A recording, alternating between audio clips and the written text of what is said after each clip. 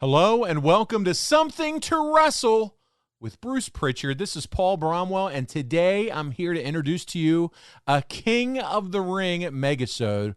We're talking from 1993 through 1996, all the good stuff from Bruce and Conrad.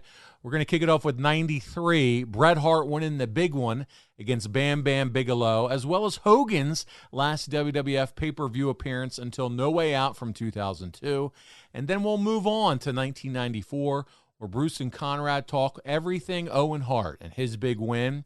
It also marked the return of Jim the Anvil Neidhart, who, by the way, helped Bret retain the WWF Championship and set up that big SummerSlam steel cage match between Bret and Owen. You're also in for a treat this week because this is some new content that I guarantee most of you have never heard before. It's bonus content of Bruce and Conrad discussing King Mabel's big win at King of the Ring 95. This episode was previously released on Bruce's Patreon page only. So many of you have never heard this before. We're including that as well. And then we're going to wrap it up with the King of the Ring from 1996. It's got Shawn Michaels versus the British Bulldog for the title. Ultimate Warrior's on the card. But what everyone will remember is Stone Cold Steve Austin's famous Austin 316 promo. Bruce and Conrad are covering it all today. But before we get there, I got to remind everyone about StarCast. That's right. The biggest event of the summer, not only the summer, hell, the freaking year. Conrad has put together an event unlike anything else. And yes, I'm shilling hard for him because I believe in this thing, man. Listen to this. Recently announced, former WWE talent Paige will be appearing live for a meet and greet. And she's going to do a live stage show as well. It's called Turning the Page. You're not going to want to miss that. Bryan Danielson's going to be there. Kevin Nash is doing his first ever stage show for his podcast. Mick Foley, Foley's Pod Live. You got the Horseman reunion. Bret Hart, the roast of Ric Flair, and so much more. Please check out RicFlairsLastMatch.com today at noon. That's right, as this drops Friday at noon, go to that website, and that's where you're going to be able to pick up tickets. They're going back on sale today for his last match. You're going to see Tony Schiavone and David Crockett on the old Jim Crockett Promotions set. Rick's going to be lacing them up for one final time, and it's a full card. There's going to be matches from New Japan, AAA, AEW, MLW, Impact, the NWA, and so much more. He's often called the third most powerful man in wrestling, and buddy, he's strutting that ass with this card. You're going to want to check it out. This is the biggest non-WWE or AEW show of the year, and it happens the day after SummerSlam in Nashville. The tickets sold out originally in just 3 hours and 32 minutes, so they moved it to the historical Nashville Municipal Auditorium. And by the way, there's so much history there. Ric Flair beat Ricky Steamboat. He also beat Randy Savage to win the big gold belt in 1989 and 1995, respectively. This is the 3-time home of Starrcade, and now it's Ric Flair's last match.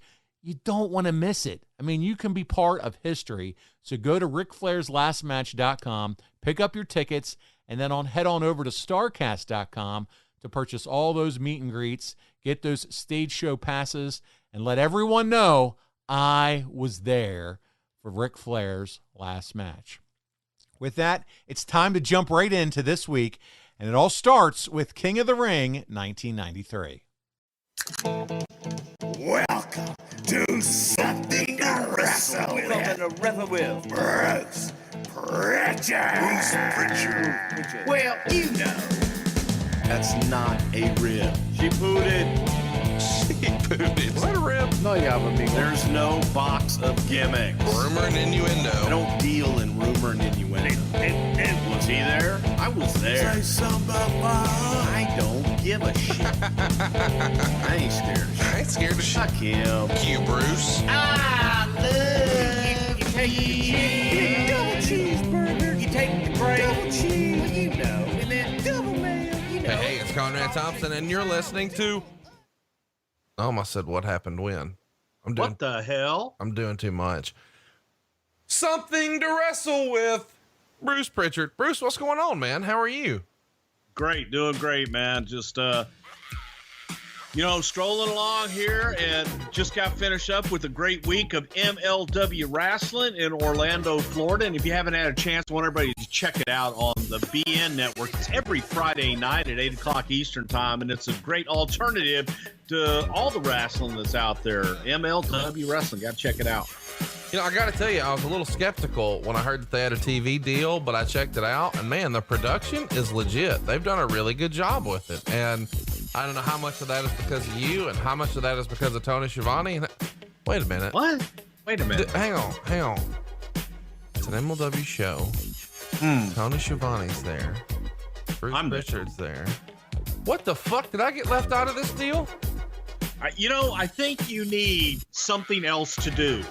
Because you got all this downtime, Conrad, and it's going to be, I think, what is it? Idle hands lead to bad things. Yeah, I think you quoted that right, Jerry. Hey, so you had a heck of a week, man, between the MLW tapings this week and then on Monday Night Raw. What was that like, man? Being back in the saddle there in Houston, Texas, and you're a big star now. How about that? What do you mean now? Dude. What is it? I'm a big star. My foot hurt so bad a couple weeks ago I couldn't even get a pedicure. Oh my God, I'll never forget that moment. If you're not familiar with what we're talking about, you got to follow us on Twitter. He is at Bruce Prichard. I am at Hey it's Conrad. And man, our Twitter blew up this past week talking about the Bob Holly episode. I've often said that it's the ones that never win polls that sneak up on you. Now, of course, Bob Holly did win a poll, but we had tons of feedback before the show aired. What are they doing Bob Holly? Oh, Bob Holly was a jobber. He sucks. And then I even got a ton when the show posted. Over 3 hours on Bob fucking Holly. Are you serious? And I'm happy to say it's probably the most well-reviewed episode we've ever done. Yeah, it was. And I even picked up the phone and I called one Bob Howard, a.k.a. Bob Holly.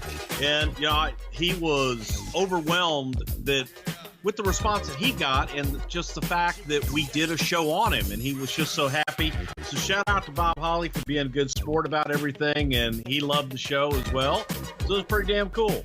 Man, it's more than cool. That's really the whole idea behind the show is to give you some insight on things that you didn't know. And I know it's really popular sometimes to vote for your favorite moments, but odds are pretty good what happened. And so, we're going to cover later this month, and I know everybody's very excited about it, the Hell in a Cell that made Mick Foley and The Undertaker forever linked to that match and Superstars Forever, and it inspired the comedy tour, the 20-year anniversary that Mick's on. But realistically, why can't we cover a whole lot new that you haven't seen between the documentaries and all the shoot interviews and all the books and all the comedy tours? You probably already know all that, but a guy like Bob Holly, man, there's just so much meat on the bone. I can't recommend his book enough. It's Undisputed Truth. It is available at Amazon and anywhere else that you might enjoy books. You can also catch it on Audible, I think. A lot of people were really intrigued by that. So check it out, man. Support Bob Holly. He has put over the show in a big way, and you guys have too. If you slept on the Bob Holly episode, see what you're missing. I think the episode that reminded me the most of is like Jeff Jarrett, because we had a similar reaction when I said, fuck it, we're doing a Jeff Jarrett episode. And it was just a ton of hate of, I'm skipping this one, and I never liked Jeff. He's not on the show. We're talking about his story, and his story is just outstanding. He being Bob Holly, pronouns pal. Of course, this past weekend, we were able to go ahead and put the WWE CW episode in the can, and that is available now on the WWE Network. And we had some of our most spirited fighting in a while on that episode. It might be our biggest WWE Network fight yet. I'm surprised we're on speaking terms right now, if I'm honest. We're not. Good. Well, we're not. Hey, but you know what, Conrad? You were talking about the King of the Ring that we're going to be doing here in a couple of weeks. I've got something there because there's some very personal moments in that. I'm probably going to end up crying like a pussy, but so it's the usual. I mean, like a regular taping for us, really. How about you know what? I'm going to just bitch slap you here. Ready? Bam. Oh. That's right. That's right. Hey, I do feel like we need to mention something. We did talk about Matt Capitelli a little bit last week on the Bob Holly episode. Matt's going through a real tough time right now, and his GoFundMe is up, and I'd like to mention that. It's GoFundMe.com/Matt's Biggest Battle. If you're not familiar, Matt Capitelli is the guy that Bob Holly roughed up that we spent a lot of time talking about last week. We did mention that he was having his battles with cancer. We did not mention that he has a GoFundMe. He's looking for a lot of help. Every little bit helps. And you can participate at GoFundMe.com/Matt's Biggest Battle. Bruce, you can probably speak to this. You know Matt. I do know Matt, and I actually spoke to Danny Davis from OVW Wrestling this week as well to get an update on Matt. He's really having a rough time right now. He is a great kid, and his wife is hanging in there with him. He has, throughout this entire battle, has never had a negative thought, and he's fought constantly. He stayed positive throughout this whole thing. So if there's any way you can help him out, I know that he would greatly appreciate it. His family would greatly appreciate it, and it couldn't go to a nicer guy. Great guy and a phenomenal thing. So go find him, GoFundMe.com. And I guess we should just go ahead and do it, man. Let's talk about why we're here. It's King of the Ring 1993. And I've wanted to talk about this show for a long time, Bruce, because this is a show that, if you haven't watched it already, I'm going to encourage you to go watch King of the Ring 93.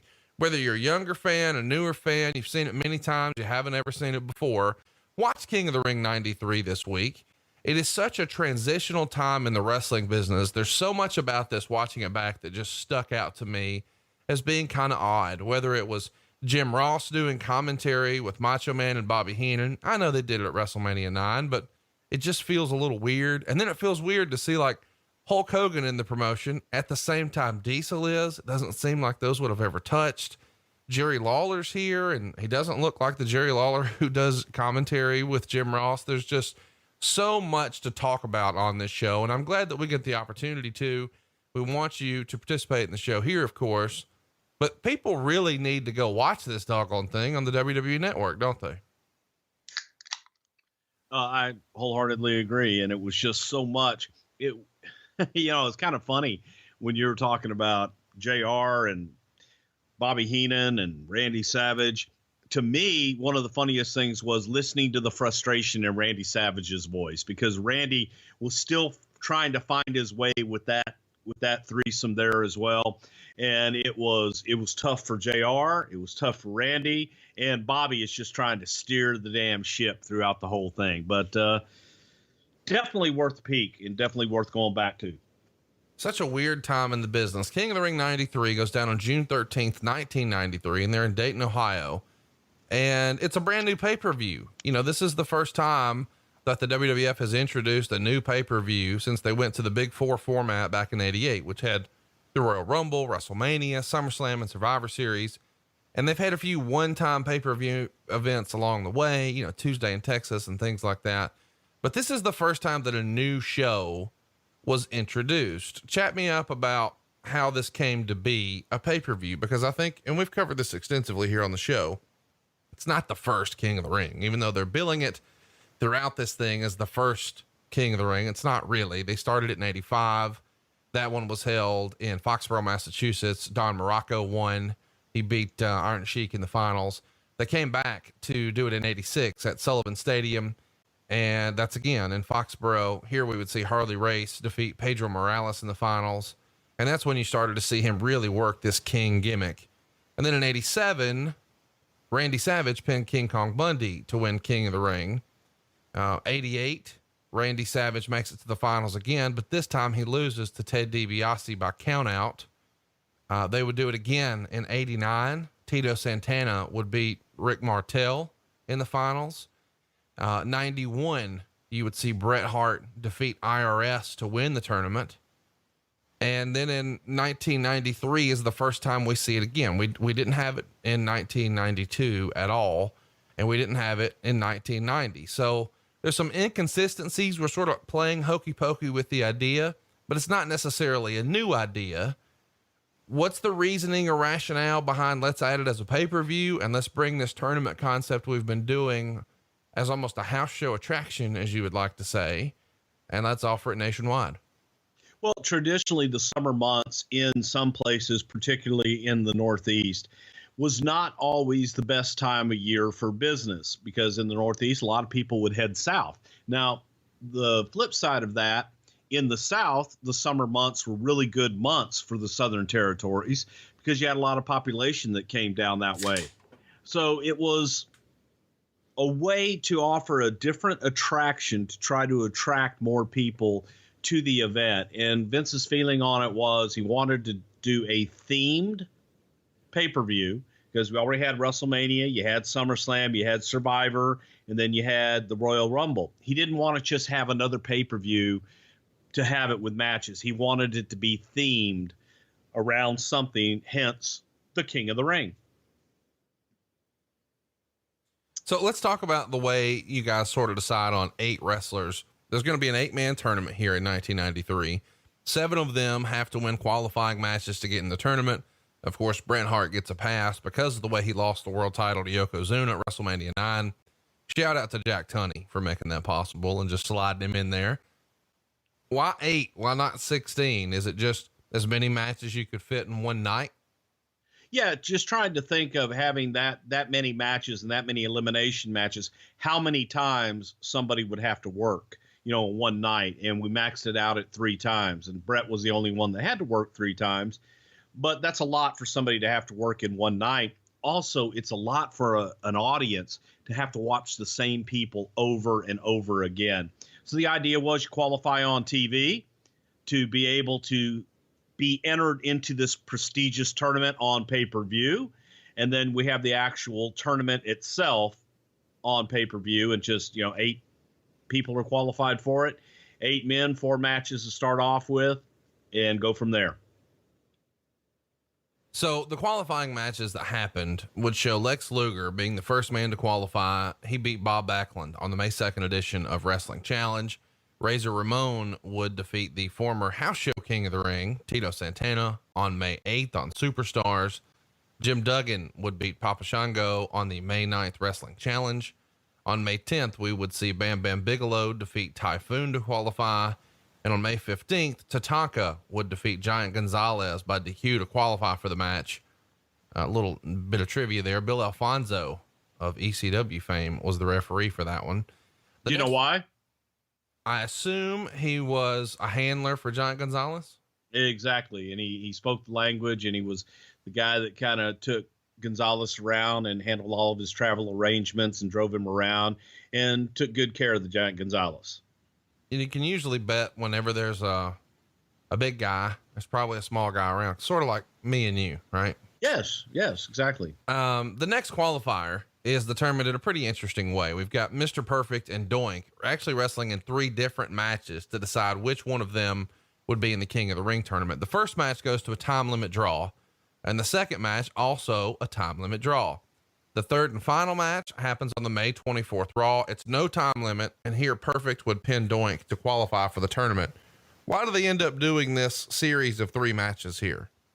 We were wondering, what the rules of the tournament would be and how guys are going to qualify for it. So we kind of backed ourselves into it a little bit and thinking, all right, in a qualifying match, what if it ends up in a draw? And if it ends up in a draw, do you eliminate both guys? And since we had Perfect and Doink, who was Matt Bourne at the time, they were having great matches, and it was a way to have a great match 3 times in a row. So you got the first match ends in a draw. What the hell do? Well, you bring it back, and the winner of this one enters the tournament.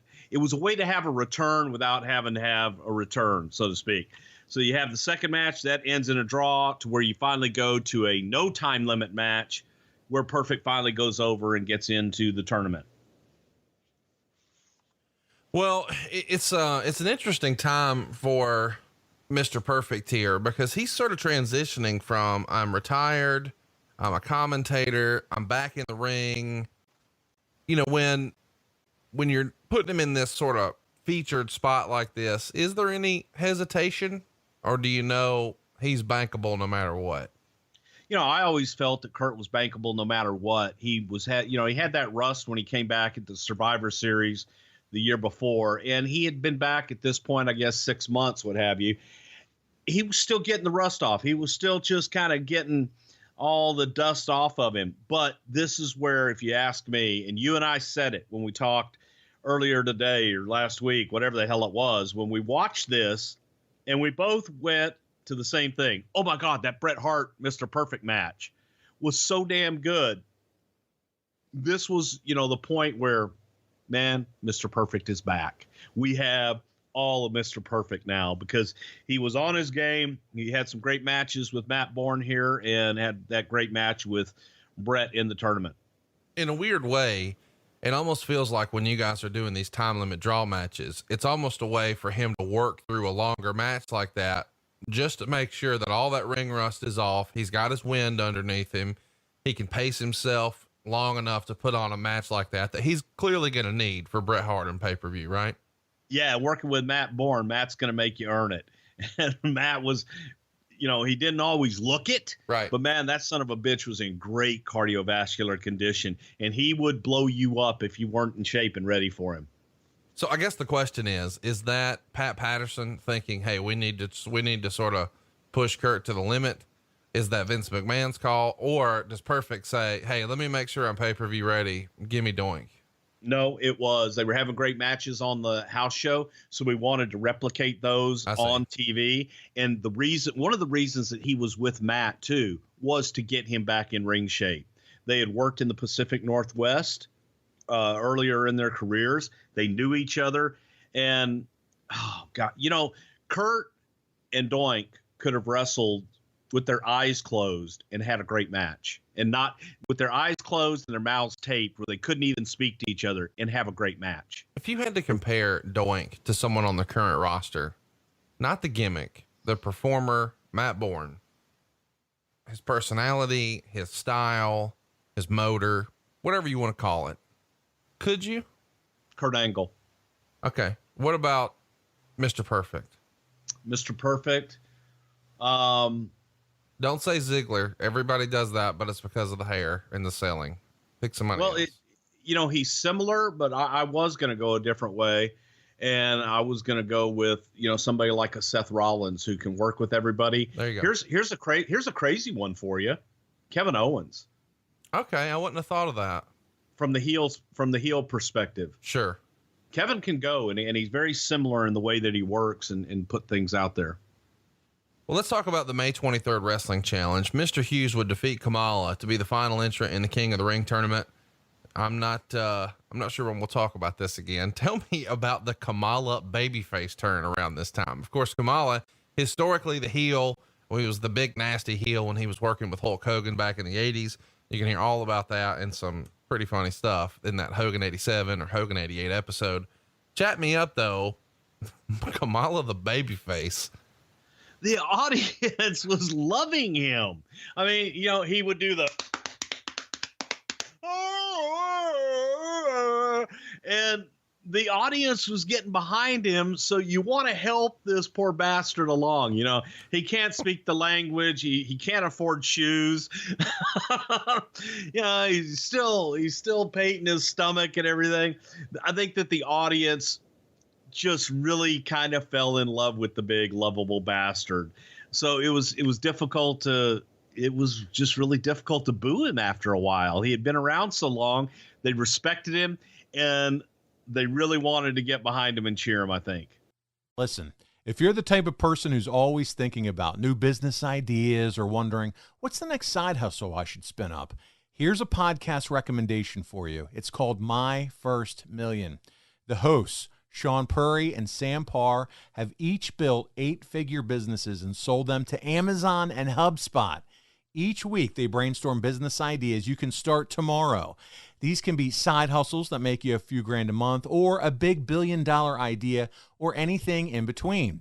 One episode I would highly recommend is number 187, where the guys talk about making $10,000 per month via vending machines. It's a real thing. You got to check it out. They also chat with founders, celebrities, and billionaires and get them to open up about the business ideas they've never shared before. And one of the ones you want to check out is the conversation they had in episode 225 with Dr. Andrew Huberman about how he was able to create a top 10 podcast in less than a year. And I know we have a lot of people listening to this show interested in creating content and podcasts. So make sure you check out My First Million.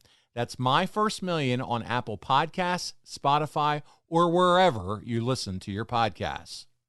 So help me understand, when you're slapping your belly, which I respect because that's my move before I jump in the pool. I thought you were going to say it's your move before you do something, before you jump into something else. Hey, you calm down over there. Here was my question though. Was that Kamala's mouth saying that?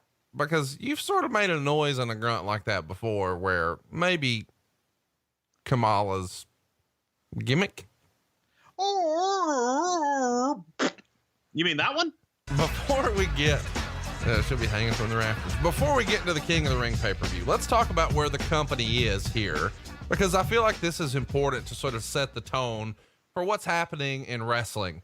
The average attendance in June of 92, where business was certainly on a bit of a downslide, you were averaging 3,900 fans. By June of 93, just 2,600 fans. So it's a 33% dip here. As far as the gate, the actual money, it mirrors. It's down 33%. You were doing $50,700 in June of 92. Here you're averaging $33,930. The house shows are just flat, not selling. But oddly enough, television ratings are up a tiny bit, a 1/10 of a point. Where is the company from a summer of 92 perspective? And I know you weren't quite there back again in June 92, but you are here in June 93. Is this the first time you can sense a real noticeable slide in company revenue since you've been there? Because it feels like you guys have sort of been on the upswing. There may have been a couple of little dips or peaks or valleys here or there, but this is the first noticeable, like, oh shit, things are changing. Yeah, this was especially for me, and I've been away for a little over a year. So to come back and kind of get into this, it was a little eye-opening, and it was, damn, man, we've got a fight on our hands, and we need to change something. There was definitely a feeling of, it wasn't desperate, but it was, damn it, we've got to change. We haven't changed in so long. And when you went back and looked at the model, for so many years, we had followed that same model, and it was all about, the Hulkster on top and the big babyface champ. Well, we had made a change with Brett, and then we, immediately when that opportunity arose at WrestleMania 9, made the change back to Hulk. And it just was, it was a learning curve. It was a learning curve, and we were feeling it for the first time business-wise in a long time. And as if that's not enough, all of a sudden, you guys have a lot more on your plate. Meltzer would report in the June 7th Observer that Vince McMahon had resigned as president of Titan Sports about 2 weeks back. And while that is a major news item, it was largely being kept hush-hush. He was technically both the president and CEO. And it's the largest wrestling company in the United States. But here, he's transferred control over to his wife, Linda, allegedly sometime in mid-May. Now, he's still going to remain CEO of Titan Sports and will remain as a television personality, but Titan was not hoping that this information would get out. But it is sort of well known that NBC is going to start working on a story. And all of this has to do with the ongoing federal investigation about steroids, of course. They acknowledged this publicly to people in the company in Halifax on May 24th. Where Vince addresses the crew and says that Linda is now the president of the company, taking a spot he's had since 1982. Were you there for this meeting? And are people sort of starting to panic? Because this federal investigation, there had been whispers for a while, but when you see a move like this, you've got to start to look around and say, oh shit, are we in trouble? Wait a minute. I'm really confused here, because I thought Jerry Jarrett was brought in to be the president of the company and run the company. Listen, I'd really like to not talk about Jerry Jarrett today. Can we get through this episode and not talk about Jerry Jarrett? I can't make any guarantees about that. Okay. Can you answer this question? Well, no, this was a move, made by Vince because of the investigation and because of us going to trial and everything. And Vince also wanted to, this was public. I don't know where they get that this was something that was kept hush hush. We announced it publicly so that it wasn't, per se, the president of Titan Sports going on trial with the whole steroid distribution deal. So Vince just in name, made Linda the president. And also Vince was concentrating more on the creative end of things. Their roles really didn't change other than title. Okay. Because, I wanted you to sort of stand on what you said there. Cause you said the title change, he transferred the title change. In name. Yes. Yeah. But really, as far as productivity, same. That's why, when people say, oh, they brought Linda, I don't even remember what the hell Linda's title was before that. But, she was all, she ran her end, the business end of the business. Vince ran TV and the creative end, oversaw everything, was the president in title and in function. But, in a lot of ways it was in title. So when Meltzer reaches out to the Titan spokesperson, I'm going to butcher this fellow's name. Is it Steve Planamenta? Steve Planamenta. There you go. So when he reaches out to Steve Planamenta, Steve says, hey, this is not really a resignation, and sort of downplays the charges, saying, quote, it's not as big a deal as people are making it out to be. People are reading into things that really aren't there. And he would describe the activities of Linda and Vince as that Linda has largely been running the business end of the company, and Vince has really been running the creative aspect. So no real changes.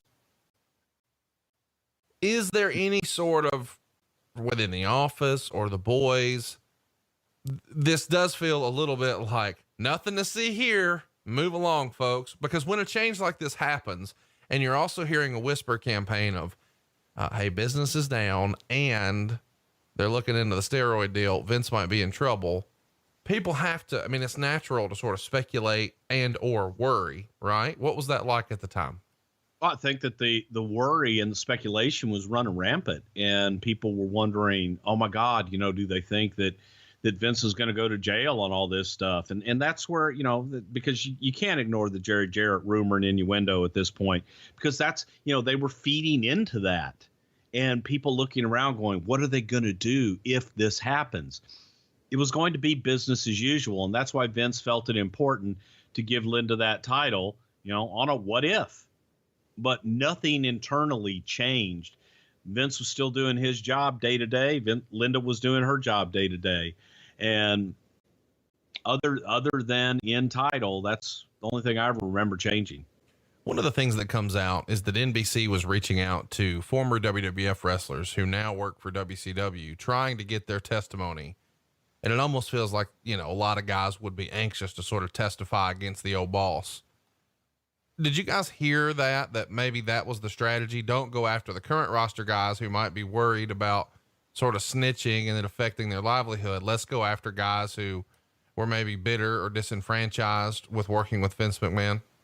Well, yeah. If you're going to look for a story, you want to look for disgruntled people. So of course, that's why they went after people that were no longer working with the company to try and say something bad about the company. It's the same thing that the United States government did. They, went after people outside of the company who had left the company and said, hey, will you say this about Vince McMahon? And will you say this about Titan Sports? So NBC, I guess, working on their story, had the same strategy. So here's something we get asked about a lot, but we've never actually really covered. Tom Cole is piling on the company here. Of course, their business is down. Now they've got all this Sahorian stuff hanging over them. And now a former ring boy named Tom Cole, who'd sort of been disparaging the company for around a year, officially files a lawsuit asking for $1.6 million in damages against Titan Sports, Pat Patterson, Mel Phillips, and Terry Garvin. Meltzer would write, this is a long, involved story with many twists and turns. The lawsuit is a three-parter. Part 1 reopens claims of sexual harassment of a homosexual nature by top WWF officials. Cole first brought forth these claims last year in a front-page article in the San Diego Union. The story didn't name any names, but did detail certain situations and had other ring boys claim sexual abuse was prevalent. Almost immediately, Patterson, Phillips, and Garvin, who were the three men Cole's initial claim were about, but whose names have been yet to been brought into the public, resigned their positions. Obviously, this is a big deal at the time, Bruce, and I know we're going to talk about this. I guess we should clarify here that Pat Patterson is a friend of the show here, and Pat Patterson has never been found guilty of anything ever, to my knowledge. Pat Patterson has never been charged with anything either. And the reason that Pat Patterson resigned was Pat didn't want to place any undue negative on the company. He was lumped in to a lot of this stuff just because of the fact that he was gay and he was openly gay. And Pat didn't want to bring any negative. And Pat did not have any charges, against him in this. I wasn't there when this guy filed this lawsuit. Right. I never met him. I didn't know him, when I was there before. I couldn't pick him out of a lineup then or today. But it was, a nuisance more than anything. And it got thrown out of court where, because I guess the guy didn't really have a case at all other than a lot of rumor and hearsay stuff. So that's really about all I remember. They hired him back for a very short time. Yeah, let me mention that. There was a settlement reached between Cole and Titan Sports a year prior to this, where Cole received $55,000 and was rehired as a ring boy and then offered a tryout as a ring announcer. As part of the settlement, according to the complaint here, Cole agreed to never bring up the charges again, and Titan agreed to never ask him to retract his initial charges.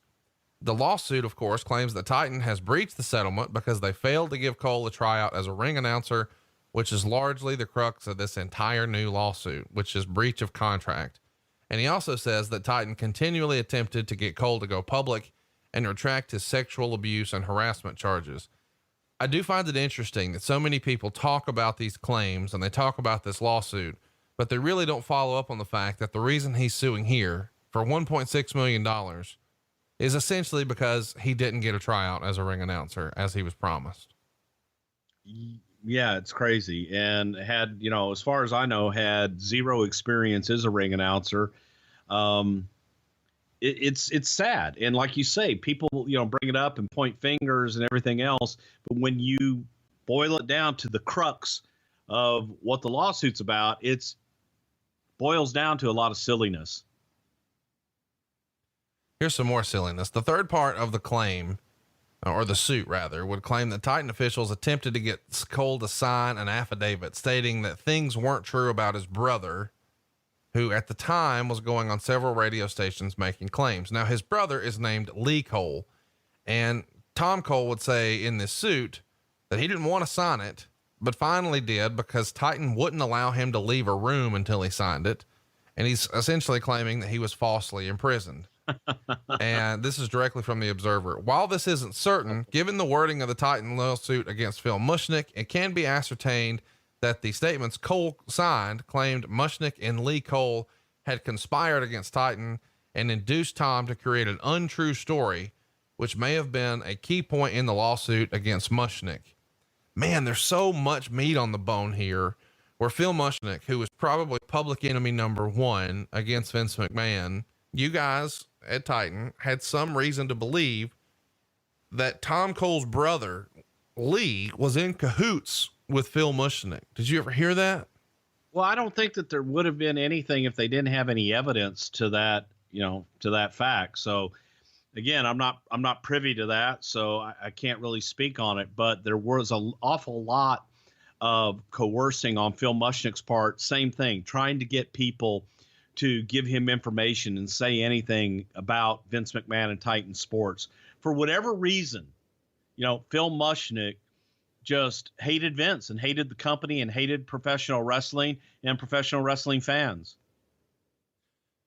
Let's talk about this, because I don't know when we will again, because we're not going to do a ring boy scandal lawsuit. I just don't know how we would effectively cover that. This is probably it. There's always been, it's such a weird thing to even talk about, but there's almost like a weird double standard in wrestling where, and people have a lot of fun talking about guys in Memphis, liking young girls and things like that.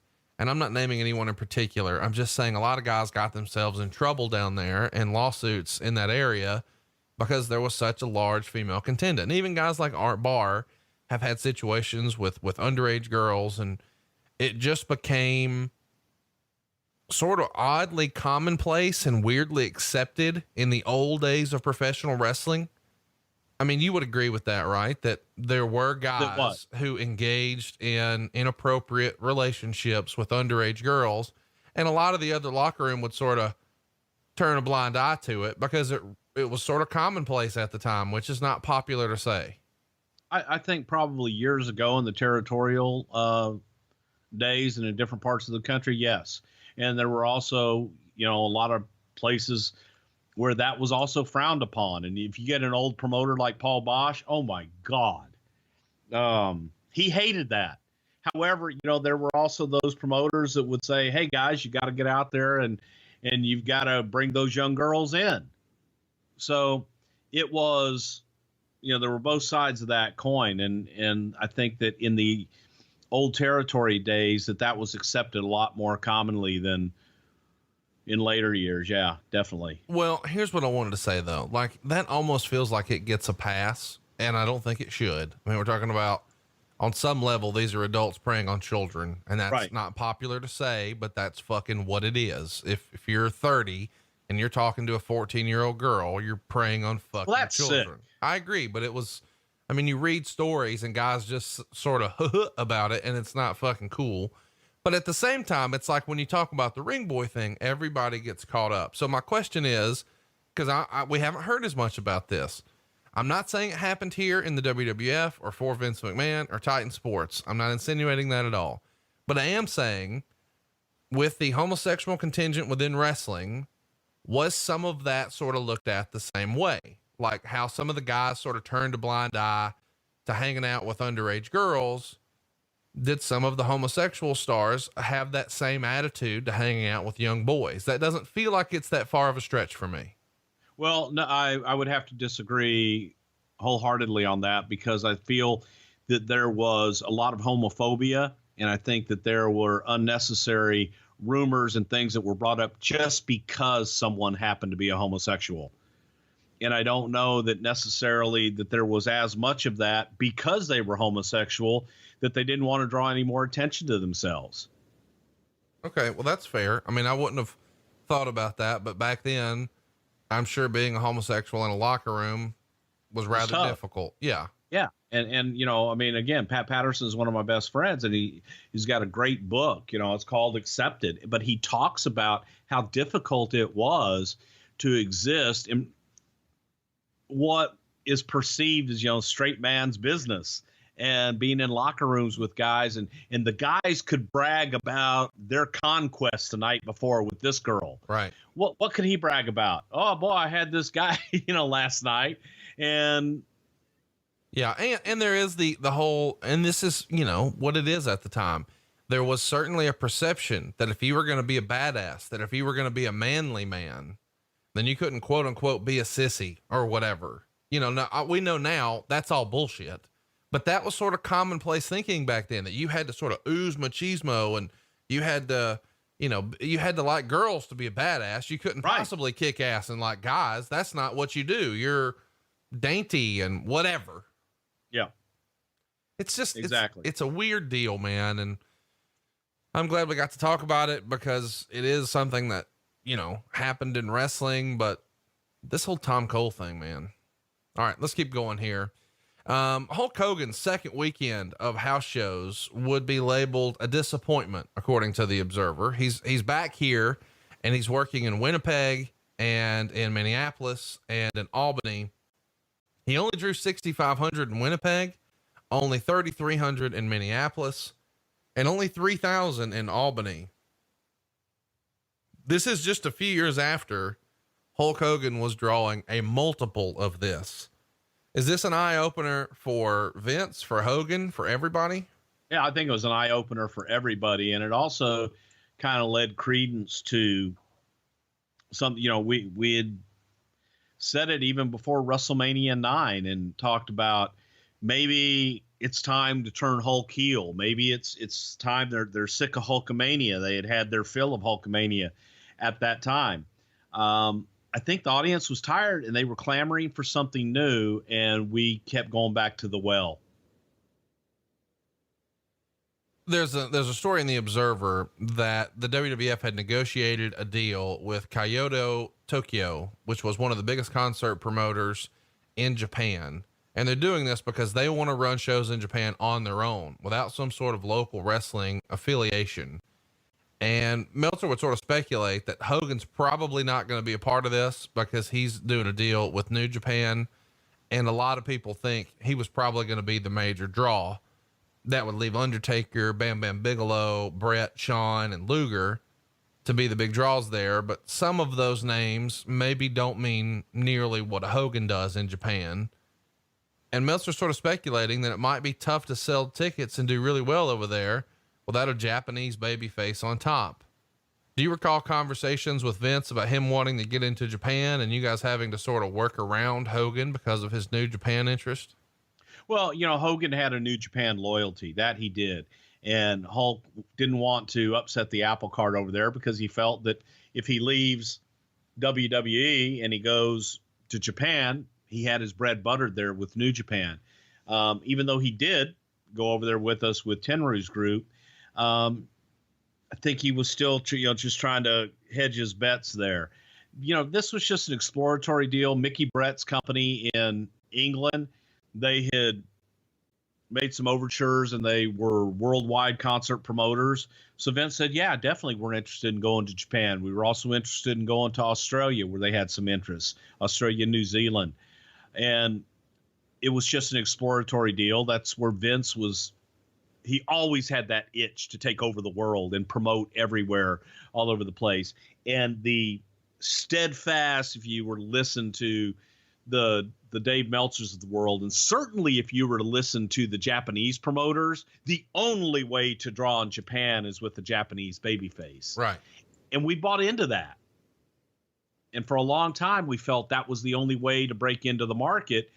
And while that, is definitely good for name notoriety, we found out later that the Japanese market was no different than any other market all over the world, and that we could go in with our stars and put them on top and go in with the WWE show, and they would pay to see it because they could get their stars all the time. It's worth mentioning that Hogan had worked some shots that year for New Japan. He worked against Great Muta, and that went down, I think, on May 3rd. He did another shot on September 26th. So even before this King of the Ring show, he's already doing some dates in New Japan. And while he's the world champion, I don't know when we'll talk about this again, he's doing promos on Japanese TV with the Winged Eagle, the WWF world title over his shoulder, where he's saying that the IWGP belt is the most important belt in the world. Now, lots of people have been critical of him in recent years when this video has surfaced, but you got to remember in 1993, essentially there is no fucking internet. Exactly. Nobody's ever going to see this. It was just in Japan. He's trying to hype up the importance of this payday for this company. WWF fans aren't going to see this. English speaking fans aren't going to see this. As far as Hogan knows, this is one and done on TV. Nobody knew, oh, there's going to be these computers, brother. They're going to use phone lines, man. And everybody's going to know what you said, dude. Yeah, that wasn't the thinking in this time. Here we are in, 1993, and computers were not something that everybody had. I don't even think we had them in the office yet at that point. So, no, it was all about hyping that event for New Japan on that one night. That was all it was about. Well, I mean, I'm sure you had computers in 93, but you probably weren't hooking up to the internet. I mean, you're using fucking Word or whatever. Hey, so chat me up though. Did you ever see that video? Have you ever seen it? Did Vince ever see it or hear about it? Is there a reaction at all, or does everybody get it like I just freestyled?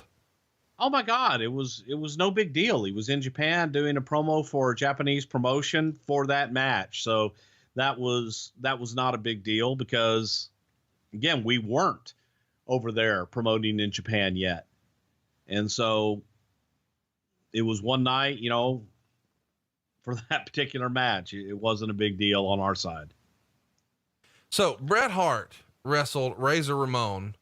That's the first match on the card. Bret comes out sort of limping on his way to the ring, and they get 3 stars in the Wrestling Observer as they work 10 minutes and 27 seconds.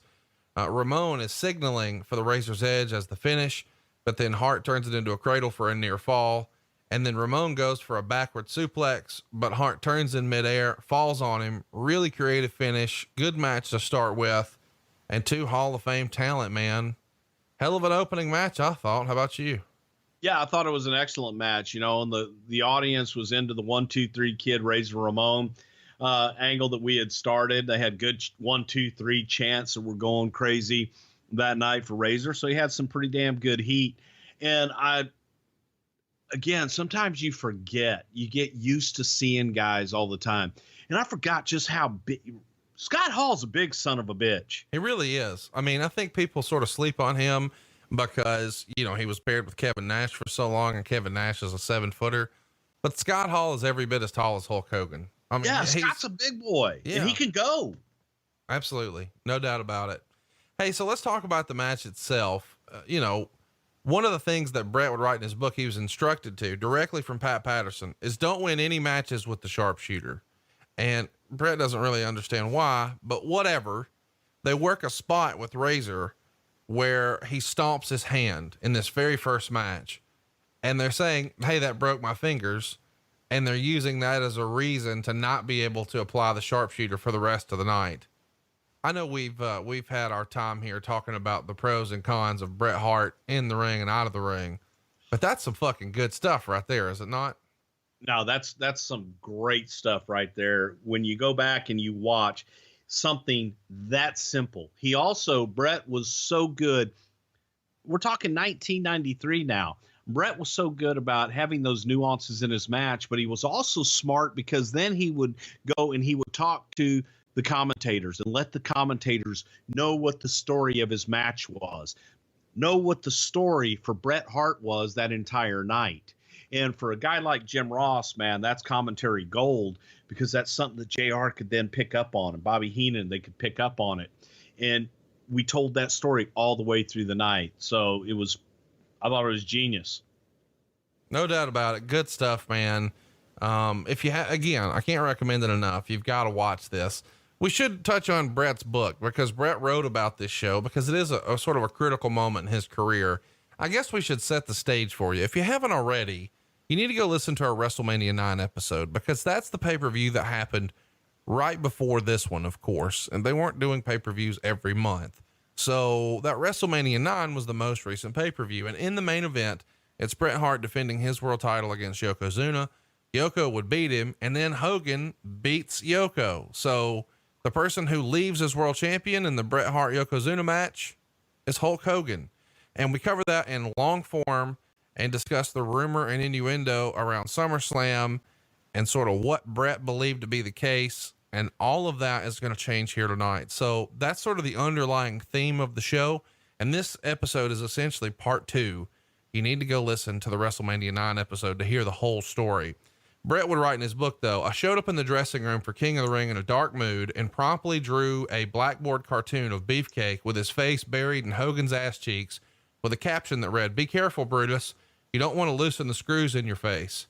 Speaking of screws, I was taking my frustration out on Beefcake, which wasn't right, but I was too pissed off to know it at the time.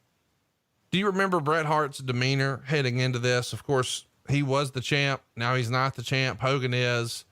He's got to feel like, I'm going to get my shot with Hogan and I'm going to get a sharpshooter win over Hogan. But now he realizes here, that shit's not happening. Ain't happening. And Bret was upset. Bret came in, Bret was pissed off, and Bret felt that, the rightful match was Hogan and Bret at SummerSlam for the title, and that Bret should have beat Hogan for the championship. And that was something, Hogan was on his way out. And that was something, Vince had made that decision. And of course, all that heat goes to Hogan as far as Bret's concerned.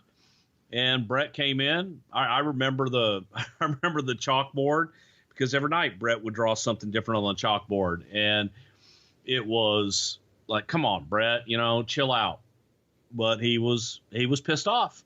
He was pissed. He was in a foul mood. That's the best way to put it. Next up, we've got Mr. Perfect working with Mr. Hughes. They're going to go 6 minutes and 2 seconds. Meltzer would write, Perfect sold big for him early since he's still largely unknown and needs to be gotten over as a new monster. Hughes is impressive in one thing. For a guy his size, he comes off the ropes great, but that's it. some problems working together, and some big bumps by Perfect before Hughes was disqualified for hitting him with the urn he quote unquote stole from Undertaker that aired earlier in the weekend. Star and a quarter. Mr. Hughes had sort of an interesting run here with the company. It seems like he was always in and out hokey pokey style for very short runs. What were you guys thinking about Mr. Hughes here in June of 93? Well, we thought we had a big bastard for a good heel. And I disagree with Dave, as I usually do. I thought that Hughes looked pretty damn impressive in there. He was a big guy that could move. He could do some impressive things. When people look at the business strictly as a work, and you think that everything should be pretty and perfect, when you watch a real wrestling match or you watch the MMA, there's shit that gets fucked up. There's guys don't always cooperate, as if it's a work, and make it look too easy. We know it's a botch spot, but the audience doesn't. And I thought that, Perfect and Hughes told a good story. I thought Hughes looked pretty damn impressive in this, and he was a big guy that we were bringing in, hoping to be a big heel, nasty challenger. Speaking of nasty challengers, Bam Bam Bigelow is working with Jim Duggan here in 4 minutes and 59 seconds. Here's what Meltzer would say. Duggan tried a spear, missed, and hit the turnbuckle. Bigelow then scored the pin after a headbutt off the top rope. Duggan is awful, but that's hardly news, is it? Quarter star. I got to tell you, man, sometimes, most of the time, I have a similar taste for wrestling as Dave Meltzer. But I really enjoyed this match for what it was. It's 5 minutes and it's sort of old school Southern wrestling. These guys are making everything matter. They're looking to the crowd for everything. If you went to house shows or spot shows or independent shows or basically non-televised wrestling anywhere in the South or the Midwest for that matter, you got a lot of this style match, and it was reminiscent of that to me. And everything about this show was just nostalgia for me, from the way the ring looks and the way the crowd looks and the sets, and all of this was just nostalgia. And so was Jim Duggan, even though he was in different gear here. He's not just in the blue trunks. He's got the singlet. I loved his gear. Yeah. I thought it was good. And he is very old school and sort of getting the heat. No, he's not doing, corkscrew planches, and he's not working a strong style, but it was an entertaining match for what it was. It's 5 minutes. I thought it was damn entertaining. It was two big bastards out there, locking horns, and Bigelow's a big, impressive son of a bitch. I thought that they had a pretty damn good match for two big guys going out there. I'll tell you, I know that this pay-per-view is not usually well received, but I really enjoyed Bret Hart and Razor Ramon. I thought that I've always been an undercover mark for Mr. Hughes, because I just thought the bodyguard gimmick, he looks like the prototype for a villain in a movie, right? He's like, he's like nasty. Like whoever the big boss is, who's like behind the desk petting a cat. Well, Mr. Hughes is like the last guy you go through to get to that guy. So he was perfect for that. I've always been a Mr. Perfect fan, but then, this Bam Bam Bigelow, Jim Duggan thing was just all nostalgia. So, I really enjoyed these first three matches. And I thought they were solid and again, to me, going back, 25 years it's been, and I thought that it held up. Yeah. Again, I don't expect, an AJ style, Seth Rollins style match when Jim Duggan's out there. My expectations are set properly. That's not what he does, However, after we're putting all this over, and I just don't understand it. It came to a screeching halt for me with Tatanka and Lex Luger, and Meltzer fucking liked it. He gave it 2.25 stars, but he gave both, the Bigelow match and the Perfect match, really inferior ratings. 1.25 stars for Mr. Perfect and 1/4 star for Bam Bam. This Tatanka match goes 15 minutes as a draw, and it eliminates both guys in the process. And they're making a really big deal with Luger's out, sort of posing with the mirror. And the mirror, I want to talk about that because it's a lot different from the mirror we've seen before. It's less ornate. It's got the big base on it, so the ring canvas can move around and it won't tip over. It's also not real glass. or a real traditional mirror. It's like a reflective surface. You can tell if you know what to look for. So there's lots of precautions taken here to make sure that this thing is sort of ring ready and not a danger or an embarrassment. But there are little subtle things that make you think maybe they're going to do something different with Luger. And we start to hear it a lot after the Hulk Hogan match. But for one, there's not like this gaggle of women and all the sparklers and the pomp and circumstance that there were at WrestleMania 9, but he is still sort of doing heel stuff in his post match. Did you guys know at this point, before he goes out there, all right, goddamn pal, we're going to start you on a tweener routine. Going to be a baby face coming up. Or did you not know yet? We really didn't know yet, but knowing Vince, Vince loved Lex. He loved the look. For me, watching this whole damn thing, first of all, Lex had to be reminded, work the mirror, because at first, he just was oblivious going in about his stuff, and he was going to wait to work the mirror until Tatanka comes out. And it's just like, dude, work your gimmick, go to the mirror, be the narcissist. And then of course, my favorite part about it is Tatanka comes out with a tomahawk, and he attacks a man with a tomahawk. Lex does, and it was god awful. And how, again, I'm with you as far as Meltzer, how he can rate the match of Bam Bam Bigelow and Hacksaw Jim Duggan, whatever the hell he rated it, and then rate this one good. It wasn't good, and it was. Tatanka was a load. Tatanka's a big, thick son of a bitch. He is heavy, he's big, he's thick, and he could go. Tatanka was a damn good worker.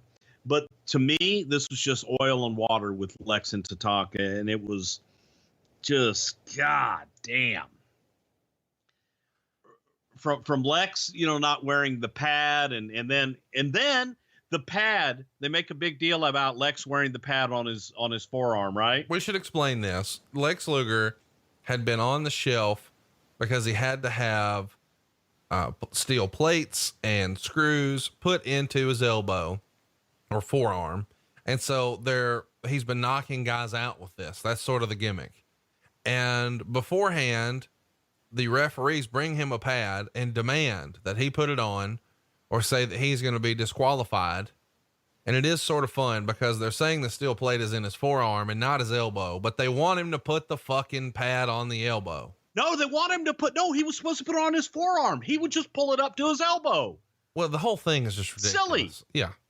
It was a drizzling shits because Lex wouldn't wear it right and didn't do it right. And there was no big sell there. And then he, it just sometimes wanted to pull my hair out with all that going through it. And it was brutal. It was brutal. There's long rest holds here. They're going to go to a 15-minute time limit draw. And it's not like these guys are, mad technicians here, but they've got lots of near falls. And then towards the end of the match, it looks like, hey, maybe they're going to beat it. But of course they don't. They go to a draw, and then Luger demands 5 more minutes and the crowd pops, which in theory seems like maybe a babyface thing to do. And Tatanka had hit him with the mirror, right, to begin with. So even though he was narcissistic for posing with himself, they do that. Well, then after the match, he tears off the pad and then nails Tatanka and knocks him out after the bell, after the match is over. So it's sort of an interesting deal where he's doing some good guy stuff. He's doing some bad guy stuff. The reason I'm mentioning this is they're going to drive home after the Hogan match that Hogan wasn't able to slam Yokozuna. And they don't just talk about it in the match. They keep talking about it for the rest of the show. And Hogan couldn't slam Yokozuna. Not just, hey, Hogan lost, and oh, by the way, Hogan's eyesight's okay. Most of all, Hogan couldn't slam Yokozuna. So that makes me believe that maybe the guys didn't know, but as you said, Vince knew. We're getting somebody to fucking slam Yokozuna on Independence Day. Absolutely. And that big bastard. And plus we wanted to, even if Vince didn't have the guy at the right time and it wasn't Lex and he didn't decide to make that switch all at the same time, it was still, that's a hell of an attraction. Come slam this giant Japanese champion on Independence Day on the USS Intrepid in 107-degree weather and pass out on deck with us. Well, the thing that's interesting to me too is if you didn't know that you were going to continue that way with him, you might have continued him in the tournament. But by having him out right here, it defeats in a time limit draw.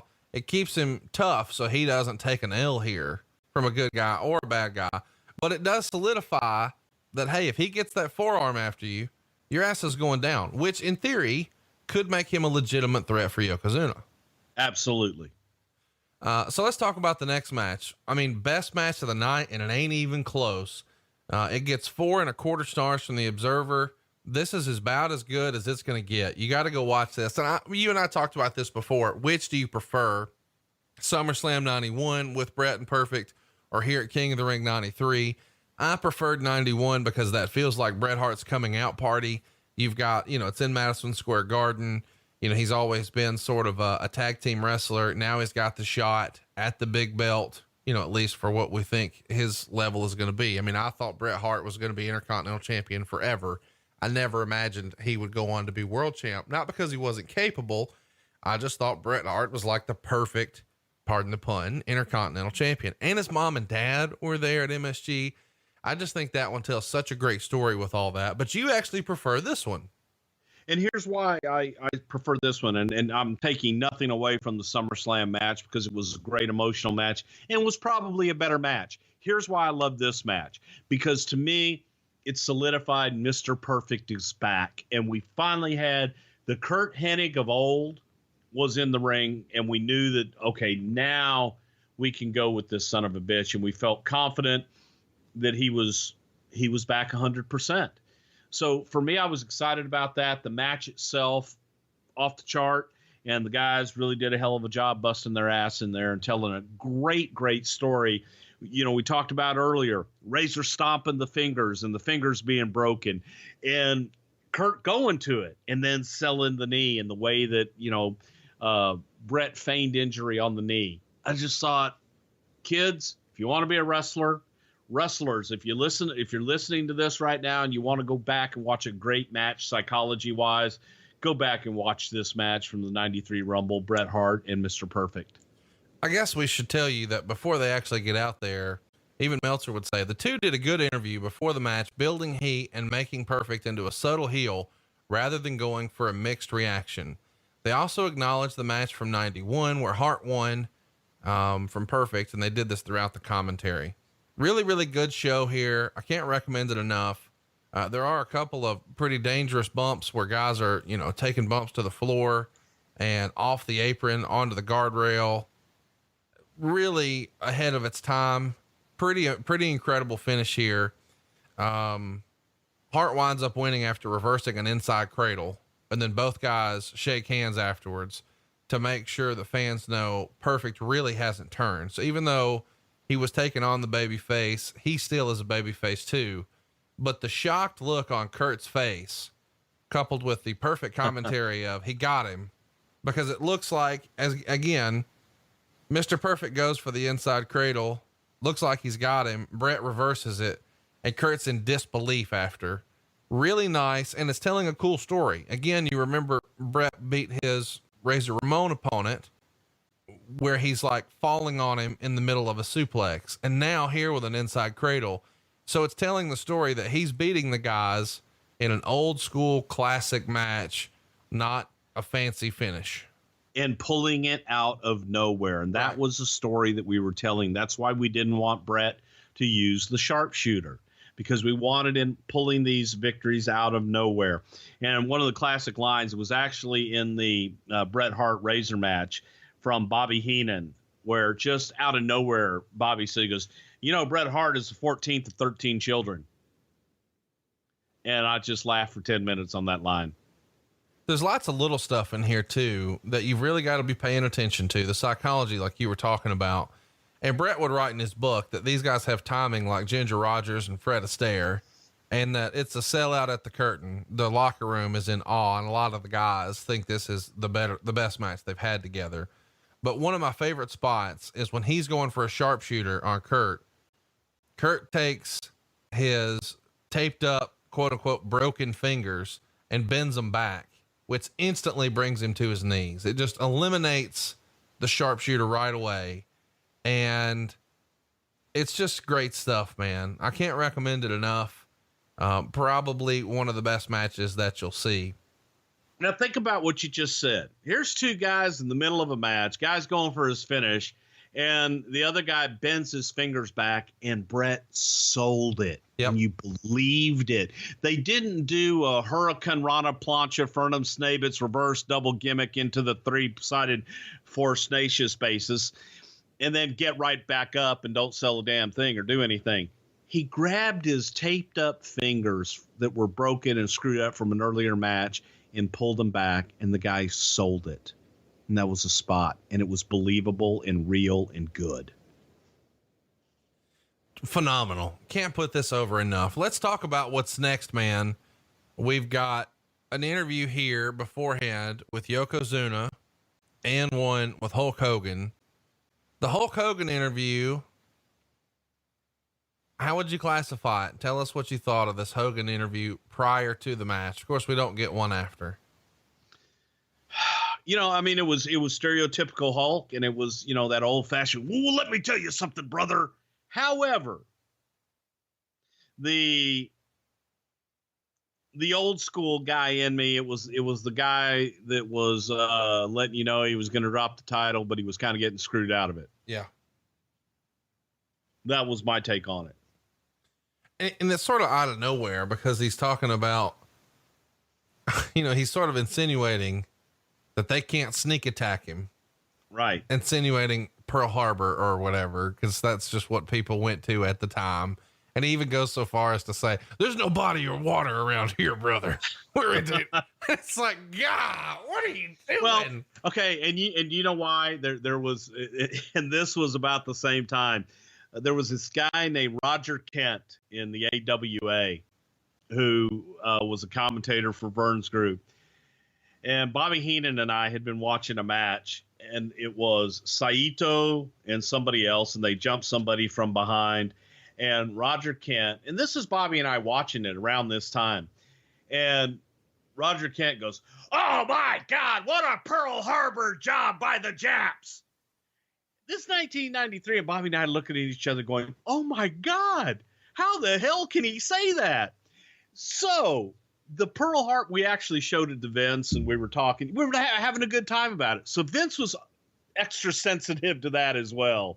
So you get around it as much as you can, and you infer everything that you want to without actually saying it out loud.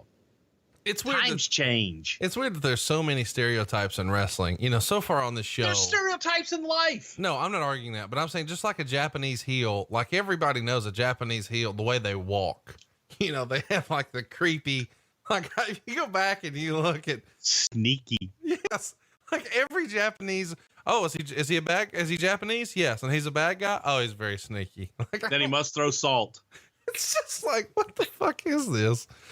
Let's talk about the match. They go 13 minutes and 11 seconds. You can probably guess what Meltzer thought. He gave it a 1.5 stars. Here's directly from his Observer write-up. Hogan's reaction coming out greatly eclipsed any other response on the show. He is still to the masses the star of the show. How much of a drawing card he still is will be determined now as the house show matches with Yokozuna, because he's in a viable program chasing the title. And if these matches don't draw considerably bigger crowds than usual, then live WWF wrestling simply has a certain sized audience that no individual in the US is on his own as a draw anymore. Hogan gave him the entire match, teasing his inability to either slam or knock him off his feet.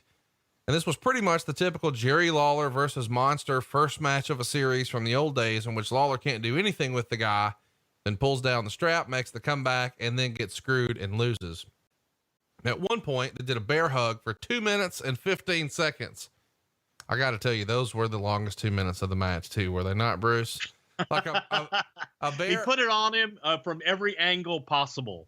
And even Bobby Heenan making comment, "Oh no, this is worse the way Yokozuna has worked it around to really bear down on the ribs."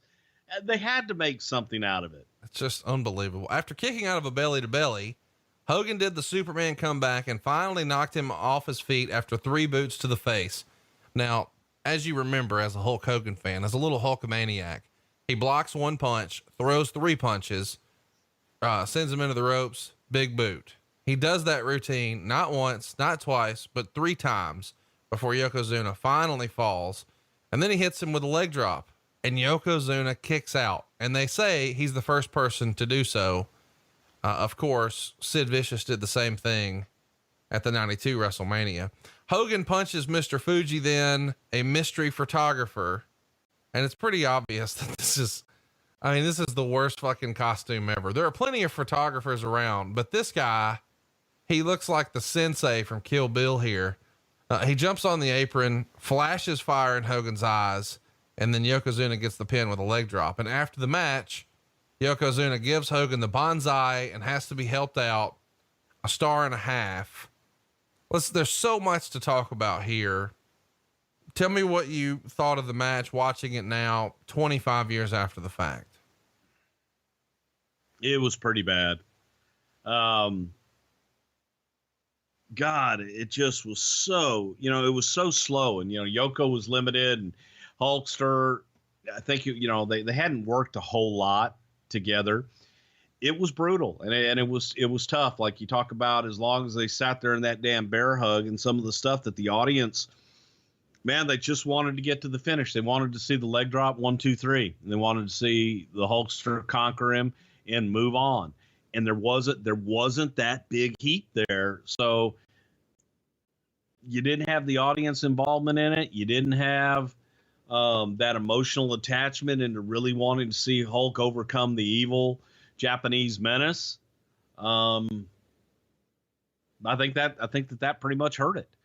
But in the fact it wasn't a good match. It was too long, and it just wasn't a good match all in all. But the whole photographer gimmick was an out for Hulk in a way to distract him, for that moment, for Yoko to hit him with the belly to belly, take it home 1, 2, 3. Execution was the drizzling shits, but let me ask you this. Did you guys know at this point this was going to be Hogan's last major show? The rumor and innuendo is that his contract didn't expire until the very end of the year, but he's not working nearly the same schedule after this show, after King of the Ring. I mean, I guess we should mention that, he did work the very fucking next day. It was a Wrestling Challenge taping, and I think they did some other tapings there in Columbus. And then he worked the following day after that in Huntington, West Virginia. But then he takes a couple of weeks off and starts hitting some of the bigger areas. He does shows in June back to back in Chicago and then Boston. But then we sort of don't see him again until the end of July.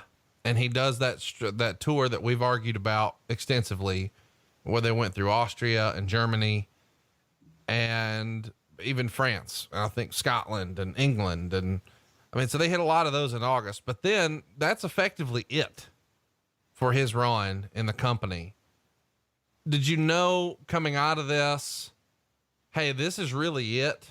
He's going to get through the European tour for us, and then we're done? Or did you think, and did you leave yourself an out by constantly pushing, he didn't slam him, he didn't slam him, he didn't slam him? I guess what I'm getting to is, at this point, was Vince sort of leaving the door open that maybe it might be Lex Luger slam Yokozuna, but maybe the relationship with Hogan gets better, and a month later, it's going to be Hogan who finally sort of gets his revenge on Yokozuna and slams him on that boat? Vince always left that door open for Hulk. And in the back of Vince's mind, Vince always was hoping that things were going to work out. From our vantage point, and I say our vantage point, from my vantage point and Pat's vantage point, we were of the belief that this is Hulk's last big show, and we weren't counting on him going forward. If we had him, great. That was a bonus, but we were not counting on him, and we weren't making plans for who his next opponent is. All the dates that we had on him, we didn't have SummerSlam on him. We didn't have that date on him anymore. So we just was like, okay, why are we even going to think about anything if we don't have any specific dates and times that we're going to be able to program him and bring him back? So for us, in the back of our head, that night, we knew that was Hulk's last big show. From Vince's point of view, Vince was still thinking, damn it, I'll talk to him and we'll work everything out. He'll be back. Don't worry about it. He'll be back. What was the strain in the relationship at the time? Is Hogan just used to getting the bigger paydays and not really willing to accept that the business had taken a dip? Or is it about creative? What can you tell us? No, I think at this time it was more about Thunder in Paradise, the TV show that he had been offered, and he was getting ready for that and he was gearing up for it. So Hulk was thinking that, man, he's going to go do Thunder in Paradise, and Thunder in Paradise is going to be this huge hit because it's the producers from Baywatch. And by God, this is going to be the next big hit. He's going to be the next big David Hasselhoff.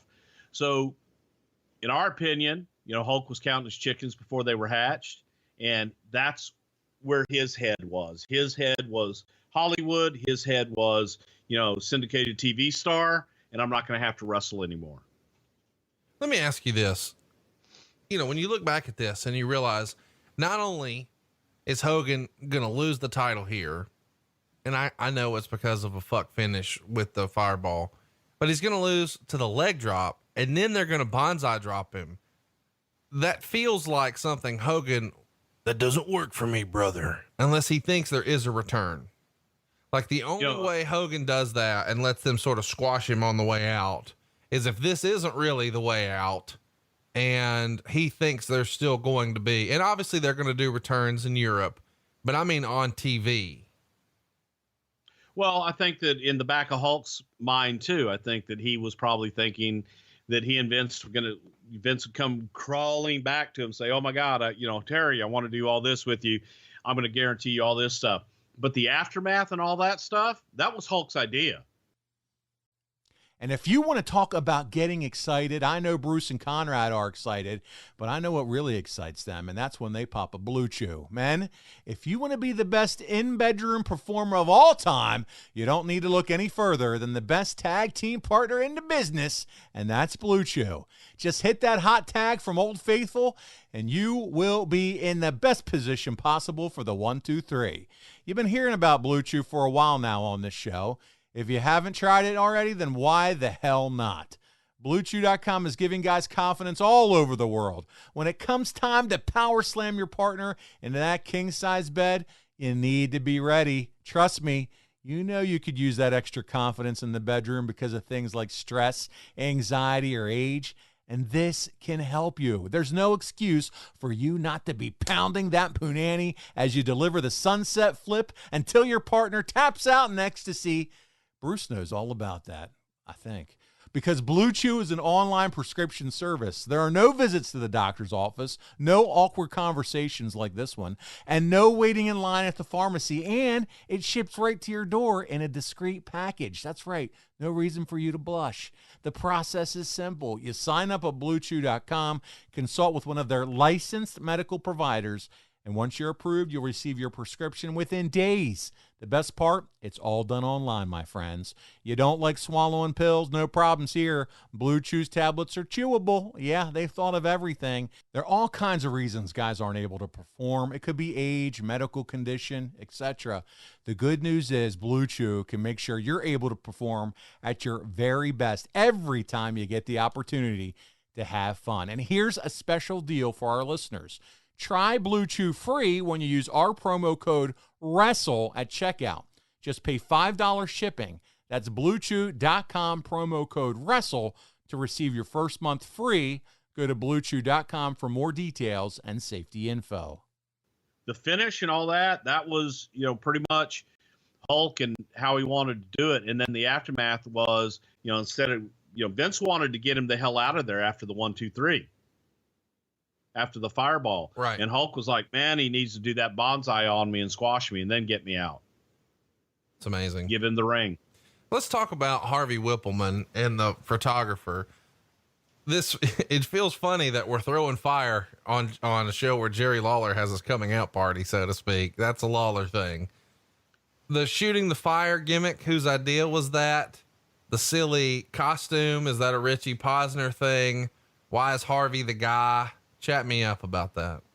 Harvey was the guy because he was small enough and they didn't think he would be noticed down there with all the other photographers. And the story behind the match was all of these international press guys from Japan were following Yokozuna around all week long, and they were documenting, every second of him winning the championship back.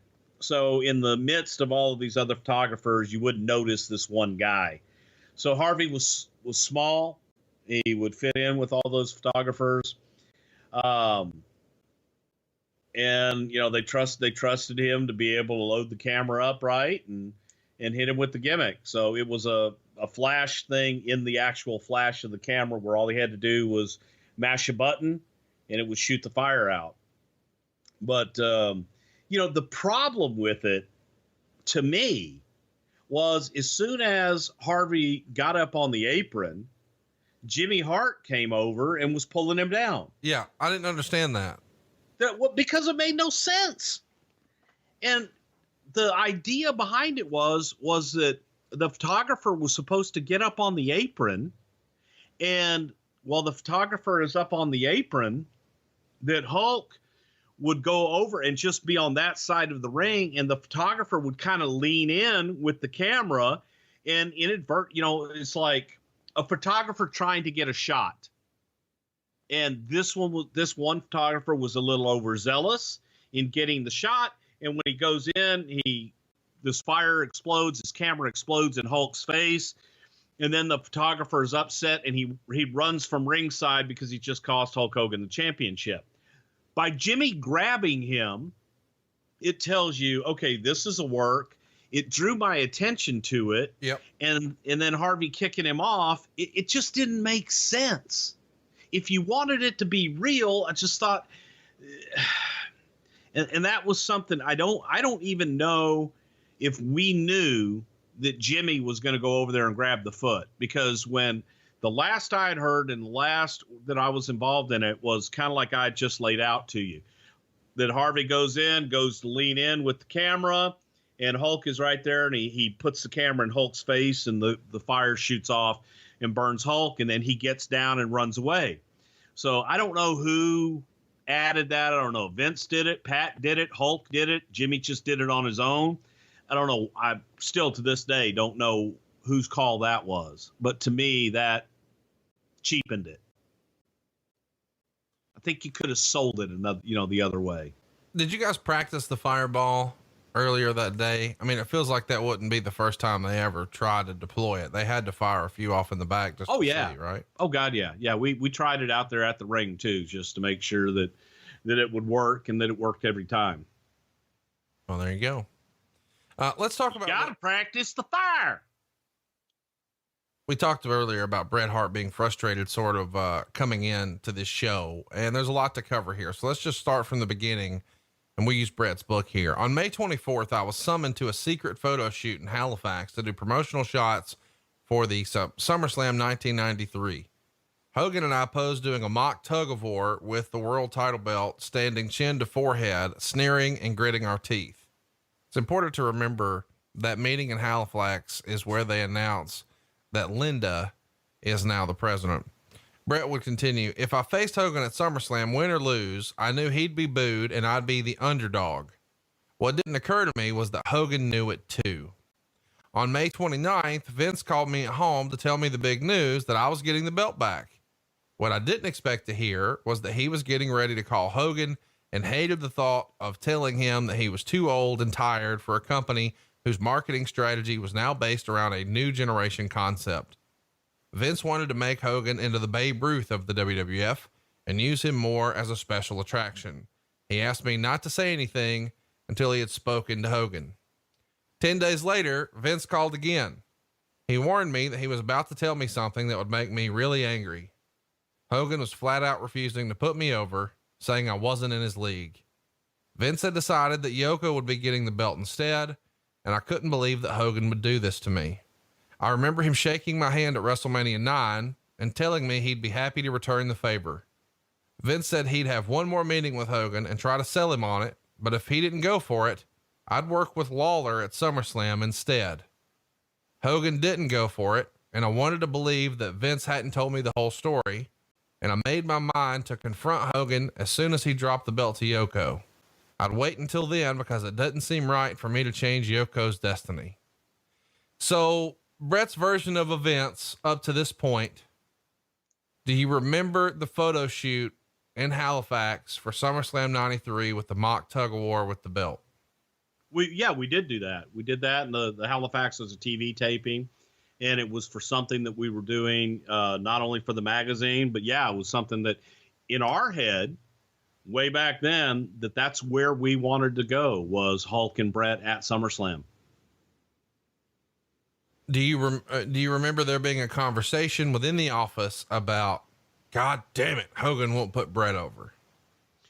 I remember, it didn't exactly happen like that from our vantage point, at least from what we were told by Vince, was that Hogan wanted to do it to Yoko, and Hulk wanted Yoko to take the title. And I think that he felt there was more money there than Bret. Now, how Vince presented that to Bret and how Bret took it, I can see Bret taking it exactly that way. Hulk didn't want to put him over, and Hulk didn't want to drop the title to him. Hulk wanted to drop it to a monster. Hulk felt that there was more money in the rematch with Yoko versus a match with Bret being a quote babyface match. And that was how, it was presented to us from Hulk's point of view. God, man, you put me in a babyface versus babyface position again, like with Warrior. And they, now they've got to pick and choose, and they've got to decide. And you should have, put me against a traditional heel like the Big Monster, and let the Big Monster, the evil menace, take it off of me. And that's how it was presented to us. But I can see Vince saying all that shit to Bret. Just to stir it up? Vince was probably pissed. Vince probably, went from one phone call to the next. And Vince was probably pissed and frustrated over not getting the SummerSlam match that he wanted. So this is directly from Bret's book. Once Hogan got back to his dressing room, I knocked on the door and stepped in. Jimmy Hart, Dave Hebner, and Beefcake were with him. I said, Terry, I want to speak with you. And we stared at each other. Quote, you told me at WrestleMania 9 you'd be happy to return the favor. And as I understood it, now you don't even want to work with me. You won't put me over, and I'm not in your league. Hogan stood there speechless, so I carried on. Well, you're right. You're not in my league. On behalf of myself, my family, and most of the boys in the dressing room, you can go fuck yourself. He stuttered, brother, you don't know the whole story. And Bret says, I got the story directly from Vince. Terry, you haven't said 10 words to me since you got back almost 4 months ago. If you want to level with me, then go ahead. I'm right here. And Hogan said, I can't. Why not? Because you just told me to go fuck myself. That's right. And I'll tell you again, go fuck yourself. And I turned and walked out, heading straight for the ring to wrestle Bam Bam for the main event of the tournament. Did you see or hear this confrontation or hear about it? What can you tell us about this meeting in the locker room? I heard about it after the fact from Bret. But I don't even think I heard about it that night. I don't think I heard about it until, the TVs after that Bret was, still pissed off and had confronted Hulk and said, hey, I heard you wouldn't put me over. And, the way I remembered it back then was that Hulk didn't say anything. And Bret was like, well, fuck you, and left. But Bret went in and confronted him after the fact. And basically said, hey, man, I heard you don't want to put me over. You don't want to put me over, then fuck you. Let's talk about what's next here. On the network, we see just a fucking absolute drizzling shit interview from Terry Taylor and the Smoking Guns and the Steiners. They've got Terry Taylor all over this network version interviewing the guys. How do you think he did?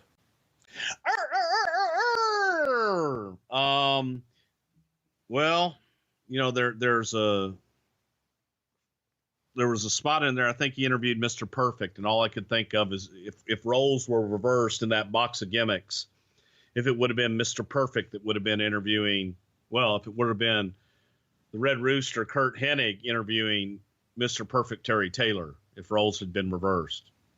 And that was all the thing going through my mind. Terry wasn't good. He was not a good interviewer here.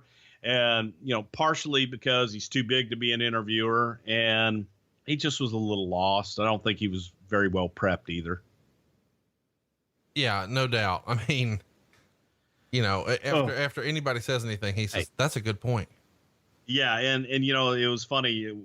The Guns had just started with us. So the Guns are relatively new and they get a pass. But when you've got the Smoking Guns, Terry Taylor, Scott Steiner, Rick Steiner, and Rob Recksteiner is the best promo guy of the whole thing. Well, just tells you something right there. At least Robbie got everybody excited. Rick and Scott Steiner are tagging with the Smoking Guns to take on the Head Shrinkers and Money Inc. They only go 6 minutes and 49 seconds.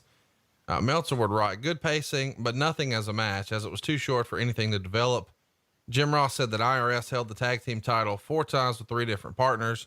4 times is right, but the only partners were Barry Windham and Ted DiBiase, and that's acknowledging him as Mike Rotundo.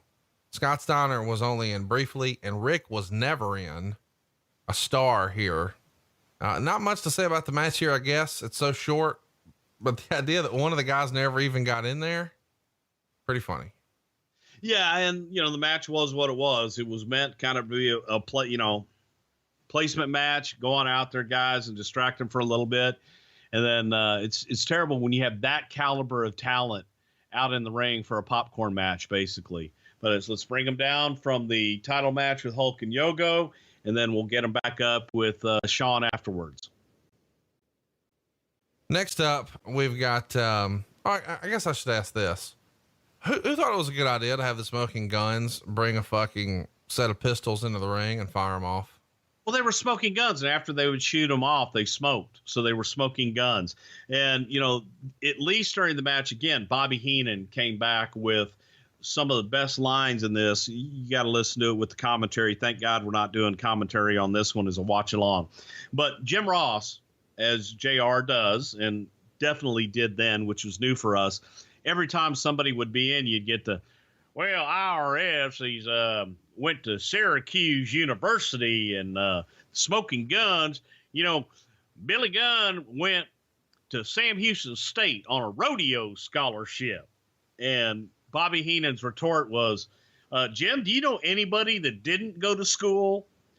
And it was just those kind of comebacks throughout the whole thing. It's like, you know, how the hell do you go on a rodeo scholarship? What, did he go on a roping scholarship? And it was just constant banter back and forth that made it pretty damn enjoyable for me. But Heenan had some great lines in there. Shawn Michaels is up next, but before he's out, he's doing a promo where he introduces Diesel. Shawn has clearly not gotten completely comfortable, making some fun facials and whatnot, as Mean Gene's trying to introduce him and sort of give an update on the Hulkster, where they're saying that, you know, he's at a medical facility and they're going to check out his eyes and his vision and blah, blah, blah. This is the first time we're introduced and hear the name Diesel. What do you remember about this promo? Because it really is sort of the coming out party for Diesel. Yeah, it was. And for a while, you know, we didn't have the name. Shane McMahon actually came up with the name Diesel. And it was a, you know, a cool name. And Shane was talking about, you know, the young guys, if you see somebody who's really built and looks cool, man, they're Diesel. You know, that was a cool thing. It's kind of like if you were like sweating, really sweaty, you were beefing. Diesel was Diesel. So don't shake your head at me. So Shane named him, and this was an opportunity to finally introduce him and give a name to the big nasty bodyguard for Shawn Michaels. And then, of course, we're going to see the actual match. He's going to be working with Crush here. Crush is rocking one of the finest Alabama mullets ever. How would you describe this hair that Crush is rocking? This whole match was the mullet match. Everybody in it had a mullet. Crush, you know, had the business in front, party in the back, all the way down to the middle of his back. Shawn had a mullet. Diesel had a mullet. Mike Chioda, the referee, had a mullet. And it was the battle of the mullets. It was, I laughed through half of the damn thing, just writing down the battle of the mullets. Cause it was, well, I guess that was the style at the time. I think I might've even had a mullet at that time, but, yeah, Crush had the brown hair, and then he had the long blonde in back rocking, man. Shaka bra. Roll Tide. Shaka bra. Shaka bra. That's not something I thought I'd hear today. They're going to go 11 minutes and 14 seconds. Meltzer would say that Crush has improved and that he can do good moves and has agility, but he still doesn't work well with others. He's going to have a problem in that he's so much larger than almost all the wrestlers, especially with most everyone off the juice. In the end, we get a finish where Crush gets a lot of near falls, and then both doinks come down and distract him. And that allows Michaels to come from behind for a super kick for the pin. 1.5 stars. This is not the usual Shawn Michaels pay-per-view affair, but I guess he's working with Crush. He can only do so much. What'd you think of the match? I thought the match wasn't bad. You know, it was a typical big man, small man match, and they used Diesel right, kind of to neutralize Crush a little bit. And then I love being able to see, you know, we had Steve Keirn and Matt Bourne as the doinks come out, continue that storyline on, because the storyline was mainly Doink versus Crush at that time, and continued it on. And as many times as we rehearsed those two guys walking to the ring and the arms swinging and doing everything, doing the mirror, like in the I Love Lucy, Harpo Marx scene. I enjoyed the hell out of it. I thought it was a good match. This is not my favorite match for sure. I guess it's worth mentioning that on the June 6th Raw, to sort of set this up, that's when Michaels regained the Intercontinental title, defeating his old former tag team partner, Marty Jannetty, which you can hear all about in the archives at somethingtowrestle.com. And that's also where he debuted the new Bodyguard. But after seeing him on Raw, this is really the first time we get to learn who he is and what's going on. I'm sure we'll talk about this on a Kevin Nash episode, but allegedly, Shawn was watching WCW Saturday Night on TBS and saw Vinny Vegas, and he asked Rick Steiner about him, and Rick goes and calls Nash and says Shawn wants to bring him in. So according to the rumor and innuendo, Nash goes to Ole, says he wants to quit wrestling. He's tired of it, wants to go back to bouncing, you know, at strip clubs and whatever, and asks for his release, and Ole gives it to him. So he goes straight to a fax machine at the WCW office and faxes the release to the WWF, and he's brought in right after that. I'm sure we'll tell the story sometime, but is that the Cliff Notes version of how Kevin Nash came to be a part of the WWF? Yeah, pretty much. I mean, Shawn had an idea for this Bodyguard deal, and we said we can't talk to him without a release. And we had a release shortly thereafter, and then we flew him up to meet with us at the house. Fascinating. If you want to hear more about Shawn during this era, we've got Shawn 93 through 95 also in the archives. And of course, the Rockers episode there for you as well. Somethingtowrestle.com. Let's get to the last match on the show, and then we've got some more fallout for Bret and Hogan. In the main event, the finals of this tournament, Bret Hart would pin Bigelow in 18 minutes and 11 seconds. Meltzer really dug it. He gave it 3 3/4 stars. He says Hart's doing the injured and exhausted bit, so Bigelow dominated. For such a climatic finish, there was very little crowd reaction early. The first half of the match wasn't anything special, ending when Luna Vachon hit Hart with a chair, and Bigelow came off the top rope with a headbutt and got the pin at 9:26. But referee Earl Hebner ran out, and first they teased that Hart won via DQ, and then they ordered the match to be restarted.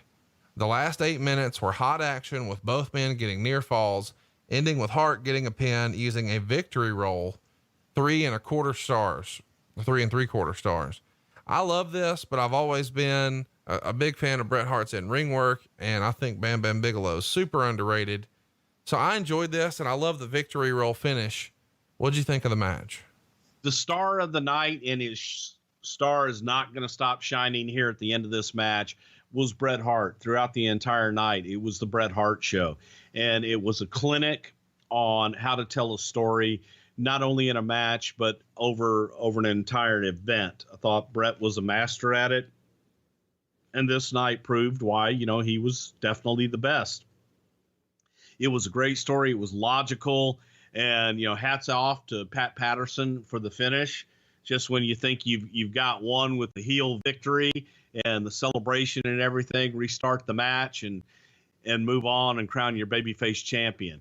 The note I had on this match, which is ironic that, of course, Meltzer has exactly the opposite, was how they had the audience involved in this match, because they had them involved in it, invested in it. They were popping for false finishes. They were up and down with it. And they were behind Brett and wanted to see him win this damn thing. And masterfully done.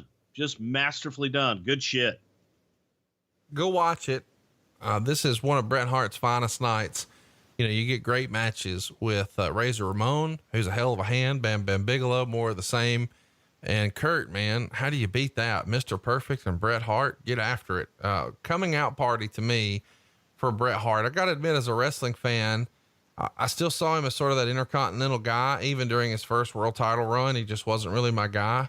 But on the heels of this King of the Ring, I saw him differently. You know, 3 wins in a night. You guys made him here, at least to me. After the match, they have the presentation for the King's robe and crown and scepter. And they have like the little stage that you used to see Mean Gene do promos with the guys. That's still in the arena, sort of off to the side of the entrance, but still very visible for everyone in the stands. When Jerry Lawler comes out all of a sudden, cuts a promo, and Bret Hart starts to say the only thing that Jerry Lawler is the king of is the Burger King, and gets a Burger King chant going. Old school classic heel stuff. Lawler just destroys Hart with the scepter, smashes the crown, throws the throne on top of him. And that's how they go off the air. What'd you think of the post-match shenanigans here with Jerry Lawler? And by the way, Jerry Lawler here throws one of the best working punches of all time. Yeah, Lawler always has thrown a great punch. And to me, you would never see such horrible blocking in a WWE event today. And we had Lawler's back for most of it. So as a producer, I'm going nuts because all I see is Jerry Lawler's back. And we should have blocked that out a little bit more and actually walked through it. But the idea of Jerry Lawler and being on a WWE pay-per-view and coming out, man, it was surreal. And I thought it was cool as shit. And we needed an opponent for Brett at SummerSlam. You know, we weren't going to have Hogan. So we're going to go with what we do have, and thought that Jerry Lawler is an attraction with his mouth and not having to work one single match. Felt that Lawler would be able to be a draw working with Brett as the king, and they had a natural rivalry with the crown. Those crowns, both of them, Lawler's crown is the drizzling shits, and the crown that we had for Brett was the drizzling shits. You know, when he throws it down and it just bounces because it's made of plastic. But again, the story was cool. It was nice seeing Lawler on the pay-per-view and getting that kind of good old-fashioned heat. And then again, hats off to Bret Hart, the way that he positioned himself, laying backwards down on those steps, was just some really cool shit that was a nice way to leave. You get your babyface pop with a new king, a babyface king, and then you get your babyface left lane at the end of the night. I liked it. Let's talk about, you know, what he's doing here, because he thinks just a few days prior to this, or, 10 days prior to this, he's going to be working with Hulk Hogan at SummerSlam. Here, obviously, he's getting a curveball, and now he's going to be working with Jerry Lawler. So that's what they're setting up here, and that makes sense. But really and truly, Vince has sort of pigeonholed himself in here, because if he's working with Lawler, he can't pivot away and put him with Yoko if the Hogan situation doesn't work itself out. So it does lend itself to the idea that Hogan was always plan A for the slamming on the Intrepid, and Luger was going to be sort of plan B. But when you've got a pissed off Bret Hart who really wants to be the top guy, does that make sense? Why wouldn't you leave yourself an out in case you couldn't get Hogan to the table for SummerSlam? Why wouldn't you just go back with Bret and Yoko at SummerSlam? I think because Vince, really wanted to kind of move on. He didn't want to go back to Bret and Yoko, and he didn't feel that if he was going to put it on Yoko, his whole idea of the championship was changing. And that was a battle in and of itself too, trying to get Vince to say, let's leave it on Yoko, a big, nasty, unbeatable champion. That was a battle for Vince. You know, he didn't want to do it. He certainly didn't want to do it as long as we did it. You know, shit, we got it all the way to WrestleMania 10 before we made the switch. So that was an accomplishment in and of itself. So there were a lot of balls in the air at this point. We could have done Lawler on TV and gotten away with it if we needed to, you know, make that switch. But we also had to have something in place to go to SummerSlam. You still had 2 months. So there's a lot of things we could have switched. We could have done it in house shows, made a different attraction for SummerSlam. How was Jerry getting along with everybody here? You know, Jerry had been a long time promoter in Memphis. A lot of these guys that come through Memphis maybe had less than awesome experiences. You know, he probably made a few enemies along the way. He would disagree with that, I'm sure, but a lot of the guys, I'm sure, had a different opinion of him. Now that he's here very early into his run, what's his reception? Not good. Not good. I think that there was still a lot of residual heat from the Memphis territories and people, you know, lumping him and Jerry Jarrett one and the same, and feeling that if they had gotten a shaft in Memphis, you know, as we talked about, you know, before so many times, the payoffs in Memphis, you didn't make money. You know, Bob Holly, last week, we just talked about the kind of money he made in Memphis or lack thereof. And if your last name wasn't Jarrett or Lawler, you didn't make money in Memphis. So there was a lot of heat still on Jerry Lawler, and he wasn't, put it this way, he was not welcomed with open arms into the WWE locker rooms by the boys. They felt that he would have to prove himself, and it was going to take some time before they would, you know, the jury was still out on him. Well, the jury was not out on Bret Hart here. In his book, he can't wait to put himself over. He says, Bammer and I had our best match ever. After 20 long minutes of Bammer bouncing me around like a basketball, I jumped on his shoulders, dove down to grab his ankles, and pinned him with a victory roll. There was no mistaking who the real champion was. That's fun. Is Bret winning here an effort to sort of pacify him, or just keep him as a top guy, since you know you've got to sort of sort through this world title situation for a minute?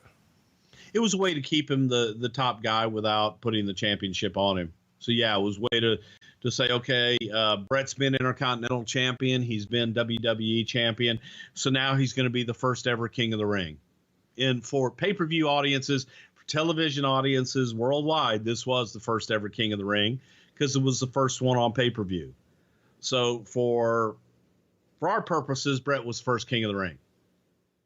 Let's talk about what happens when he gets back to the dressing room.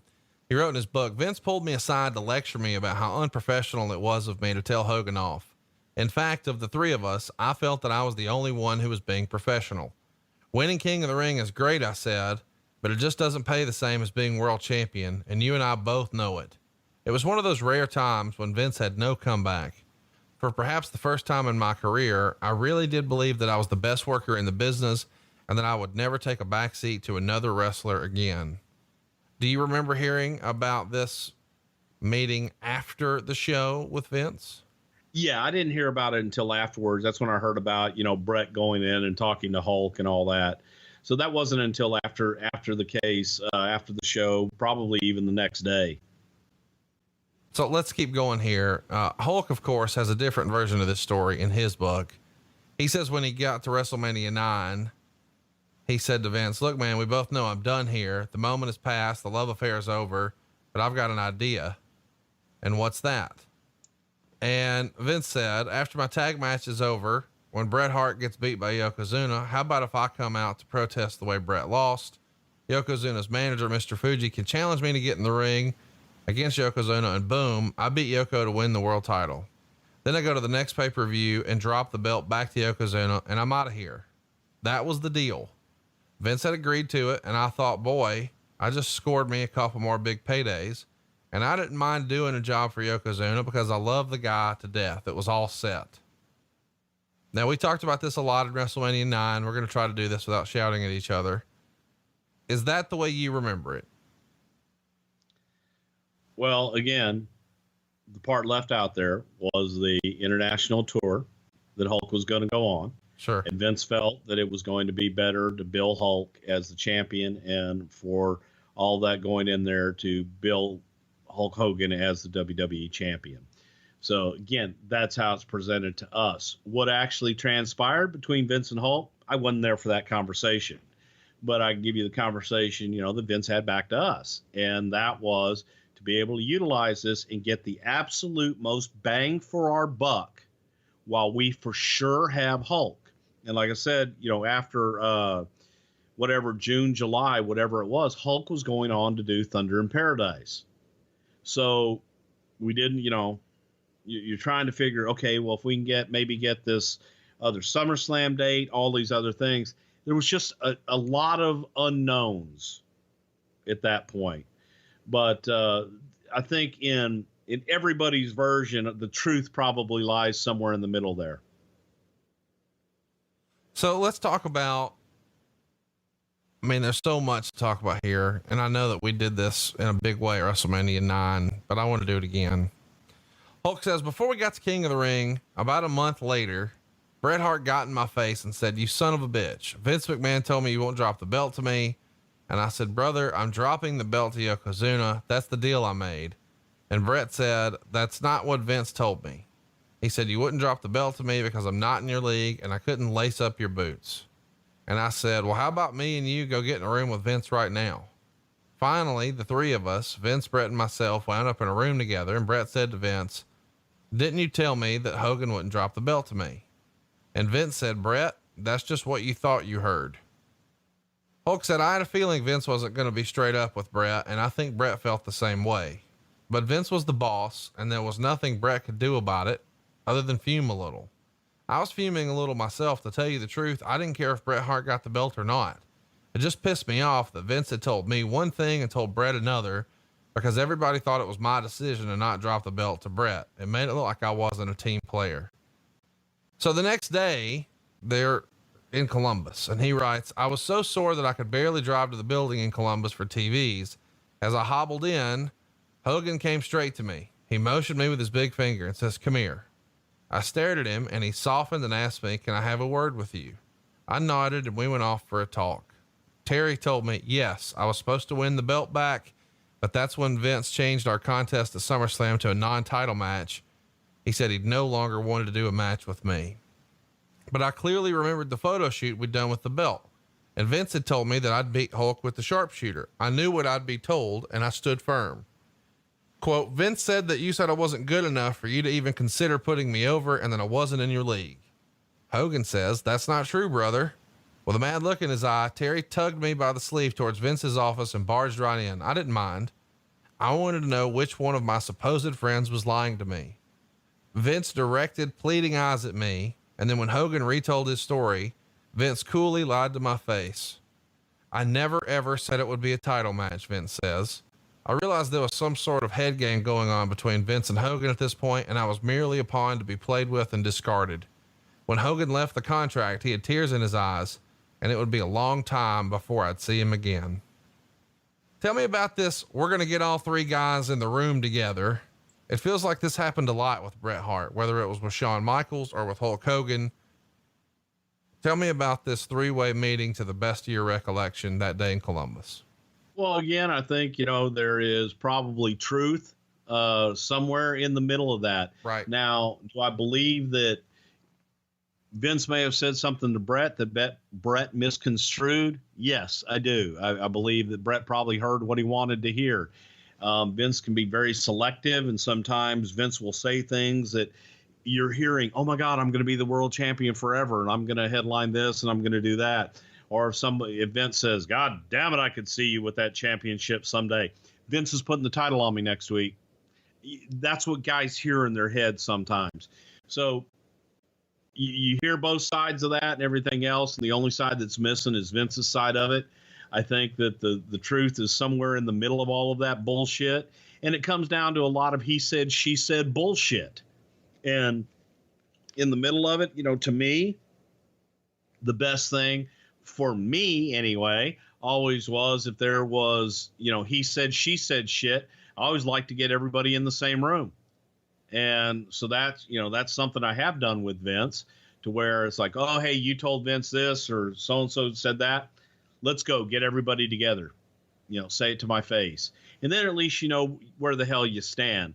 But I'm sure at some point in here, it was all just a lot of he said, she said. Feelings were hurt, and people were sore and pissed off and not knowing what the hell to do. And somewhere in the middle there is where it all falls out. Vince trying to please everybody. Of course, we mentioned that Hogan winds up appearing and working that TV taping in Columbus and a couple other shows right after.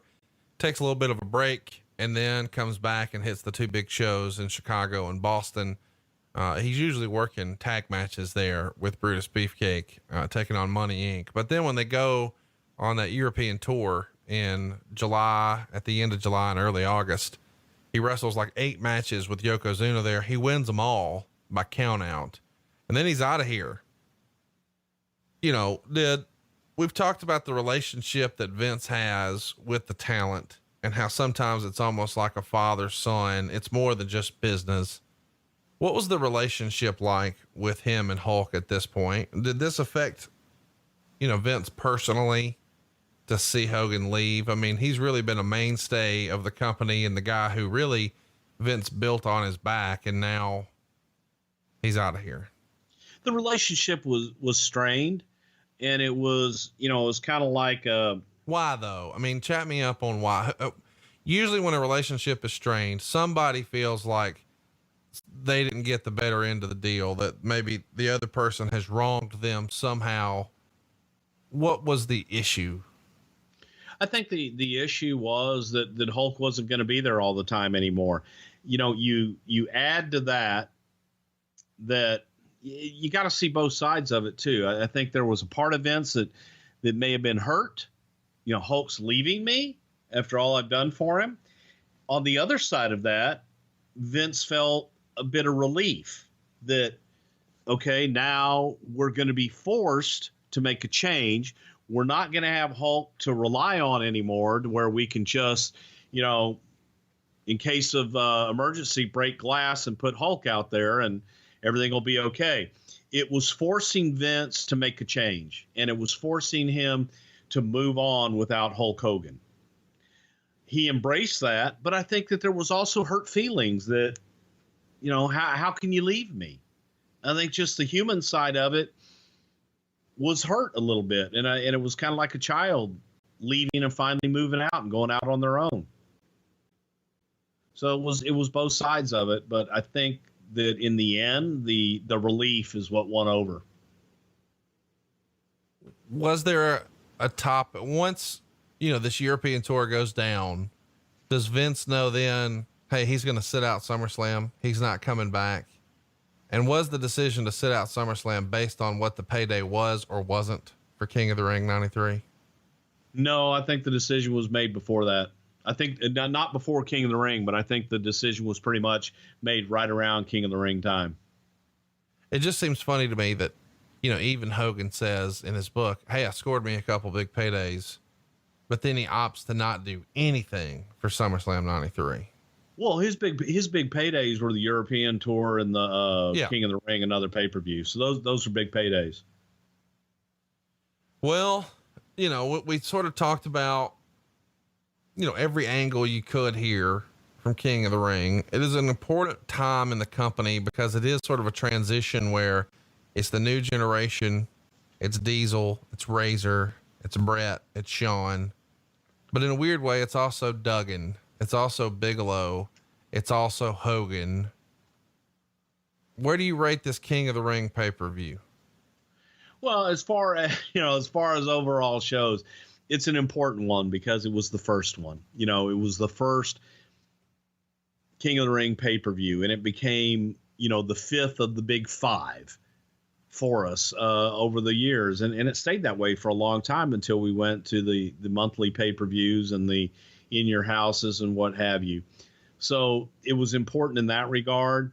I think that King of the Ring was a good attraction because it was different. And I like having those themed shows where you've got something else that people are vying for.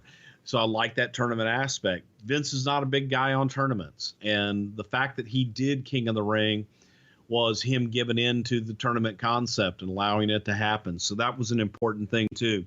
I think the show holds up, man, going back and watching it. You know, I'm guilty of fast forwarding through shit a lot of times. And I watched this whole thing, man, bumper to bumper. And it was like, okay, it's not that bad. Hey, Something to Wrestle fans, it's your boy, Dirty Doc Hendricks, back once again for your Something to Wrestle Slam Jam. Oh, yeah, flick your fanny packs, boys. It's drop top tipping time here in the house that ADC built. Now, we're getting set for next week's show that's all about Bad Blood 2003. We're talking about that Dave Meltzer kind of bad blood, the kind that just sits in your craw and goddamn, you're just pissed off all the time. What do we got on this damn card? Let me look at this thing. Okay, so we got, Scott Steiner versus Test for Stacy Kinkler's managerial services. Well, that's some We got Chris Nowitzki, forget that match. We got Intercontinental title match between Christian and Booker T. Hey, what the hell? Booker T, say your damn thing. Doc, you looking jacked, baby. You looking real jacked. Can you dig that? Sucker! Now, how about Goldberg taking on Chris Jericho, the match we all wanted to see at WCW? It never quite happened, but now that they're both in the WWE, it felt like it was about time to really top off Goldberg's fantastic run in 2003. You know, Jericho, I thought to myself, maybe it might be time to finally do some of that comedy shit that I said I don't do in WCW. Also, I got kind of tired of being run over by cars because I'm a bald guy with a goatee. So there's that. So I guess what I'm trying to say is, you're next! What a convincing promo. Also on the card is Ric Flair versus Shawn Michaels. I want to make fun of this but damn it, I just can't. Shawn Michaels, you think you know about styling, profiling, but what do you know about who hit it first? Because it was me. Woo! Woo! Woo! Woo! And brace yourselves because the main event features two athletes in their physical prime. It is Triple H, the god among men, the blonde bombshell himself, the beautiful tan. You know what, Conrad? I don't want to read this shit Bruce wrote me anymore, so fuck it. Here's Triple H. Are you ready to hate me until I start NXT? Until then, I guess we'll just have creative differences. Isn't that right, Bruce? Isn't that right, Conrad? Isn't that what we call it? Creative differences? I probably stepped over a line, but that's what I do here in the basement of ADC. Check out Something to Wrestle next week where they hit Bad Blood 2003. It's gonna be audio whoop-ass. God damn, Doc, you're talking about audio whoop-ass. You didn't even talk about the shit that me and Eric do, which is a bunch of bullshit. But I'll tell you what's not a bunch of bullshit. The ADCs are wrestling. If you like the current product, ADC and his man, Matt the Mark, talk about that shit every week. And I live in his basement, and I often interject with my opinions about how amazing the Bludgeon Brothers are. Bludgeon Brothers are the shit. What? Oh, hell yeah, every week ADC uses his unique set of talents to make skits and song parodies about the week that was in WWE. You gotta subscribe to the ADCs of Wrestling on iTunes, Stitcher, Google Play Music, iHeartRadio, pretty much everywhere except for Spotify, because they can kiss my ass. Check out ADC Dub, and that's the bottom line, because Basement Steve said so. I want to pause right here and talk about the value of a good night's sleep. You can't put a price on that. And the best possible place to start is with Chili Sleep. They're the recognized leader in sleep innovation and technology. They make customizable, climate-controlled sleep solutions that help improve your entire well-being. And nobody knows, like Bruce, how important a good night's rest is, especially right now with everything he's dealing with. My goodness. And Chili Sleep makes the Uller and Cube sleep systems. They're hydropower, temperature-controlled mattress toppers that fit over your existing mattress to provide your ideal sleep temperature. If you're looking for an extra layer of comfort, they also make the Chili Blanket. the only weighted blanket that can also be paired with a control unit for the ultimate sweat-free sleep. Who the hell wants to sweat when they sleep? Not me. So head over to chillisleep.com/wrestle to learn more and save 30% off the purchase of any new Cube or Oler sleep system. This offer is available exclusively for Something to Wrestle with Bruce Prichard listeners and only for a limited time. That's Chili, CHILI, sleep.com/wrestle to take advantage of our exclusive discount and wake up refreshed every day. Welcome to Something to Wrestle with. Bruce Prichard. Well, you know, that's not a rib. She booted.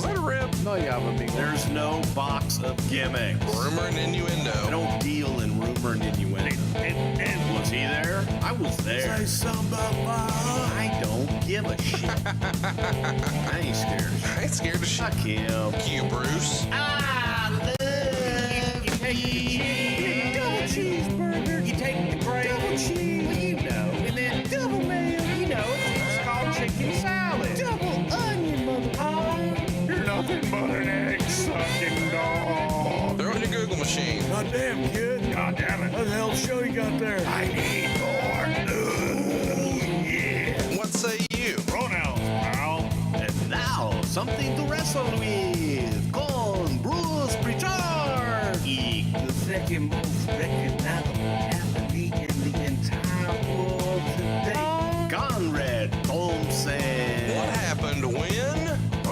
What would Vince say about that? Welcome Hey, man. to the My shorts look good tonight. They're so big. Let's go. Bullshit. Welcome to Wrestle.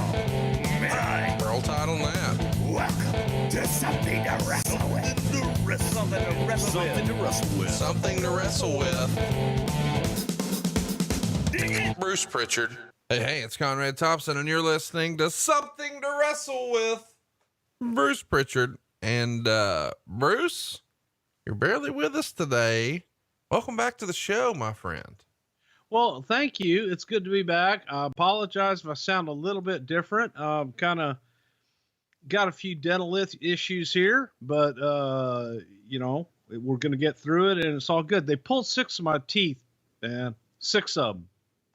So you've got the top of your mouth is all stitches, and you've recently had some complications and mouth full of blood, and now a top lip swollen, full of blood, and it's a mess over there in Friendswood, Texas. And as a result, we had to play a bit of a best of last week, but we wanted to drop a little surprise on you this week. What we planned to do last week, we're going to deliver to you this week. You're committed to cranking out new content every single week, unless Bruce is in the dentist chair or Saudi Arabia. And then, well, we have to call an audible, but let's get to it, man. King of the Ring 1994. We just passed the 25-year anniversary of this show. Went down in Baltimore, and it drew a sellout, 6,500 fans, $78,000 was the live gate. And it's going to do a 1.1 buy rate for a $2.6 million gross. And this is back in the day before there was a pay-per-view every single month. So this is actually the first pay-per-view since WrestleMania 10 and the second King of the Ring pay-per-view. Do you miss the old days of pay-per-views being a special occurrence, or do you enjoy the fast pace that we're on now, where it feels like as soon as one's over, it's time to start promoting another because it's 3 or 4 weeks away? Oh my gosh, man. I do miss the time in between. I miss being able to settle back, absorb what you just did, and build to something new, and have the time to actually build to it and have some fun building to it and get some good television out of it along the way. Build the one big match versus the way that the business has evolved over the years is that you are constantly creating big matches all the time to get to bigger matches on the pay-per-views. So it's that leapfrog system. The leap has gotten a whole hell of a lot shorter than it ever used to be. And this was at a time that we had, you know, it was the Big Five, and this was the 5th of the Big Five with Mania, SummerSlam, Survivor Series, and Rumble, and then we added King of the Ring. And woo, yeah, we thought this was like, how are we going to do 5 of these a year? Yeah, let's talk a little bit about something else that you started to sort of transition to in the company.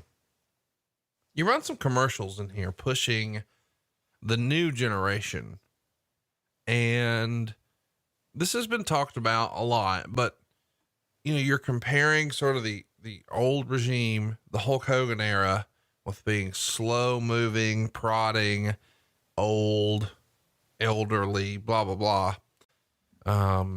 But you're still going to manage to have some of that on your own too, but it does feel a little weird. It doesn't feel like something Vince would normally do. It feels like Vince, quote, wouldn't sell it.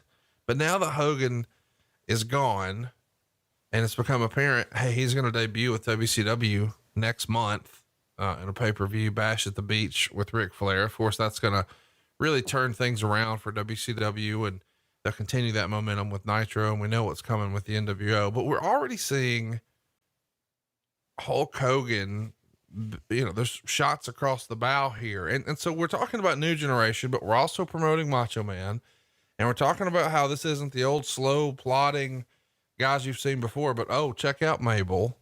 What did you think of the positioning of the new generation, and specifically shitting on Hulk Hogan? Well, you know, I don't think it was so much shitting on Hulk Hogan as it was trying to distance ourselves from the past and trying to distance ourselves from what the company had been associated with for many years. And when you still have that lingering over your head and you're trying to promote Bret Hart, people are going to constantly compare Bret to Hulk, no matter what you do. So you have to do whatever it is you can on your side to change that narrative, however the hell you want to do it. And I'll never forget sitting in a room with some marketing experts. And one of the things is, you know, you've heard me talk about it before, when we made the move to focus on Bret, we would often ask ourselves, what would we do in this situation if it were Hulk? Whether it was marketing or promotion or a match or whatever it is, you know, you'd say, okay, well, if it was Hulk, what would you do? And you try and apply that logic. Sometimes it works, sometimes it didn't, because Bret was different. Bret was new in that role.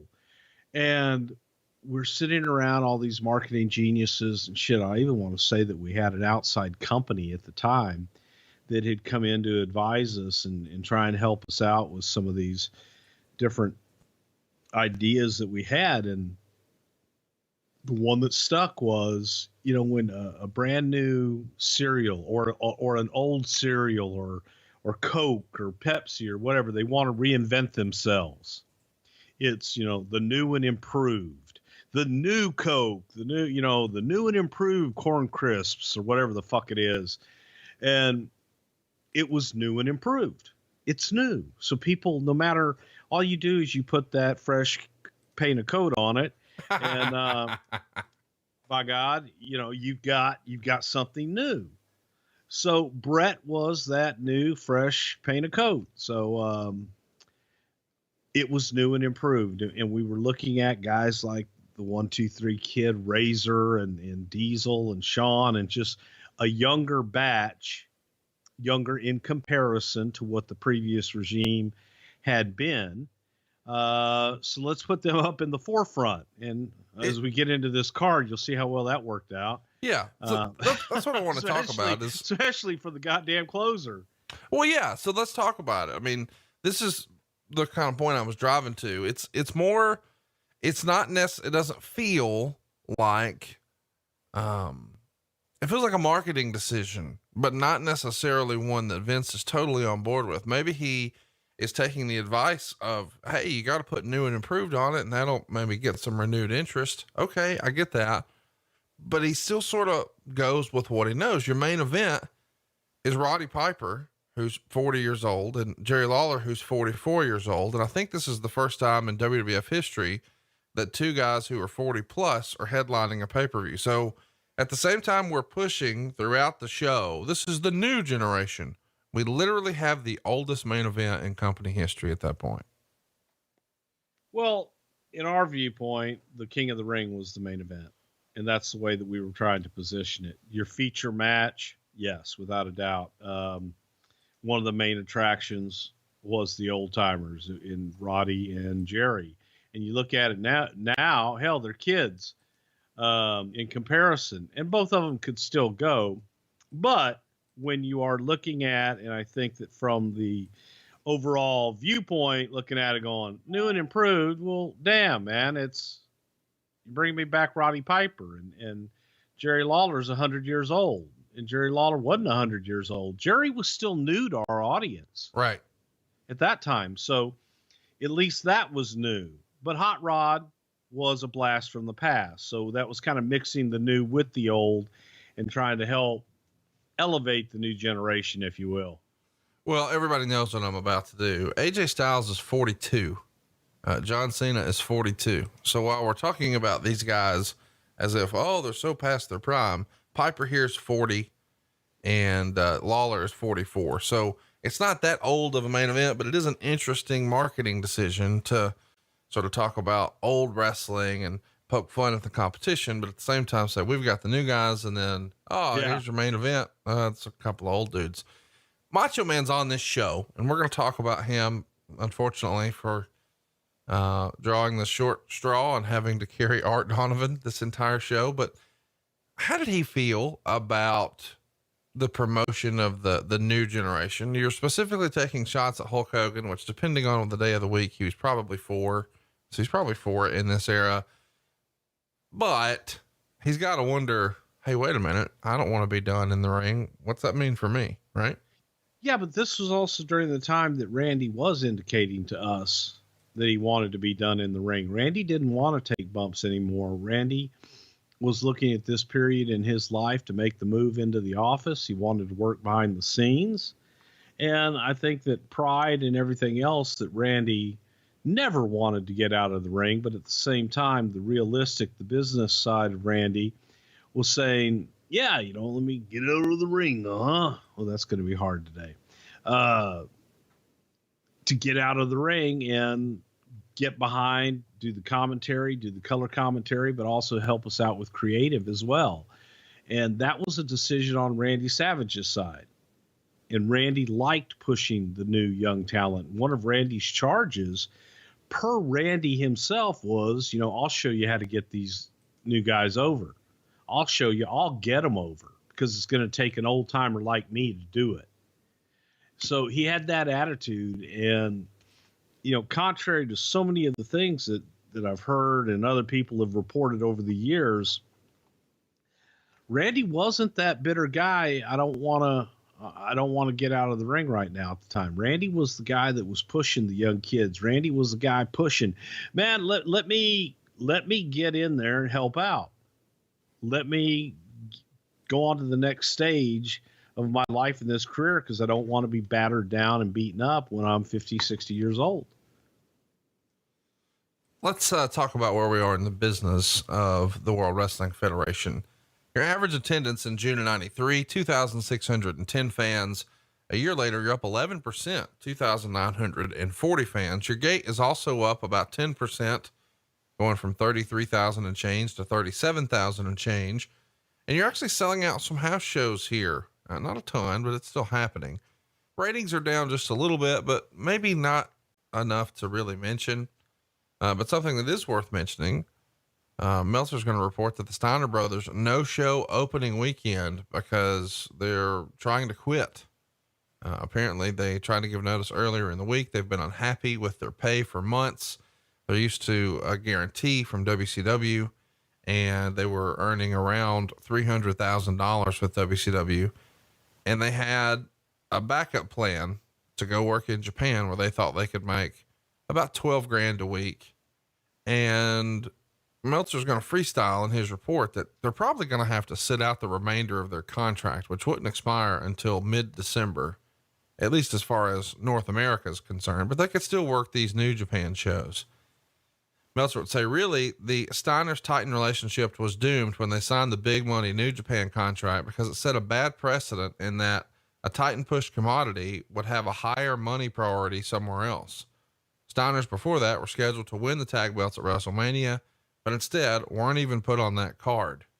When they are legally allowed, one would expect they'll return to WCW, and in 1995, both work in WCW and New Japan, although the current economic climate in WCW is such that there is a good chance they won't be able to get a deal like they originally had with WCW, which could stand in the way of being a given that they'll return. While we have no confirmation of this, when last week's Raw aired and Vince McMahon did commentary about the brothers not getting along, and the match looked like stage one of a Scott heel turn, several who knew remarked that they felt they'd quit if the apparent direction continued, because that was a big problem years ago under Bill Watts, who wanted to break them up and turn Scott heel, and that resulted in them quitting. So talk to us a little bit about why the Steiners run came to an end here. You know, Meltzer's sort of freestyling that maybe creatively you guys were bored with him as a tag. Maybe it was time to split and they weren't going to be happy with that. Was it all money? And what do you take of, or what do you make of Dave's assertion that, hey, they're bigger money priorities, New Japan, and as a result, WWE won't push them, and they changed the creative for no tag titles, not even a match, in fact, at WrestleMania? I think a lot of it was money. I think a lot of it was having to do with their own self-worth and what they thought they were worth. And coming in, obviously, we would have loved to have had them make a whole hell of a lot more money than they were making at the time. Business was down, and business wasn't in a position where they were able to make the money that they thought that they should have been earning. Vince did cut them a deal, and Vince did allow them to have the Japanese agreement separate from us and allowed them to do some of those dates. But it also does the issue of creative, and it happened in WCW too, but the reason being, and I do think that once they finally pulled the trigger, that they found that that may have been the answer for quite some time, was turning Scott heel and using Scott splitting the brothers up, because they did have a very natural competitive chemistry anyway, both of those guys, and Scott was a natural heel. So whenever that was brought up, the brothers felt loyalty to one another, which is great. And they weren't comfortable with making that switch at the time. They wanted to continue to be the brother tag team and be that dominant tag team, when the feeling was there was more money creatively on the other side, splitting them up and making them singles and letting them each go their separate way. So it was a combination of all the above. It was the perfect storm that I think they felt, well, hell, I can just sit at home. I can go do my Japanese deal, and maybe I won't make as much money, but I also won't be working and beating up my body as much anymore either. And then they wouldn't have to do what they, wanted to do.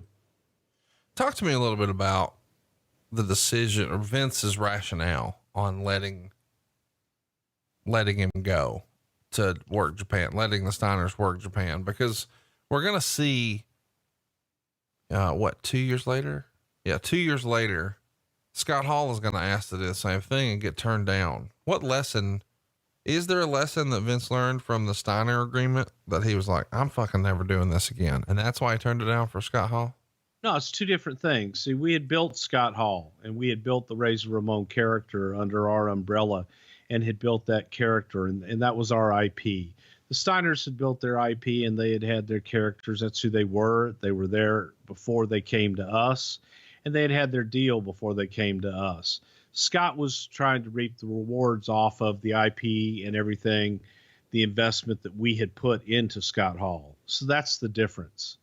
The investment was ours. The investment in the Steiners in the beginning with New Japan, that was theirs. So Vince, again, he made an agreement, and I don't know that he would make that same agreement, again after that. He did learn a lesson, but it was also a different structure, if you will.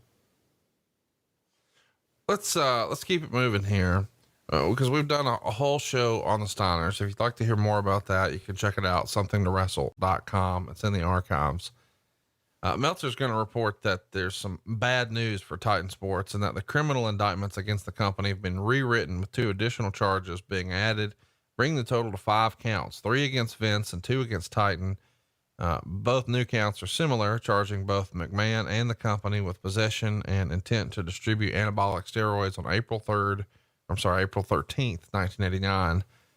And in the count against McMahon, the indictment will claim he knowingly and intentionally possessed, with intent to distribute to a WWF performer known to the grand jury, a substance containing anabolic steroids for use in humans other than for the treatment of disease.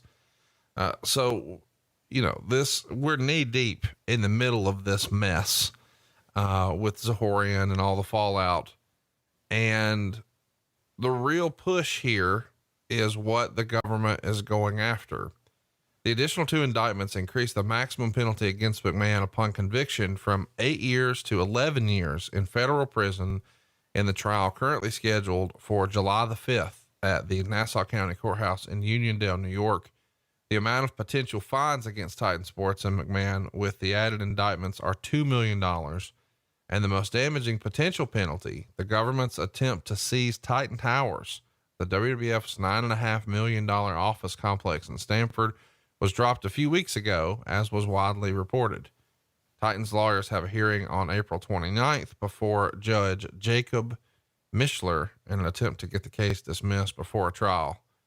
So I guess it's good news that, hey, they're not coming after the building anymore, but they're still piling on these counts. This has got to be the most stressful time in Vince McMahon's entire career, is it not? Without a doubt, because at this point, the government was just grasping at straws. They realized that they didn't have a case. They realized that everything that they were doing was just a witch hunt.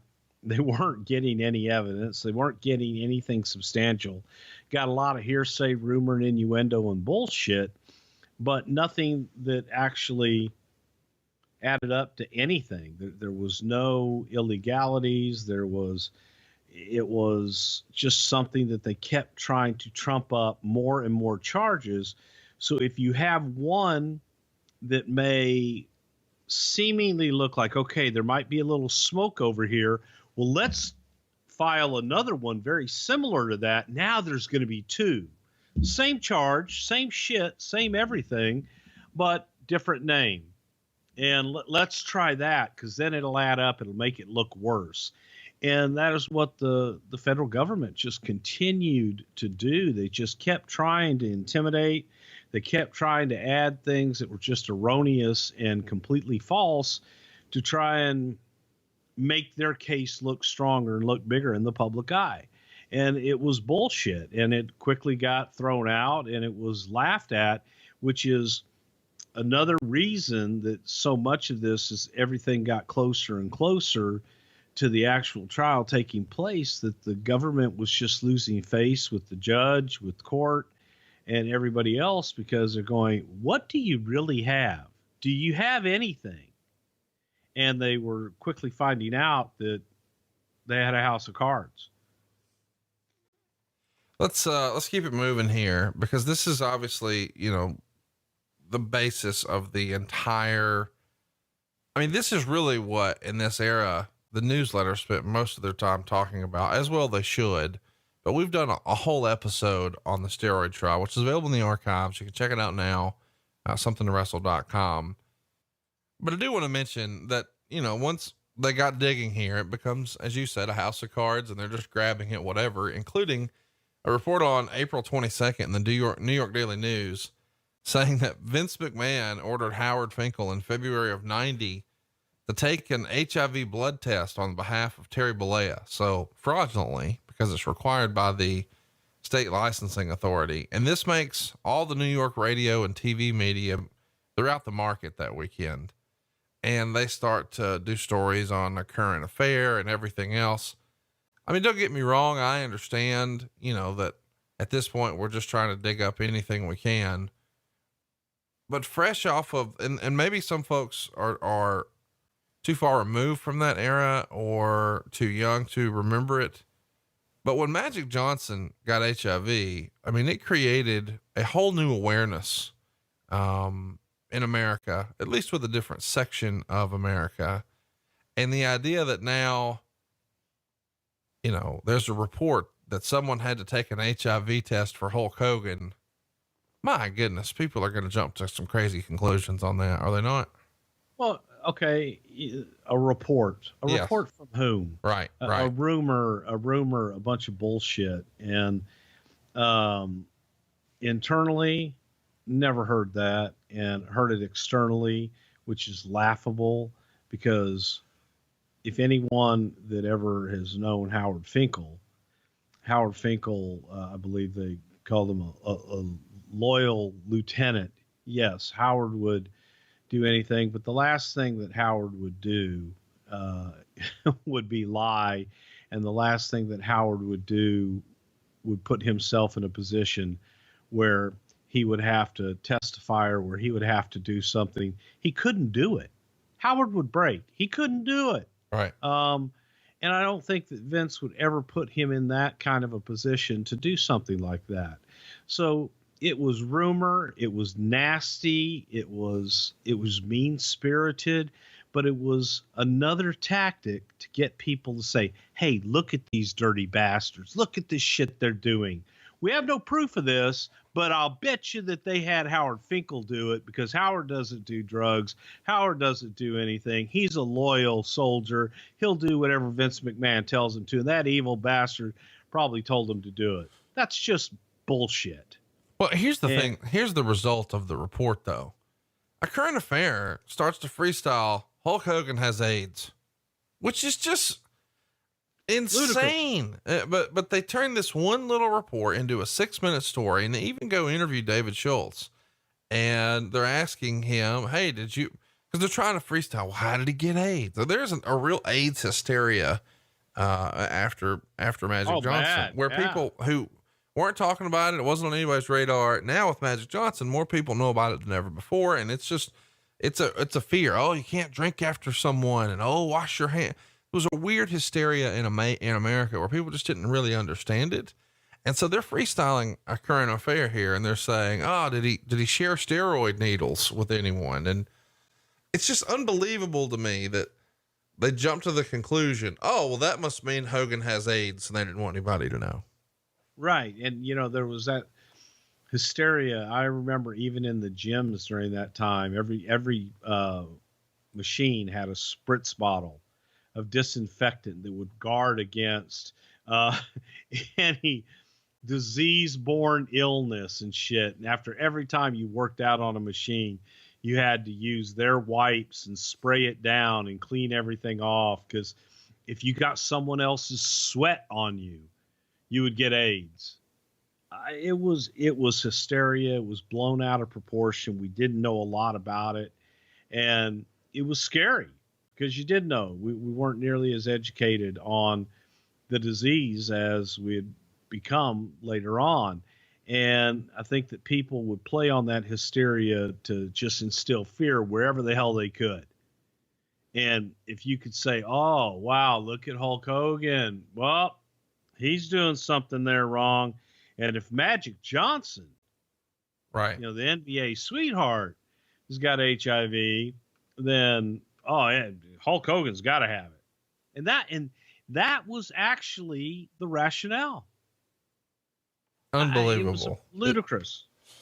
Well, as if this weren't enough, in the middle of all the steroid nonsense that Vince is trying to battle through, and business being down and guys not being happy with their payoffs and saying they're going to sit at home, this is also the era where the Chuck Austin thing is going to trial. Now, we've talked about this in our Rockers episode, but we should briefly mention that Chuck Austin is an enhancement talent, is going to suffer a broken neck at a December 1990 television taping against the Rockers.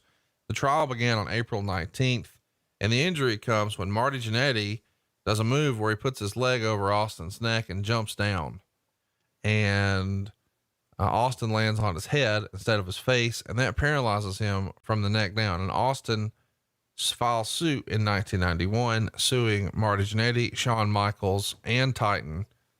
We've talked about this before, but one of the expert witnesses brought in by Titan is Dean Malenko. The other is Killer Kowalski, Whereas if you're looking for somebody to saddle up against Vince McMahon, Chuck Austin brings in Bruno Sammartino. Golly, what a tangled mess where you've got your top draw now testifying against you. And that was, I guess 2 generations ago, but 1 generation ago, it's all in the paper that you helped cover up the fact that he has AIDS and you're on, trial for your life for 20 years and your business is down. And your top draw is now going to show up for the competition next month in the biggest super pay-per-view that you had a chance to book, but didn't. Fuck, you kind of feel bad for Vince in this era. It's like, how much more can he take? A decision, of course, comes down in this Chuck Austin case. He's awarded $26.7 million by a jury on April 29th. Originally, they were only asking for $3.8 million, and then eventually asks for $7 million, but they decide to just stack it up. The jury awards $4.2 million for medical bills and rehab, $16 million for pain and suffering. His wife is going to get $5.5 million for her suffering, and his 2 sons are going to get $500,000 apiece because, their father has been limited in what he can do for them now. So unbelievable that all of this is happening at the same time, is it not? Yeah, and it really is, but it also goes to the testament. Everybody likes to say bad shit about Vince McMahon, and I'm often painted as the Vince McMahon apologist. But when you look at the facts and you get down to the nitty gritty, I like to share the story that Jerry McDivitt shared with us. And Jerry McDivitt was Vince's attorney throughout all of this, still is. And McDivitt tells a story of like during this very time period where everything was coming down and it seemed every day we were hit with what's next, another bombshell. Well, this one's coming down the pike. These guys are suing you for this. These guys are going to sue you for that. This one's doing this. And McDivitt and Vince had been at the office all day long, and it was a late night, and they're coming out of Vince's office. And Nick, the janitor, was in the hallway. And all Vince wanted to do was get the hell out of the office. It was like he and McDivitt were done. They wanted to get out. And when Vince saw Nick there, Vince sat there and talked to Nick for 20 minutes about his wife, who was going through some hard times at home. And there was nothing more important to Vince at that point than Nick and his family. All the shit that was raining down on him. And Vince just sat there and put his briefcase down and sat down and bullshitted with Nick the janitor, who had been with the company a few years, great guy. And that's the shit that his world's, to some people, is collapsing all around him, and he's holding it all up and still just worried about everybody else. And that's shit you don't hear about. That's the shit that people go, yeah, okay, wow, he did that. No, that's the kind of shit he does, every day and does it, but you just don't hear about. And that's what pains me when you look at all this and they kept heaping all this, but Nick the janitor would never know that. All he knew was Vince McMahon at 11:30, 12 o'clock at night, while he's in cleaning the office, sat down and talked with him and made him feel better for that day. So, yes, there was just shit after shit after shit every day that came on us. And I would say it probably wore on us more. I know it wore on Vince, but he was never going to let it show. And he would always be the one to reassure us, just put your head down, let's get through it. We know what the facts are. If we stay with the facts, we stay with what's happening, we take care of our business, everything else is going to take care of itself. So let's muster through and do what we have to do. If we have to pay our dues, we pay our dues, and we move the fuck on. That's what we did. I guess we should mention, these lawsuits in this era keep coming, because I think 94 is the year where Ventura won his settlement as well. Did he not? It was around that time. Yeah. Jesse won a lawsuit on the videotapes. Like 810 grand, right? Something like that. Yeah. It was a hefty amount. It's just amazing to me that, you got the Chuck Austin thing and the Ventura thing, and the steroid thing all at the same time. I mean, really the same timeline. And this Chuck Austin thing sort of opens the floodgates, because another enhancement talent in the Tampa area, James Gosseski, is going to sue Titan Sports and Tatanka over neck and back and other injuries that he says happened on a March 9th, 1992 television taping, saying that Tatanka didn't follow the script and injured him. And then after he alerted him that he was injured, Tatanka continued to pound on him. Golly, what a precedent that we set here. Were you nervous when this Chuck Austin thing came down that, man, it's like the old telephone, telegram, telewrestlers, that this is going to be a thing now where everybody's going to sue because they were hurt? Well, obviously the Chuck Austin deal was an extremely serious accident, and that was something that paralyzed him, and he was in a really, really bad way. That, it's an unfortunate accident. I don't know how else to say it. You don't want that to happen to anybody. You don't want that to happen to your worst enemy, but it does shed light on, okay, what do we do to help prevent these kind of accidents? Is there better training on the other side? Is there better training on our side? Is there,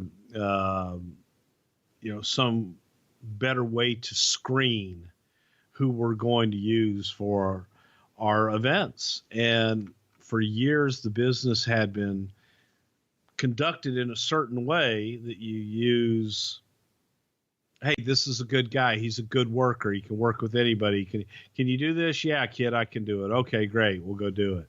And they didn't know. So the screening process needed to be improved. And that's what it forced us to do. But I think it did for some people that, may have just made a wrong turn and got an injury versus a serious accident or something, to try and milk it for more than it was worth. And I'm not familiar with the other case with Tatanka at all, but the Chuck Austin one was one that just made us sit up and take notice and say, what do we need to do to make this a safer work environment for everybody involved? Kurt Hennig is not with the company here. He's going to leave in the spring of 94. He's going to be gone for a little over a year. He's going to come back in late 95 and do some commentary. And he's doing an interview somewhere in this era where he's saying that he's not coming back because he has a set price to return and McMahon didn't meet his price.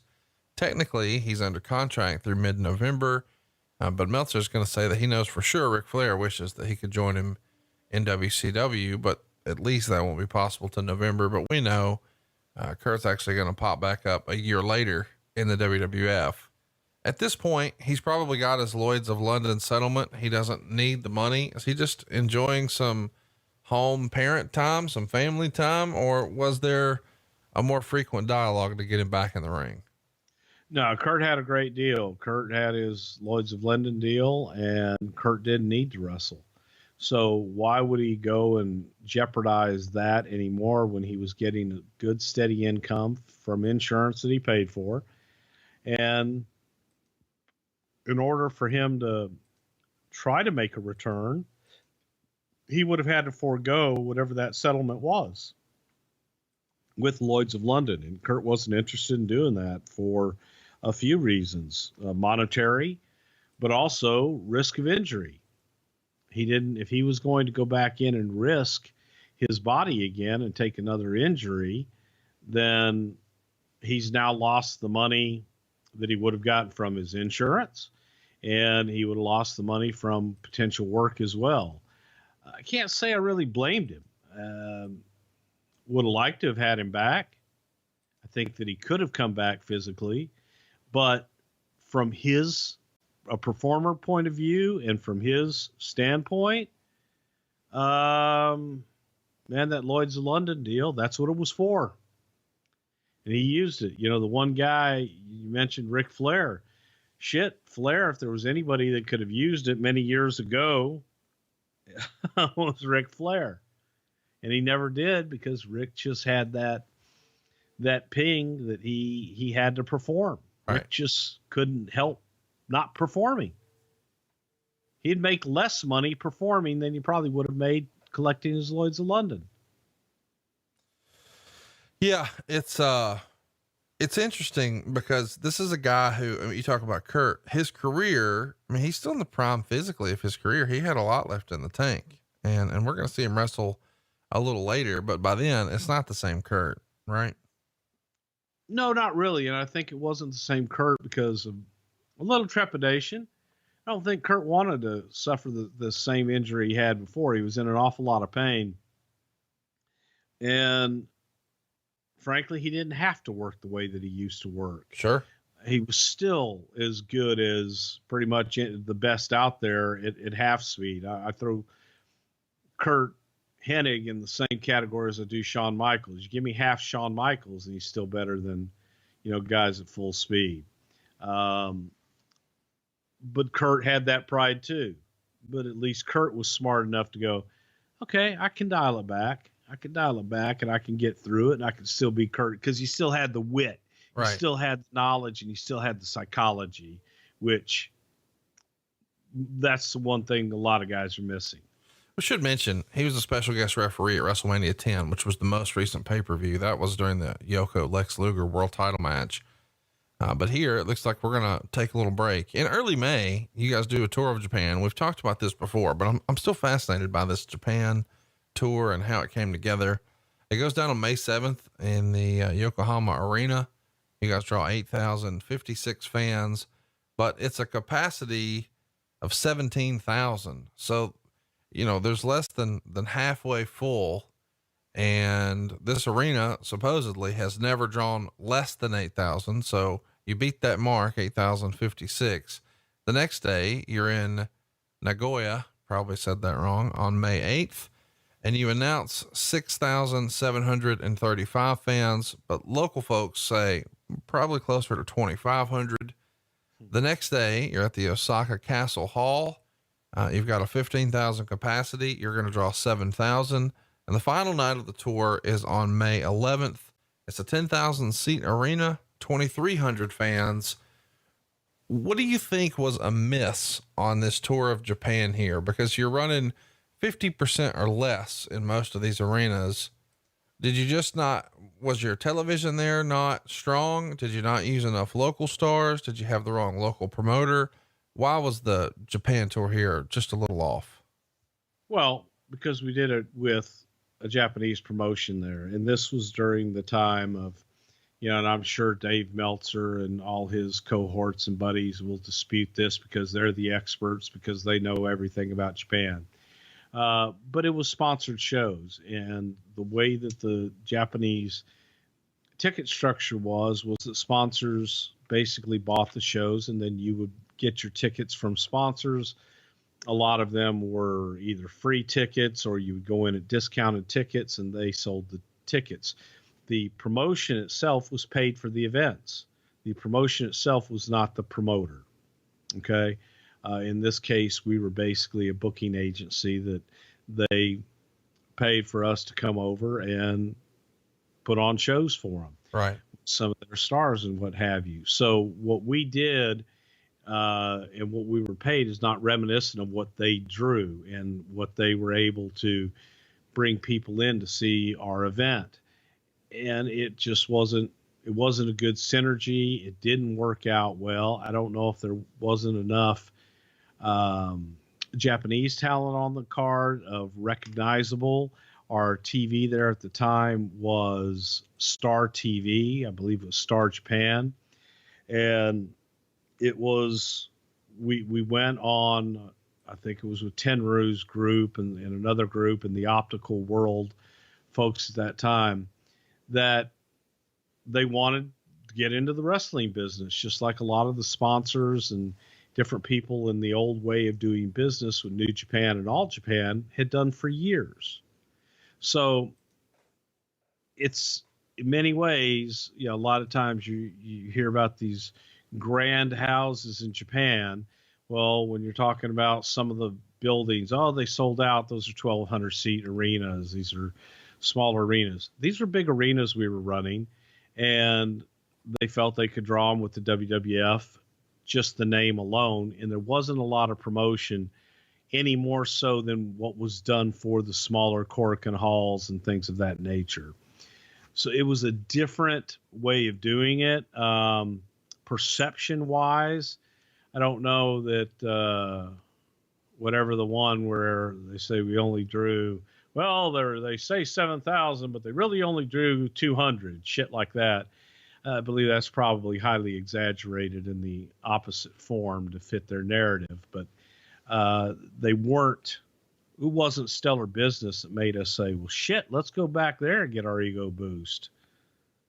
Right. And I think, what you said about, they had a marketing strategy for a 1,200 seat arena, and they just sort of did what they always did. And as a result, you drew more than that, but you didn't draw the full house. I mean, that makes sense. And one of the things that I've always enjoyed is the business strategy behind marketing these live shows. And I know we talked a lot about that in our Royal Rumble 97 episode, the partnership that you guys had to give away tickets or move the lower price tickets. But one of the things that I found in the research here, this is according to the Observer, Domino's Pizza has bought a major corporate sponsorship, rumored to be $250,000 for SummerSlam. Domino's delivers WWF SummerSlam will be the advertising campaign, which will include all advertising for the show. The WWF will heavily plug Domino's throughout television in July and August on TV and on the pay-per-view show, constantly plugging that you should order pizza now. Domino's will have a SummerSlam box top on all pizzas delivered in July and August. And since the box tops are already produced, the main event advertised for the show will be Undertaker versus Undertaker. So forget the spoiler piece of that. Who put a deal like this together with Domino's? Because this is fascinating to me. Fucking huge.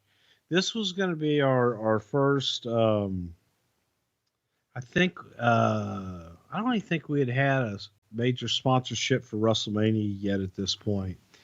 And Jim Rothschild in the New York sales office, who was the vice president of sales in New York, great guy, had put this deal together. And it was a national sponsorship where Domino's would be tagged on everything. And I want to say that from the time that we started the promotion until SummerSlam was like something like 60 million impressions, which was unheard of because we put it everywhere. Right.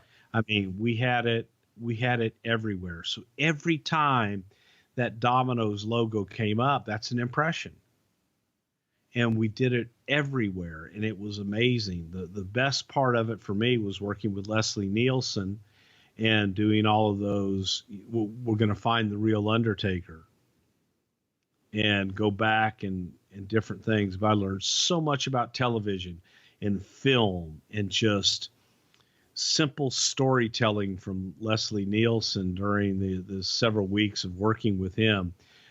Class act, class guy, but he was the spokesman for it as well on our side.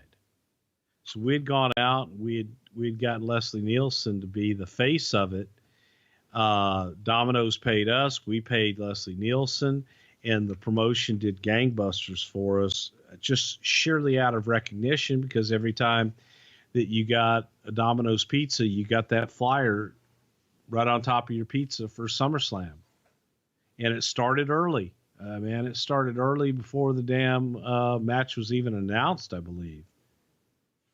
And it was a hell of a promotion, but the most impressive thing of all was the way that we integrated dominoes into every single thing we did. We had them delivered at the announce desk. We did it everywhere. We went above and beyond to prove to potential sponsors, here's what our vehicle can deliver. This is what we can do for you. Now, you're going to pay for this, but we're going to over deliver and you're going to get this. I mean, it's a landmark deal for WWE. So finally some good news. And we should mention that not too terribly long before King of the Ring, Bryan Lee debuts on TV as the evil Undertaker with the $1 Million Man. Of course, that's going to set up the eventual main event at SummerSlam 94. We've talked about that a little bit in the archives as well, but something else we've talked about a lot, but Lord, it's been a while. Meltzer would report in early June, Jerry Jarrett has moved back from Stamford, Connecticut to his home in Henderson, Tennessee. Quote, while he hasn't officially completely severed ties with the WWF, he is no longer part of the creative team. There are reports Jarrett is going to start a company that would lease jobbers to the major companies, so the jobbers would work for him and would save the company some liability when it comes to the legal hornet's nest that will be wide open if the Chuck Austin decision isn't reversed. Interesting idea, I suppose. Any comment to the report of him moving home finally? Well, Jerry was unhappy in Connecticut. Connecticut was unhappy in Jerry. And I believe that Jerry was very lonely in Connecticut without his wife. He wasn't getting home nearly enough. And it just wasn't for him. He didn't fit in. He did not. As I've said before, I'm trying to be nice. I didn't feel that Jerry was that creative in that environment, and it was not a good fit in any way, shape, or form. And the fact that Jerry Jarrett was never brought in to run the company, if Vince ended up going to jail, that was never, ever the truth. That was never the intention. Jerry Jarrett was brought in to consult and to offer whatever advice that he could offer Vince on Sunday phone calls. We brought him in to try him out in the creative process and quickly realized that that was not a good fit. And Jerry went home. That's the extent. I mean, when you boil it all down to Jerry Jarrett's involvement in his WWE career, that's it. That's it. There, the end. Not much more than that. Well, something I do want to talk about because it just gets one line in the Observer, but he's somebody you were close with and very familiar with. We've heard the name a ton. Meltzer would report, Basil DeVito resigned as company vice president. No details have been given. What can you tell us about the departure of Basil DeVito, somebody who had been a staple with the company for a long time? Basil was I'm not going to call Basil a promoter. Bob Collins was a promoter. Basil was a marketing and promotions kind of guru. And Basil, I believe, had come from the NBA. Very enthusiastic, had a lot of great ideas, a lot of energy. And Basil took us through a lot of those early growing times through WrestleMania 1 and 2 and 3. Things of that nature. 4, Basil was instrumental in getting the deal with Trump Plaza in WrestleMania 4 and 5, and a very integral part of the company that headed up the marketing and promotions team on that side of the business. And I think that the wear and the fatigue of everything going on, from the lawsuits, the federal government investigation, and everything going on, I think that the pressure kind of got to Basil at the time. And there was a fear of, if the company went down, that would have a adverse mark on Basil's resume. Yeah. So he made the choice.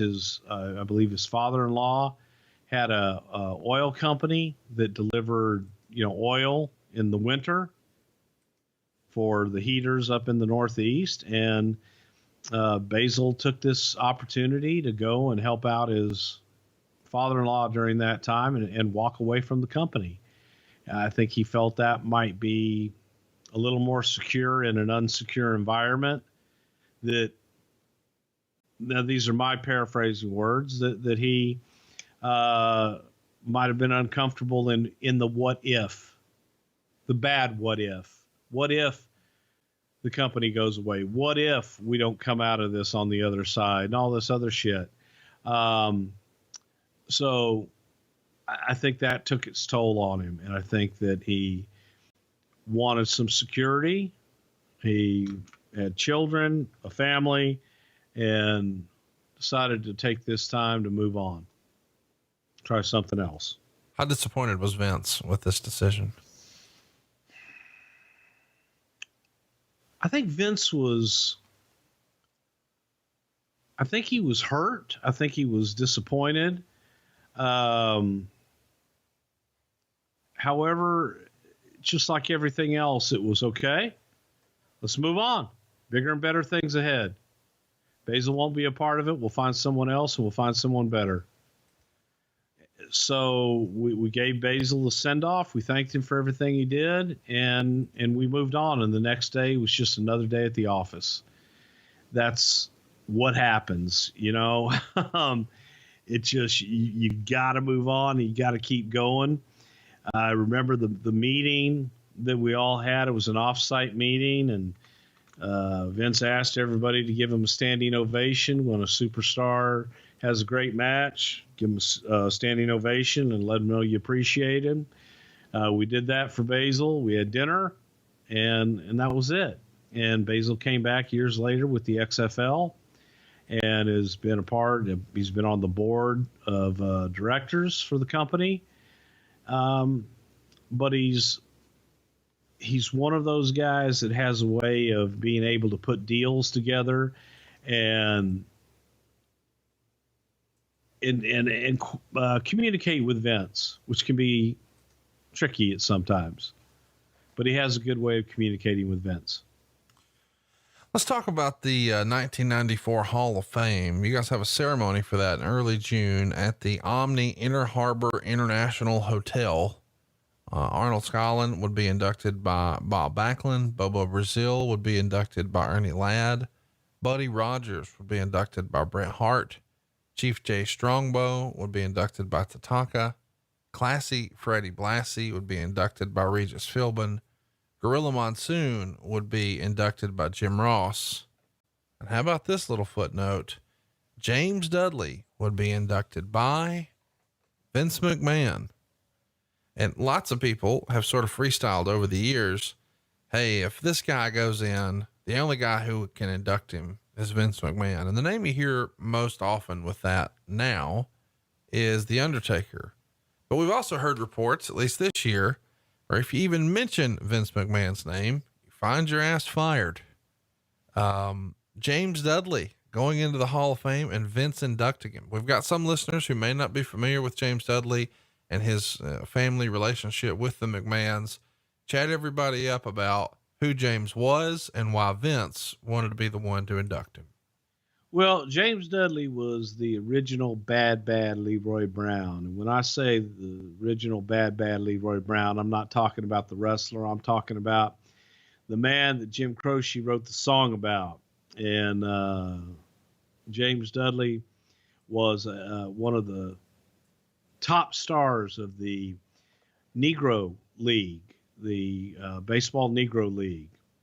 And absolute, just top-notch baseball player that before segregation had Jim Dudley had the opportunity to play in the majors, he would have been a huge star, a giant of a man. And he was from Washington, D.C. He had a relationship with Vince's father, Vincent Jess McMahon Sr., and they did business together because if you were going to do business in certain parts of Washington, D.C., there were segregated parts where it was very difficult for people to do business, for a black man to do business in a white part of town and a white man to do business in the black part of town. Well, James Dudley was able to bridge that with Vince McMahon. And James Dudley was able to go in and say, Vince McMahon's an honest guy. We're going to do business with him. And if anybody has a problem with it, then you've got a problem with me. So Jim helped Vince tremendously in his business. Vince brought James into the wrestling business. James was also the first manager for Bobo Brazil in wrestling. So Vince McMahon made him a manager as well. But Mr. Dudley, who is how I referred to him out of reverence and a great deal of respect, because of his life, just an incredible life story of everything that he came up through and from and what he lived through, and was one of the kindest, most gentlest people you'd ever want to meet. But Mr. Dudley would come into Baltimore. He would go into Vince's office, which was about the size of a shoe closet. It could hold maybe 4 people. And Mr. Dudley would sit in Vince's office all night long. Vince would do business all around him, with Jim just sitting there, and nobody gave it a second thought. Some people walk in and go, who's the guy in there with Vince? So that's Mr. Dudley. Okay. And Vince would always, whenever anybody would come in, and say, gentlemen, please allow me to introduce you to Mr. James Dudley. And everybody, hello, but no one knew who he was. He stayed by Vince's side, took care of Vince Sr., took care of Vincent Kennedy, and was a trusted and loyal friend, employee, and one of the toughest son of bitches you'd ever want to meet in your life, and an incredible athlete. It's just, when people speak of the Negro League in baseball, James Dudley's name always comes up. Really? Yes. Because he was one of those top stars. He drew. And had he come along just, a few years later, man, he'd be one of those guys. You'd be talking about Jackie Robinson, and you'd be talking about James Dudley too. That's a big statement. Talk to me a little bit about the rumor and innuendo that oftentimes as he's sitting in Vince's office, if he thinks, hey, this next fella might be a problem, and make no mistake, the perception was James Dudley was, for lack of a better word, Vince McMahon's heavy. And so as he's in there, if maybe this next fella is going to be a problem, James just casually pulls out his straight razor and starts sharpening it or fidgeting with it. That might have been in the old days of Vince Sr. I never saw that or heard that with Vincent Kennedy, but definitely with his father, that probably was the reputation. Even if it never happened, I'm sure that was a reputation, because James wasn't going to take any shit off anybody. It's just fascinating to me that, so many fans these days are like, oh, who's going to be the first guy Vince inducts? It's like, wow, that happened 25 years ago. Other names. And it meant, and that one probably meant more to Vince than anything. Because he took care of his dad. I mean, it's a special place in the family, it's not just business, it's family at that point. Yeah. And you look at the list of presenters. Oh, unbelievable. Yeah. It was Ernie Ladd and Bobo Brazil. Bobo was another guy that when you talk about class, Bobo Brazil was just old school, pure class. Just a gentleman's gentleman, and huge man, just great stature, had a presence about him. When he walked in a room, you went, holy shit, that's somebody. And big smile on his face, charming as could be.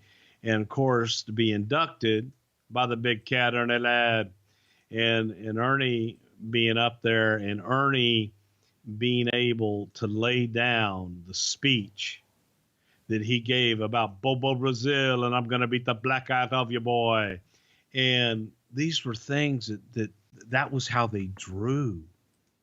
And it was, you couldn't get away with any of that today. But Bobo and Ernie had so much respect for each other, and Ernie had a way about him of articulating and talking people into the arena, and the legendary rivalry between Bobo and Ernie and the two of them together, just to see them together after all those years was amazing to me. And then Regis Philbin coming in and doing Fred Blassie, and Fred Blassie bringing damn near the whole room to tears. His wife, Miyako, she was this wonderful, wonderful woman from Japan. And Freddie has this gruff exterior. However, with his wife, he was a little teddy bear. And on this one night, you got the gruff, legendary, classy Freddie Blassie, you pencil neck geek, and I'm going to do all this to you, to get on up here, you little Jap, and come get something. And everybody was just aghast. He just referred to his wife this way. And he got up and proclaimed his love for his wife and how this woman had kept him alive and was the most wonderful thing in his life, and presented her with this big diamond brooch and all this shit. And she just, another one, it was this group of people that went in were just so reverenced to me, man. This was a special Hall of Fame, because it was those guys that were the foundation of the business back in the day. You know what I mean? And Regis Philbin jumping at the chance to asking to induct Fred Blassie because of their history in California, when Fred Blassie was making his name out there, and Regis had a television show, and Regis put him on because he loved wrestling and he loved Freddie. And that's when I got to know Regis, and it was just a magical, neat night. Buddy Rogers was being inducted here by Bret Hart. What can you tell us about that? You know, Buddy, being Buddy, was, you know, I'll say Buddy to the outside world was the epitome of class. I don't know, for those that knew him, I don't know that everyone would agree with that. Right. But Buddy Rogers was a character. And he, to me, you know, he was the original Nature Boy, and he was Buddy fucking Rogers, man. To a nicer guy, it couldn't happen. But Buddy was an original rebel. You know, he was the NWA champion. He went and he did the jump to Vince, dropped the belt to Bruno, went on and went back and forth, and just had this persona about him that he carried himself in a way that he was larger than life. He was just so flamboyant. He was so everything that you would expect from the Nature Boy. And obviously Ric Flair emulated a lot of Buddy Rogers' traits. And then to have Bret Hart, who was the new generation, right, to be able to induct Buddy was a pretty cool deal, because in many ways they were about as anti as you could get on opposite sides of the spectrum. You know, Bret was Bret was a traditionalist, and Buddy was this flamboyant one. However, they did still have that same respect for the business. And of course, Tatanka, inducting Chief Jay Strongbow. You had a real Lumbee Indian inducting the Italian Joe Scarpa. But that people knew him as Chief J Strongbow, and so he was an honorary Indian for everybody else. And of course, Gorilla Monsoon, I would say that was probably one of the biggest thrills of Jim Ross's life, is to be able to have that honor of Jim, inducting Gorilla Monsoon. Good God. It's Gino. I think there was a long line of people that would have wanted to, and I don't remember what the situation was with Bobby at this point. Bobby wasn't with us, and Bobby was the guy that should have done Gorilla. Oh, absolutely. But if not Bobby, then Jim, and I think Jim was more thrilled than anybody.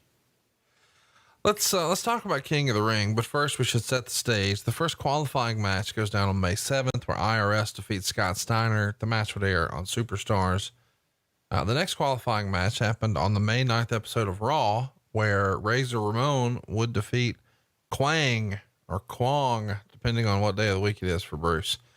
On May 14th, Mabel would beat Pierre. On May 16th, Bam Bam Bigelow would beat Sparky Plug.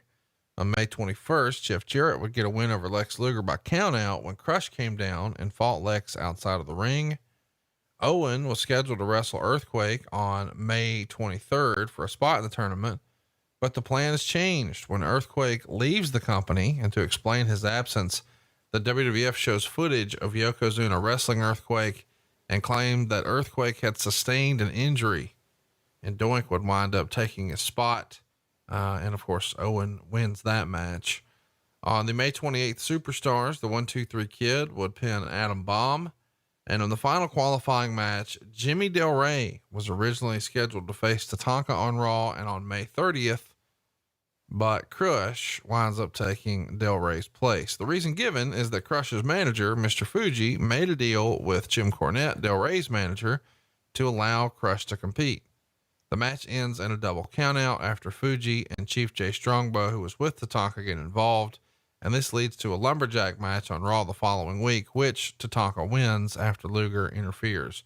Now, the match doesn't air until June 6th, which is around a week after the latest edition of the WWE magazine shipped out to subscribers.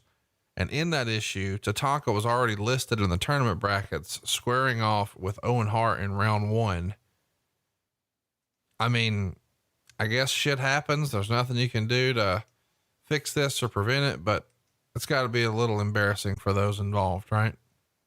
Well, they were going off of the Karnak says. Right. So, so Karnak was wrong a couple of 3 months ahead of time. And he fucked that one up, bastard. What do you remember about Earthquake leaving the company here? I mean, it's weird that he was a part of it and then winds up not being. Well, John, at this time, John was also a little discontented. I think that John he had been over in Japan. John was a big star in Japan in the sumo world. And there were just a lot of rumblings.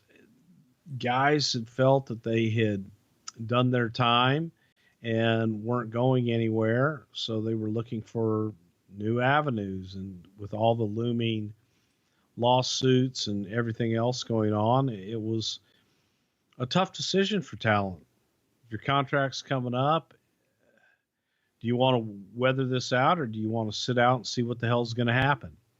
And John was one of those that was in that situation. Plus he had an opportunity, same thing, to go back to Japan and maybe make some good money and not have to travel as much. And that was what was weighing on him. And he just looked at it as an opportunity. His body was breaking down. John was a big guy, and he needed some time off, and felt that maybe getting the rest by not working every week and going to Japan just a few times, that might give him the rest he needed. When guys are feeling like, while it's not ever explicitly said, certainly some guys are like, oh fuck, man, now's the time to jump off this sinking ship. Does Vince sort of make a list about, I'm going to remember that? Vince understood. Vince, especially during this time, Vince understood because we weren't signing new talent. And when you're not signing new talent, a lot of the old talent's looking around and going, well, shit, who do I have left to work with? And what is there left for me? So you've got to make that business decision of, and maybe WCW doesn't want them. Maybe they don't have room for them. They had a roster full of guys that they couldn't afford during this period. So it just was a tumultuous time. There wasn't a whole lot of choice. And if you didn't have that Japanese or the European connections where you could go and get work, 4 to 5 times a year for extended periods of time, you had to do something. And it was lesser two evils. Which way are you going to go? And yeah, it was tough. It really was tough. But I think that everybody just had to make their own decision and weigh it out in their own mind with their own families and see what's best for them. We should mention that, as if this isn't enough on Vince, all the stuff we've ran through with the lawsuits and steroid trial and all the business challenges that we're going through, he's going to miss the King of the Ring because he's got a herniated disc that he suffered and then had to have repaired surgically. I don't know, less than a week prior to this. Is this the first pay-per-view you remember where Vince wasn't there? Yeah, it was. Sure as hell was. And it was also, during the time I remember going through, and the first TV that we took Vince to, which was after this, was White Plains. And Linda was terrified because Pat was driving, and she was like, Pat, don't hit any bumps. He can't be jarred. He can't do this and can't do that. And first thing Pat did was, tear out of the parking lot, which Vince loved and laughed his ass off of. But yes, this was the first pay-per-view that we were going to be sans Vince. We'd done TVs without him, but not the pay-per-view. So as a result of Vince missing this, it's Gorilla Monsoon, it's Randy Savage, and it's fucking Art Donovan doing commentary. Now, I would assume the original plan is for Vince to be the other guy in there and not Art, and you guys had to call an audible, and you went with a linebacker from the Colts in the 50s and a Hall of Famer. But wow, chat me up. How does Art Donovan get in this spot? Well, that's a funny story. And it wasn't because Vince wasn't there. If Vince had been there, he probably would have done the play-by-play in place of Monsoon because he had the rapport with Randy and had been working with Randy. And it probably would have been a little bit of a different dynamic. And Monsoon working with Randy was new as well. So you got new Randy and Monsoon, and then you add in this guy that last watched a wrestling match probably on the DuPont network with Gorgeous George. And Art, we were in Baltimore. Art Donovan was a big name in Baltimore, and Art was doing a television show, and he also did a radio show there. Very quick-witted, funny, off the wall, but football-oriented shit. Baltimore-oriented shit. So people in Baltimore, he was a hometown son. He was their guy. He was lovable Art Donovan, and people enjoyed his wit and his wackiness, if you will. But then there's the rest of the world that doesn't know who the fuck Art Donovan is or care. So we had gone back and forth, and Kevin had a rapport with Art, Kevin Dunn, and thought, well, we could try this guy. It'll mean something for Baltimore. It'll sell some tickets in Baltimore. And who knows? If he's half as entertaining as he is in the shit that he does in Baltimore, maybe he can adapt, man. Maybe, you know, Monsoon can bring it out of him. Savage can bring it out of him. He can have some fun asking some wacky fan questions from the standpoint of a guy that's never seen wrestling before, and throw out some weird observations. Well, that part we got. Yeah. How quickly do you realize, I mean, let's talk about the prep. When you make the pitch, you make the offer, you make the presentation, does anybody say, okay, we got to get him all these tapes and he needs to come to the production meeting? Or I'm not saying that to be a dick. I mean, clearly none of that happened, but maybe some of it should have. When did you realize, we fucked this up? When the camera rolled. when the red light went on. No, I don't, you know what? I don't think that any of that would have helped. I don't think that him watching a second of tape. Well, here's what I mean. Like, had he been to a production meeting or watched tape with some of you guys, my question is, whoever was with him, wouldn't they have maybe at that point said, oh fuck, we can't do this. We need to call an audible and get out of this. We were already there. Okay. I mean, we were already there, and it was awful in many ways. You know, in many ways, when we looked at the show on paper, it was a very simplistic show, straightforward, man. It's a tournament. It's King of the Ring, and then you got Piper and Lawler at the end. It wasn't that fucking complicated. It's a tournament. So we felt with Monsoon and Savage as the anchor, we've got it. And Pat and I pretty much, I mean, we had the show in the back of our head. We had it in mind.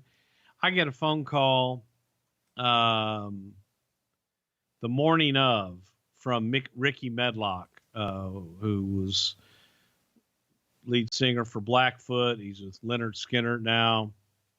And Ricky's a friend of mine. And he says, hey man, you guys are in Baltimore. I'm across the street at the stadium. I'd love to come by and see some of the matches and shit. And, you know, if you guys get done, come on by the concert. And I'm thinking to myself, oh, well, shit, man, that's Ricky Medlock. I'm a big fan of Ricky Medlock. I love Blackfoot. He wasn't with Skinner yet, but goddamn it, he was Ricky Medlock. And I love Ricky. So I said, well, what time's your show? And their show, they were about an hour and a half after us. I said, you want to come by and do America the Beautiful or Star Spangled Banner? And he says, yeah, sure. I don't give a shit.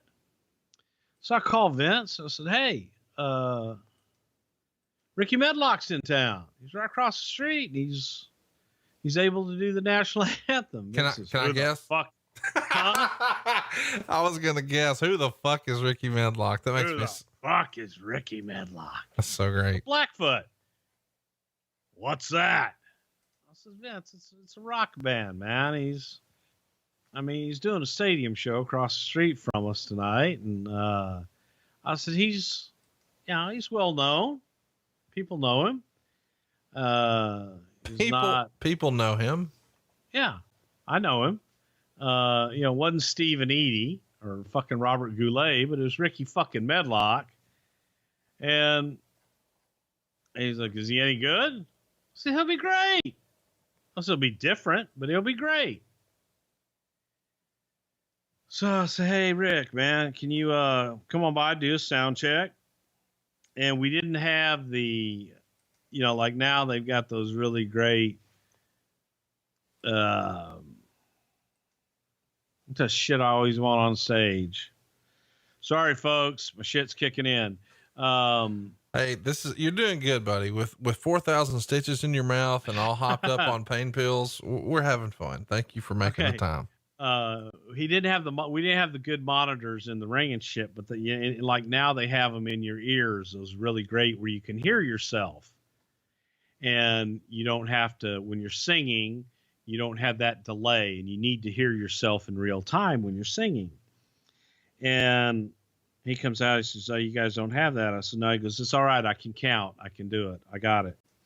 So he did a few rehearsals. I thought he sounded great. It's Ricky fucking Medlock, man. Leonard Skinner. There's nothing anybody can say bad about fucking Ricky Medlock. I'm sorry, man. I love him. And so Vince says, "How was it?" I said, "It was great. It'll be good, man. It'll be different. We got old and we got new. With Art Donovan, and you got Ricky, who was current and had a hit, train, all the shit." And we opened the show with Ricky.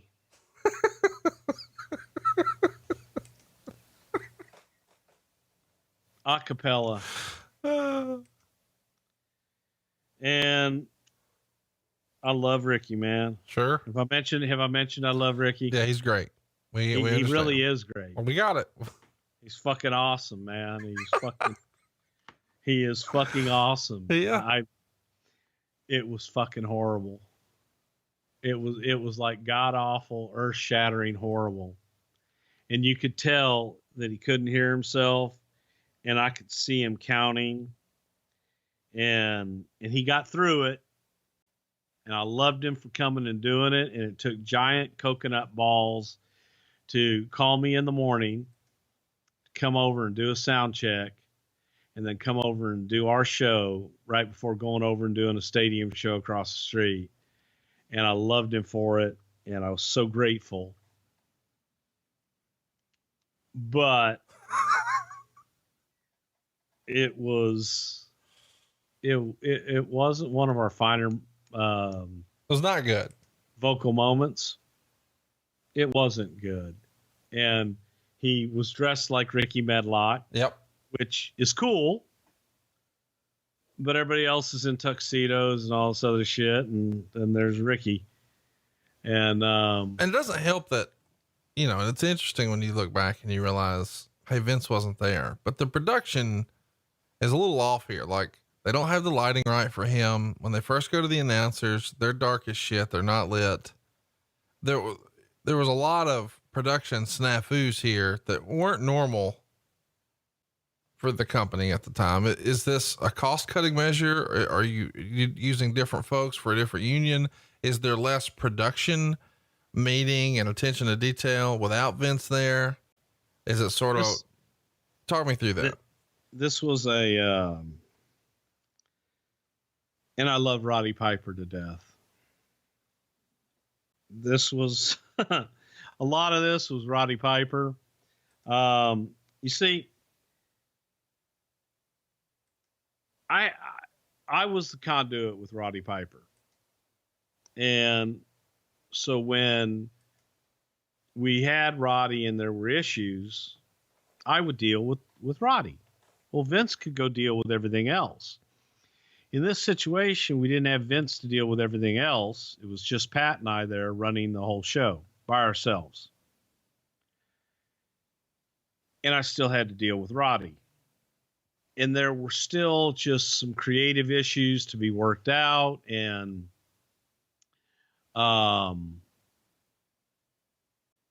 Roddy can be a last minute guy. So I found a lot of my time dealing with Roddy and not being able to pay as much attention as I probably should have to those things, making sure that we did a complete rehearsal with the opens and the whole 9 yards.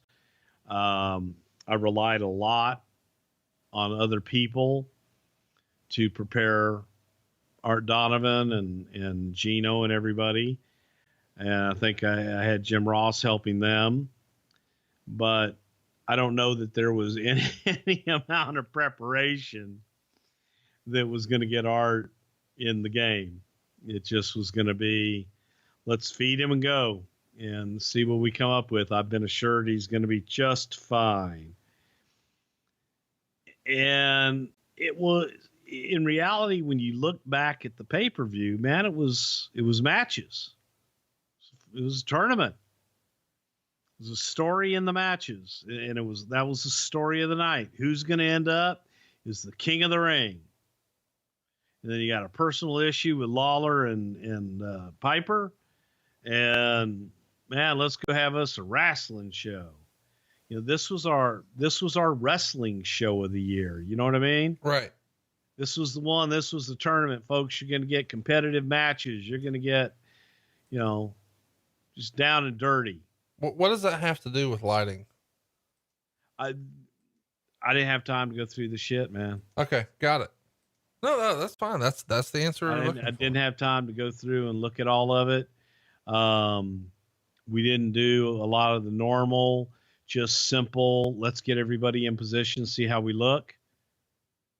And it was run by the seat of our pants. Plus, I'm dealing with Vince on the phone. Yeah, that's got to be a nightmare. That's what I was going with. It seems like anytime anything was less than up to his standard, and he doesn't have 9 million distractions because he's not on site, he's got to be just wearing your ass out.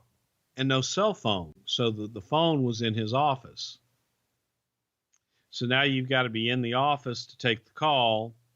And you can't run the show and talk to him.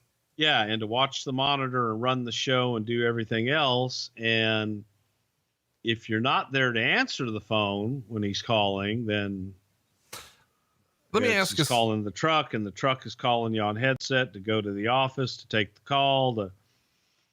So it was silly question, but humor me, because I don't know. I've never been there. The production piece, is that not something that Kevin Dunn could have said, hey, I'll run rehearsals today? Sure. Yeah, he could have, but Kevin was in the same boat. Kevin's in the same boat on the phone with Vince, and Vince talking about every other thing. And you can't do both. You can't sit there and talk to Vince and then say, okay, guys, let's go through and let's rehearse this right now. Well, hang on, Vince. God damn it. It was challenging, and it was, we probably just weren't as prepared as we should have been. We weren't nearly as prepared as we should have been. We came into it thinking that, man, this can be a piece of cake. Right. This is matches. Yeah. It's just wrestling. No big deal. This one's matches. This one is not, I don't have a lot of gaga going on here. And I didn't anticipate, because I felt I'd done everything I could do ahead of time with Roddy and Lawler. You know, when I came in, I felt that was done. And then you get there and Roddy wants to talk, wants to sit down. Man, that's an hour and a half of your day right off the bat. And then it goes on through the night, all through the night. And through the night, some of those have to be run by Vince. And it's like, shit. Let's get into it. The dark match is Sparky Plug pinning Quang or Kwong in what is said to have been a horrible match. Goddamn Quang. Next Great up. match. Best match ever. We get main event anywhere in the Inner Harbor that night. Well, opening package for this show was actually pretty decent for its time. First up, we've got Razor Ramon getting a win over Bam Bam Bigelow. They go 8.5 minutes. I found it fun that the little door attendants didn't open the doors for Luna and Bam Bam. They just bust right through. The finish comes when Bigelow's on the top rope for a moonsault, and Ramon gets up, suplexes him backward into the ring for the pin. Meltzer would call it a fair opener and gave it a star and 3/4. Two all-time greats in here, two guys who are capable of putting on a really, really great match. But this one was just okay. I understand maybe some of this is we're pacing ourselves and there's a lot of matches. We don't want to show too much in the opening match. What'd you think of this one, and why was Razor Bam the first and smartest place to start? Star power. You want to start off with some good star power, and also it wasn't bad. It was solid. You're not going to get a lot of action out of, out of Bam Bam at that time. He's a big guy, and we were kind of in transitional place there with him as well, but it was solid, and it was two big names. So it was a way to get people up. You got two bulls colliding in there to start the thing off. And we're kind of hoping it would get it off to a fairly good start. Nice pace. Let's talk about the next match. We've got IRS getting a win over MABEL when MABEL climbs to the middle rope. IRS shakes the rope. MABEL falls into the ring and IRS pins him holding the rope. 5 minutes and 38 seconds. It is interesting. You know, MABEL IRS even here in 94 seems like a bit of a dated gimmick. But MABEL is directly opposite of what you guys have been marketing with the new generation commercials in here. He's going to get wrapped to the ring by your best friend, Oscar. MABEL's going to do his best little dancing deal there. And Art Come on, Bruce. Come on, Bruce. Art Donovan has the line of the show. And I guess we should mention, he asked during this show, and this is the most famous Art Donovan quote, "How much does this guy weigh?" And I think it's 6 times in the show. I think it was 6 times during this match. He says something in here. This is great acting, which is just tremendous. Half a star. Meltzer would say bad match, but no worse than you would expect. And his being Art's observations, like when IRS is coming to the ring, he says something like, "Randy, is this one of the wrestlers? He looks like a businessman." And then he asks about Mo, or Oscar. "Hey, who's the guy in the white suit?" I don't know why, but then he explains, you know, who it is. And he says, "Oh, I thought maybe he was the guy coming to take him to the hospital." Ha! Just fucking not great. The line of the show for me was Macho Man, though, in that first match with Bam Bam Bigelow. He takes a low blow, and Randy says something like, "I gotta wonder if Luna's gonna like Bam as much later," or something like that. And Art is like, "You mean because he might get disqualified?" And Randy's like, "I'll explain it to you later." Art Donovan was a fucking train wreck before the first bell rang, and it was the gift that keeps on giving. So it was. And so therefore, see, that's the unexpected added entertainment value that you got with this show. It was shitty.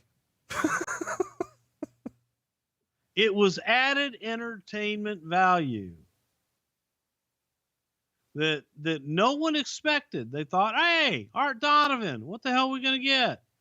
We don't know." And then they got it. They said, "Oh, fuck. What the hell? Hey, how much does this guy weigh? Hey, who's he? Guy looks like an accountant. It's like the IRS guy that just did my taxes." Yeah, he didn't even get it that far. But yeah. Yeah, it's something else, man. Next up, gift kept on giving, just like herpes. What'd you think? Oh, that's a deep cut. The MABEL finish here. He's like turtle-like waiting on IRS to jump into position. Maybe he was just a tad slow. No chemistry in this one at all. You can't blame that on Rotunda, right? This is all on MABEL. This was a drizzling fucking shit. Yeah. It was so fucking bad. It was like honey dripping over molasses. I don't know what that means, but cool. What, you ever drip honey and molasses together? No, It's very fucking slow and not a lot to it. Well, there is something to Owen Hart and Tatanka. It's the best match on the card up to this point. They're going to go 8 minutes and 18 seconds. We should mention that Tatanka at this point has lost a match. This isn't his first loss. Tatanka's going to go for a sunset flip. Hart isn't going to go over and just falls on him, hooks the legs, gets the pin. Really a pretty good match, but lots of near falls. And then the actual pin, sort of coming out of nowhere, was pretty good. 3.25 stars is what Meltzer gave it. Best match of the night so far, huh? Yeah, actually, the beautiful thing about this match, it was solid. They beat the shit out of each other. It looked real. And everything, well, looked real because it was real, but it was, they went out and from, come on, man. Look at what they had to follow. You're coming off of going off of poor IRS and MABEL. And now you got to talking Owen Hart. No one knows that he's going over tonight. No one knows that he's here to shine and, fucking steal something. And they went out there and they busted their ass. I thought it was a really good match. It's one of those that you can at least watch and go, okay, hey, shit, this is a good match. I like this. Next up, 1, 2, 3 Kid and Jeff Jarrett. They go about 4.5 minutes. 1, 2, 3 Kid gets the win with a small package. Meltzer would say it was all action, but far too short. The real story, though, comes afterwards. After the match, Jeff Jarrett is furious that he lost with a small package like this, especially to the underdog, 1, 2, 3 Kid. And he gives him not 1, not 2, but 3 old school Memphis style pile drivers. And then 3 Jerry Lawler fist drops off the top rope that maybe he should have let Jerry keep. 2 1/4 stars. He's attacking referees after the fact. This was fun for me to watch. First of all, because you really get a whole new appreciation for how long Jeff Jarrett wore this pseudo stripper gear that everybody makes fun of. And you can see how really uncomfortable 1, 2, 3 Kid was with like fan interaction on his way to the crowd. He's not sure, am I supposed to be the fiery baby face? Am I supposed to be smiling? I mean, he's really excited to be there, but it looks like he becomes himself once the bell rings and they are just off to the races. I enjoyed the match and I enjoyed the post match. But it was fun to see both of these guys as very young performers sort of finding their way. What'd you think? Well, first of all, I'd like to say something about Jeff Jarrett's gear. To me, it's still my favorite Jeff Jarrett gear that he's ever had, because it was different. It looked good and it was different and made him stand out. Kid during this time, he was still kind of finding himself and getting out there and doing what he could do, but they had a good match, short, although it may be. And then afterwards, Jeff Jarrett went and spending my days working hard on the go, but the hands on the clock kept moving too slow, 'cause he couldn't wait to be alone with his baby that night. That's all I got, folks. Well, we're not mad at it. Next up, we've got our world title match, but first we've got a couple of promos, one from Shawn Michaels and, Kevin Nash, and then one from Bret Hart. And the promo with Shawn is sort of fun because he says something like, oh, and if I've got, some bad fortune were to befall upon Bret Hart and something awesome wasn't going to happen to him, that would just be terrible. So that's kind of fun. It's planting the seeds for, they had the Intercontinental rivalry and then the one main event of the Survivor Series. And of course we know that's going to continue. You can tell Kevin Nash not totally comfortable doing promos just yet. It says he has one word for Bret Hart, jackknife, and he's got the Intercontinental title on one shoulder, and after tonight he'll have the world title on the other. And then we go to Bret Hart, and I even felt like Bret was a little uncomfortable doing his promo. He's doing his best and he's trying to be confident, but it almost, I don't know. Now that we've just recently seen so much of Bret's great stuff from 1997, he's still trying to figure it out here. And of course he's saying that since Shawn Michaels is going to be on the outside for Diesel, he's got somebody watching his back, but he won't give a hint. And of course we know it's going to be Jim Neidhart. They're going to go 22.5 minutes. This is probably the longest match Diesel has ever had. He works the match with a torn groin as well.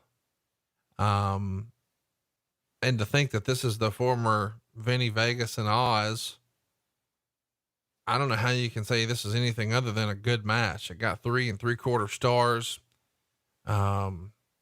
Diesel's going to give Bret Hart the jackknife power bomb. Neidhart's going to jump in the ring and attack him for the DQ. And that leaves the story open-ended since, quote, we don't know if Hart would have kicked out of the jackknife. And Neidhart then walks out to the dressing room, leaving Hart, who was then double teamed by Shawn Michaels and Diesel until the officials break them up. And Meltzer would say the announcers did a poor job of getting over the significance of Neidhart leaving, and that we don't know if Hart could have kicked out of the jackknife, both of which appeared to be angles built upon for the future. What'd you think of the match? I mean, it's really a prime spot, a world title match for Diesel. Of course, we know, he's the Intercontinental Champion, going to become the tag champion. And by the end of the year, a handful of months after this, he's going to beat Bob Backlund and be world champion. What'd you think of the match? And was there ever a consideration, since, it's the steroid trial, we need a monster, we need him to be clean, we need somebody who gets attention in the airport. Diesel sort of checks all the boxes. Was it discussed? Maybe put it on him here? Absolutely not. Here's the thing about this match, and this was pivotal in so many ways, because we did see something in Diesel, and I think that Diesel got a bad rep during a lot of this shit, because Diesel wasn't a great worker at that time, man. He had never been pushed. He had never been in any kind of situation like this, for damn sure, especially in this kind of a high profile match. However, he had been around Sean, he had been around Brett, he had been around these guys, and he was getting better, and he had a look, and there was a groundswell around him. Man, people are like wanting him to do more, wanting to see more, wanting him tested. You take this match, and Vince saw the monster, Diesel, and thinking, well, shit, man, what the hell can we do with this guy? And that allure of the audience going, man, give me the big guy. What's he going to do? While making still, because we're still in a building process with Brett. And you're still getting Brett out there to be the new generation, if you will. So it's that catch-22. To me, it was the coming out party. Maybe the Rumble before that was coming out party for Diesel, but this was Diesel's coming out party in a single encounter, in a spotlight. It was also, to me, that defining moment where you went, holy fuck, who can't Brett work with? And Brett was able to go out and put together a match with a 7-foot monster with a pulled groin, even without the pulled groin, limited in his skills at that point in his career, and make it all believable and have a hell of a match and make everybody involved in that match have an important role and carry it out to the best of their abilities. And I'm not, I'd say 90% of that goes to Brett, but a great deal of that goes to Diesel, because he hung and he was able to go in there. And I love it when they say, oh, well, he looked blowed up or he looked out of place. He was supposed to look that way. That was the story of the match. This big bastard, he's never been tested to this limit. So when you hear the experts say, oh, he's blowed up, he can't go, that's a story. You're telling a story of a big guy that maybe doesn't have that wind capacity and that cardio that the smaller, more agile athlete has. So that smaller, agile athlete's going to wear him down to do that. It's called the work, folks. And I think that both guys played to that so fucking well. And the way that Diesel was able to hang in, make it believable, Brett being the smaller guy, when you look at it on paper, go, Brett should be killed.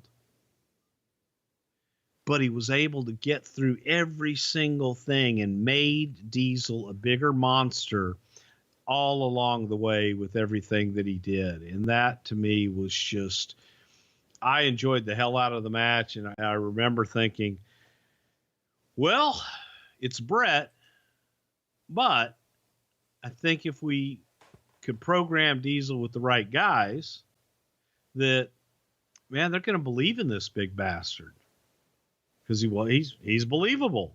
He looks the part. And on that night, he proved that he could work the part too.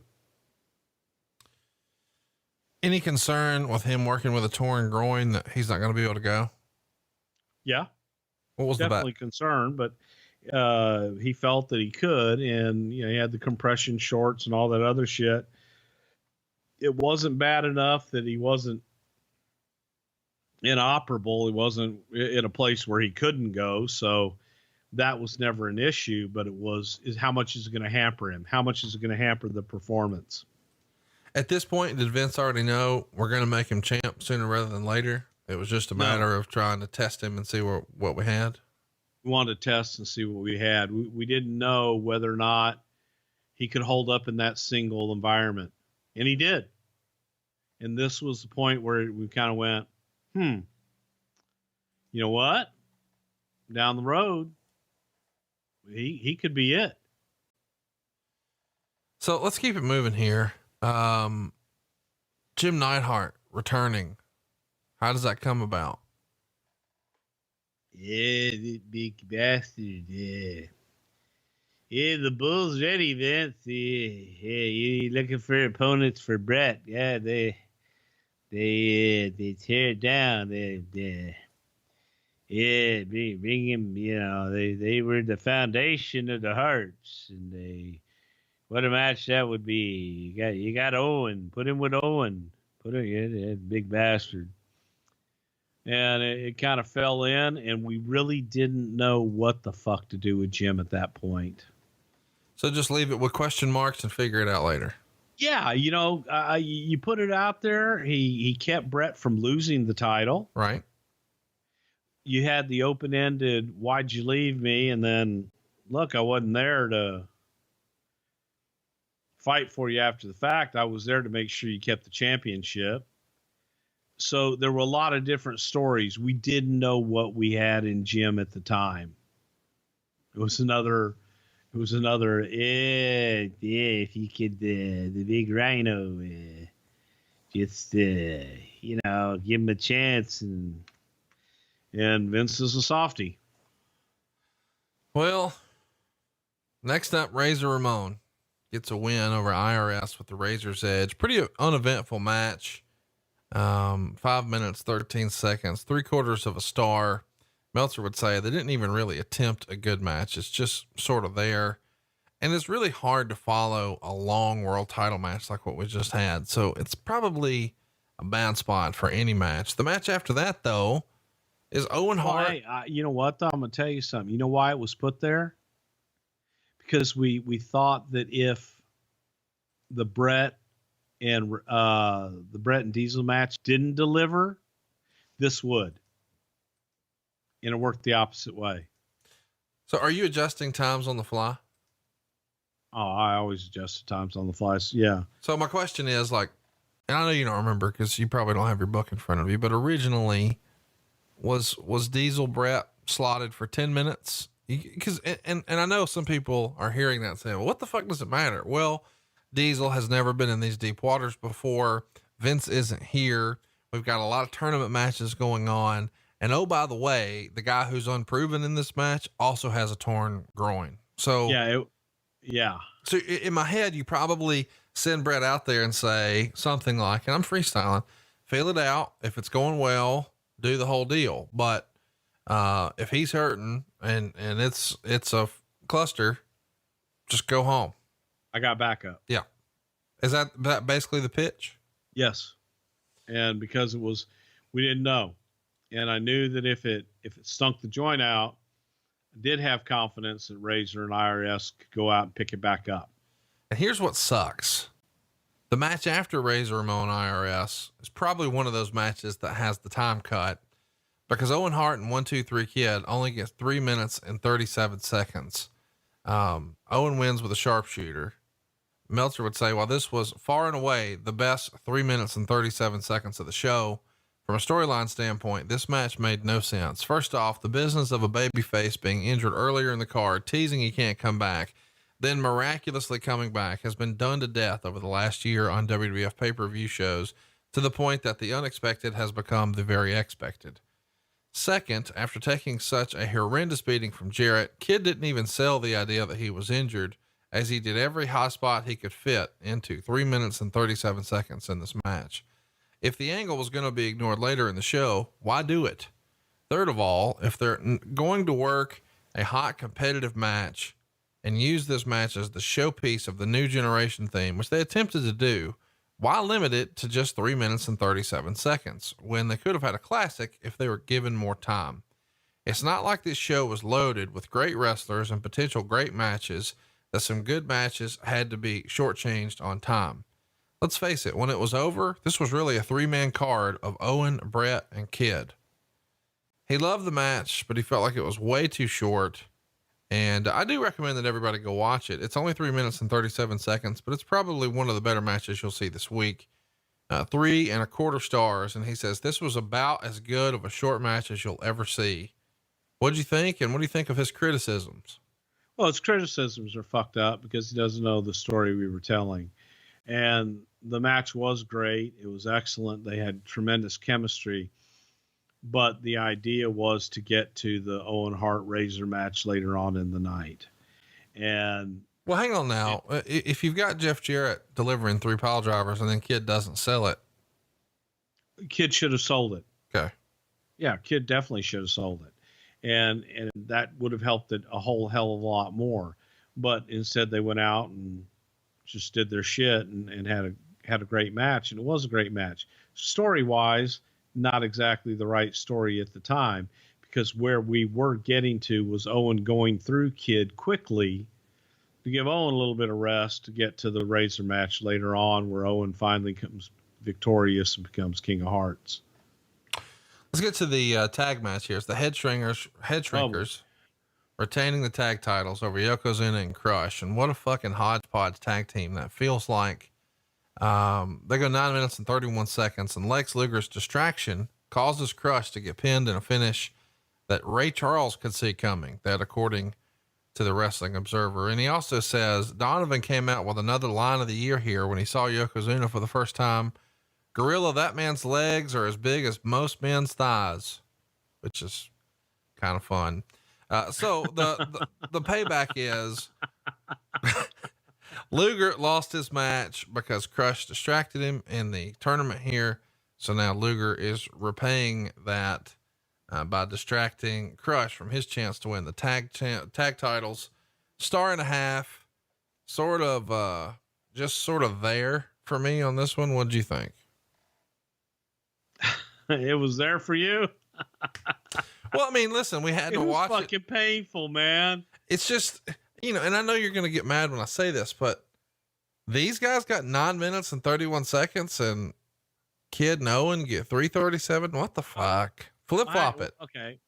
Well, no, because the idea behind the Kid match was for it to be short for Owen. And this one was 6 minutes and 31 seconds of entrances, just getting fucking Yokozuna to the ring. This was horrible. This was just drizzling fucking shits. Oh, it's great too. Let me run through the list again. So you've got Crush, Yokozuna, and the Head Shrinkers, and the crowd starts chanting USA. Yeah. So I guess they're cheering for the Head Shrink because they're not cheering for Yokozuna. I don't know. When Yoko and Crush come out, Art says something like, "Oh, how much does this guy weigh? Awazuna? Is this Awazuna?"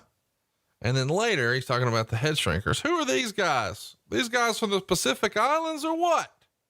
And then when Lex Luger, one of the biggest stars on the entire promotion, who was figured in main events for the last year, comes out in his red, white, and blue pants, Art says, "Who's the fellow with the American flag?" Is Vince dying 1,000 deaths? I mean, he's fresh off neck surgery. He's got federal charges. People are suing him out the ass. He's laid up. The show's not lit for shit. And this fucking guy. At this point in the show,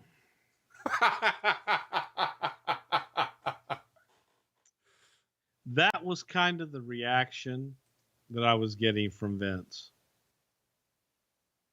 God damn, this is the shits. And, yeah. And then I just left the office. I wouldn't take the phone calls anymore. I knew I was getting one at the end of the night. Yep. Just take your ass chewing all at once. And I knew it was a horrible show, and I didn't need all that much more reinforcement that it was a horrible show. We all knew it was a horrible show. We were just trying to get the fuck through it. And Pat's walking around with his fucking papers in his back pocket and pencil behind the ear. And just, the shit, they don't listen. And yeah, I'm serious at this point. This was, I think, the last time that I spoke to Vince until the end of the night, where I said, man, I've got to go. And, you know, the last two matches I've got to focus on. And he just laughed. I hope it's better than what it's been. God damn. Hey, and what'd you think of Yoko and Crush as a tag team?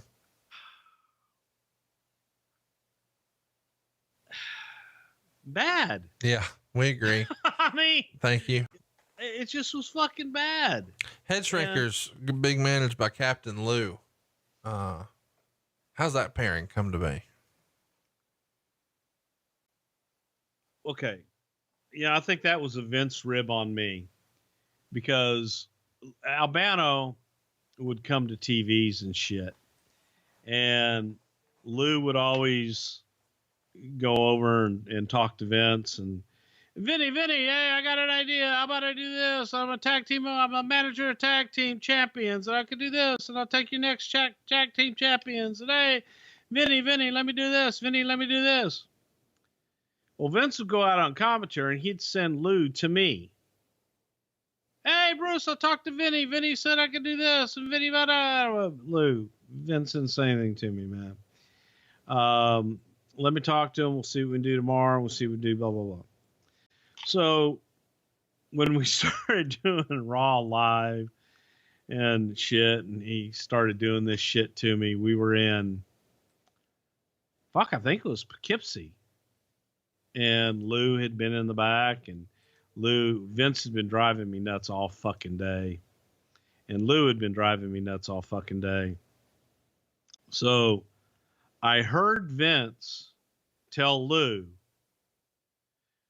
just go talk to Bruce. Bruce will find a spot in the show for you. So, all right, you want to play haha, motherfucker?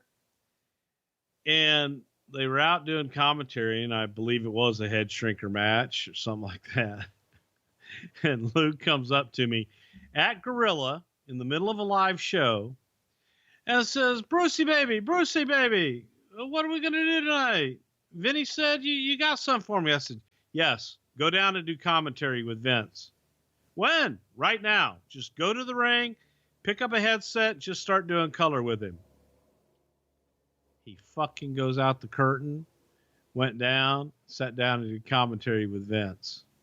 And on his way down, Vince is going, Bruce, what's going on? I said, Lou's going to do commentary with you this match. Silence. Lou sat down, did commentary. Afterwards, he goes, don't ever fucking do that to me again. I said, stop sending him to me, and I won't. But yeah, that was how I kind of remedied that. Yeah, just go talk to Bruce. Bruce will get something for you. Okay. I got something for you. Go do live commentary with him. Cured that. Yeah. That handled that. All right. Next up, Owen Hart, Razor Ramon. It's what Bruce called the main event. I got 6 minutes and 35 seconds. Owen, of course, pins Razor, becomes the king of the ring, tournament champion. Meltzer would say this match wasn't bad, but again, it was too short considering the purpose that this was an impact match, that theoretically these guys are good enough. And they did a lot of good wrestling early and traded near falls. Hart went up for a moonsault, but Ramon got up and gave him a backward suplex and then went for the Razor's Edge, but Hart flipped Ramon over the top rope. Neidhart comes out and a clothesline and post Ramon and then throws him back in the ring, or Hart scores the pin after an elbow drop. Both men attack Ramon after the match as fans chant for Bret to do a run in, but instead Bret just does an interview. And then there's the coronation ceremony for Owen Hart, who's now going to change his nickname from the Rocket to the King of Hearts. So now the truth has been revealed. Jim Neidhart, while he saved the title for Bret, he's not actually on Bret's side of this family feud. He's with Owen. And now Owen's finding himself in the middle of this push where he had the big win at the last pay-per-view over Bret Hart. Remember, that was WrestleMania 10, the most recent pay-per-view. But the show goes off the air where even though Owen beat Bret, Bret's on everyone's shoulders as the champion. And now fast forward to the next pay-per-view, and another family member doesn't side with Bret, instead sides with Owen, and Owen wins the King of the Ring, which his brother Bret had the year before. So great story. Really love where we're headed. We know we've got SummerSlam for the world title and the cage match sort of circled as where we're going to wind up. Is this at this point, this has got to be everything Owen Hart has been waiting for his entire career, is it not? Well, yeah, for the push. I mean, it was something that elongated what a lot of people never thought would happen, getting more than one or two matches out of Bret and Owen, because you had the victory at WrestleMania. You come back with the rematches, the Heart Attack tour after that. Well, now Owen is following in Bret's footsteps by becoming King of the Ring. His next step is the WWE Championship now. So it was a logical progression. It added fuel to the fire. You had Neidhart in there, who was neither fish nor fowl when we started out. And we even carried it on a little bit, as Neidhart, fish or fowl. Yes, he helped Owen more, but he did help Bret too.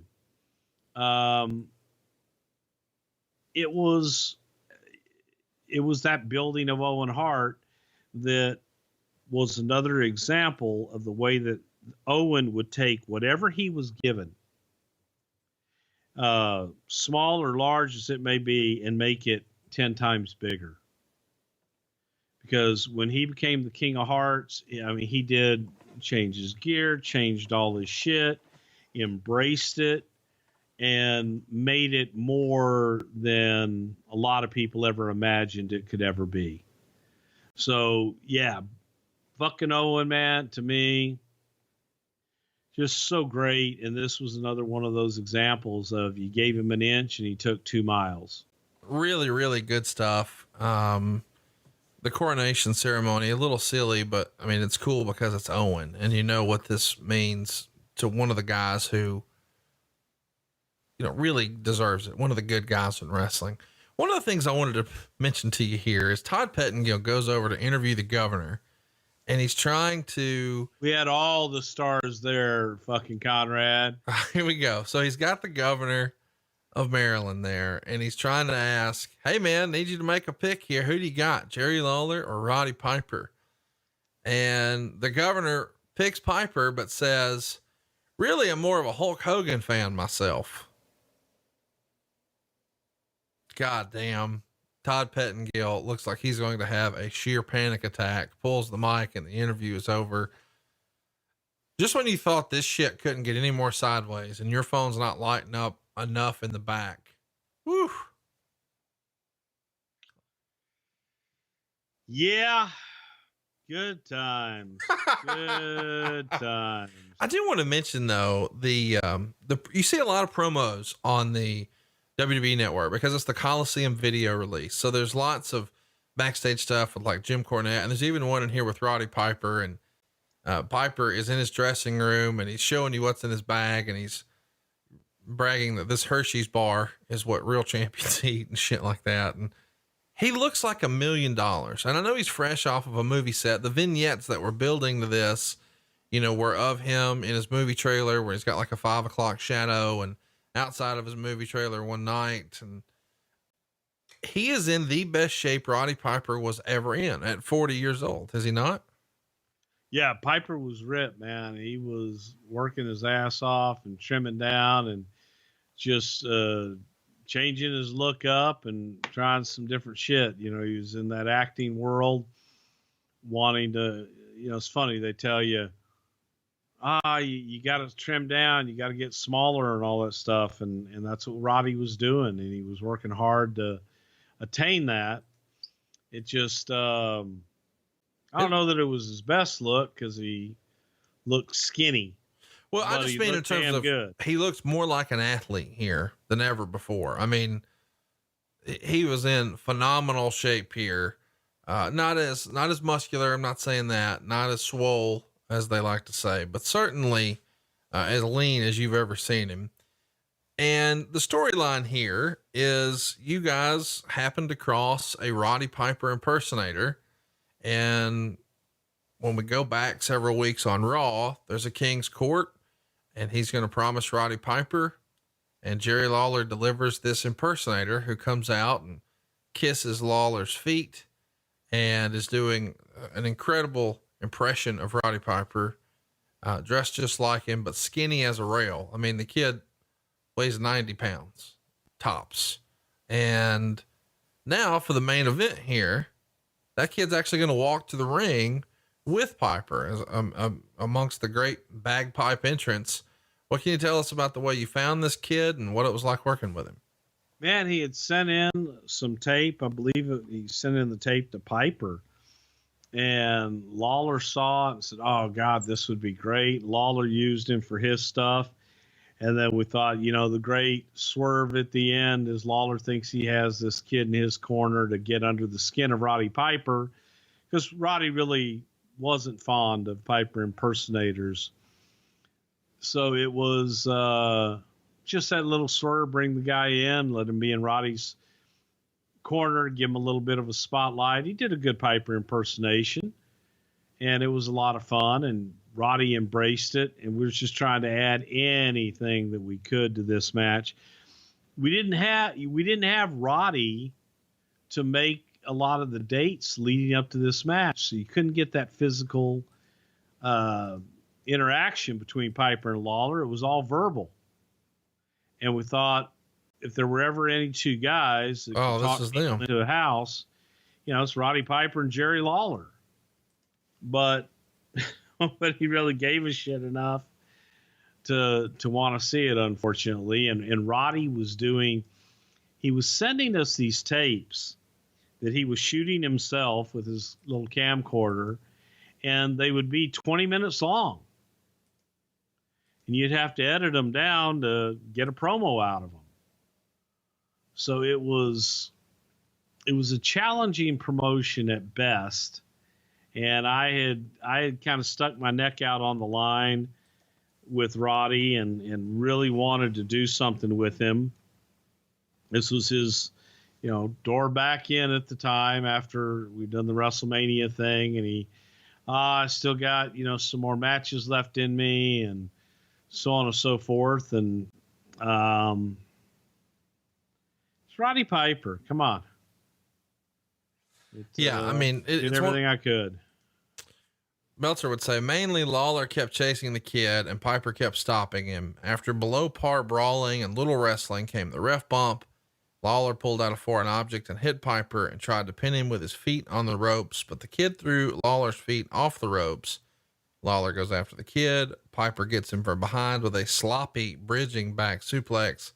That was the idea, although the reality was something different for the pin. 1 star, and they get, like 12 and a half minutes for this one. Yeah, not the best main event. What'd you think? Is this the last time we see Piper in the company, I guess, for more than a year? He pops back up in 95, and we know he's going to fill in for Razor Ramon at WrestleMania 12 in 96, but he's in and out. As a result of this match, does Piper want to take a break? Is this all you had him contracted for? Does Vince say, boy, that's enough of that shit for a little while?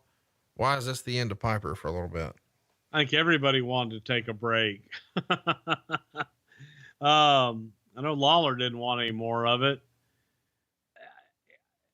You know, when you look back at it and you watch it and you're in there, if you have any feeling at all, you realize this sucks. This is not working. They did not have chemistry in the ring. Unfortunately, I don't even know they really had good chemistry on the microphone, because Lawler needs that pause. Lawler needs that moment for that comeback, and Roddy doesn't always give that to you.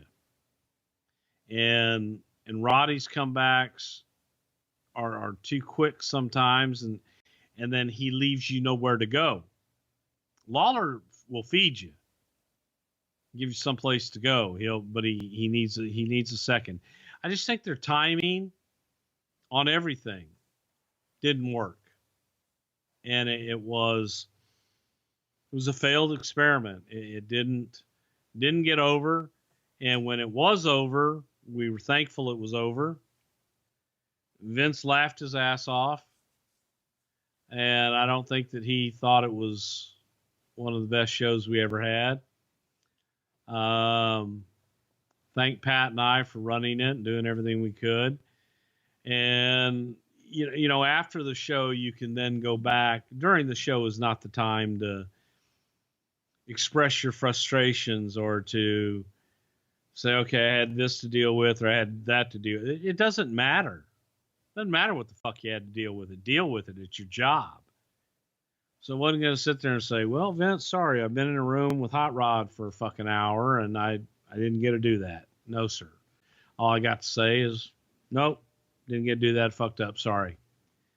But I got to go do something else right now. And you go on and you do it.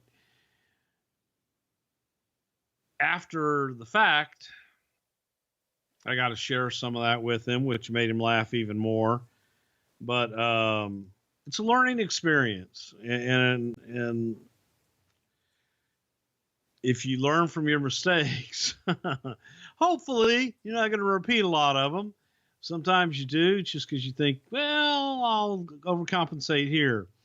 It was tough, and it was without having Vince, who was and is always kind of that rudder in the water.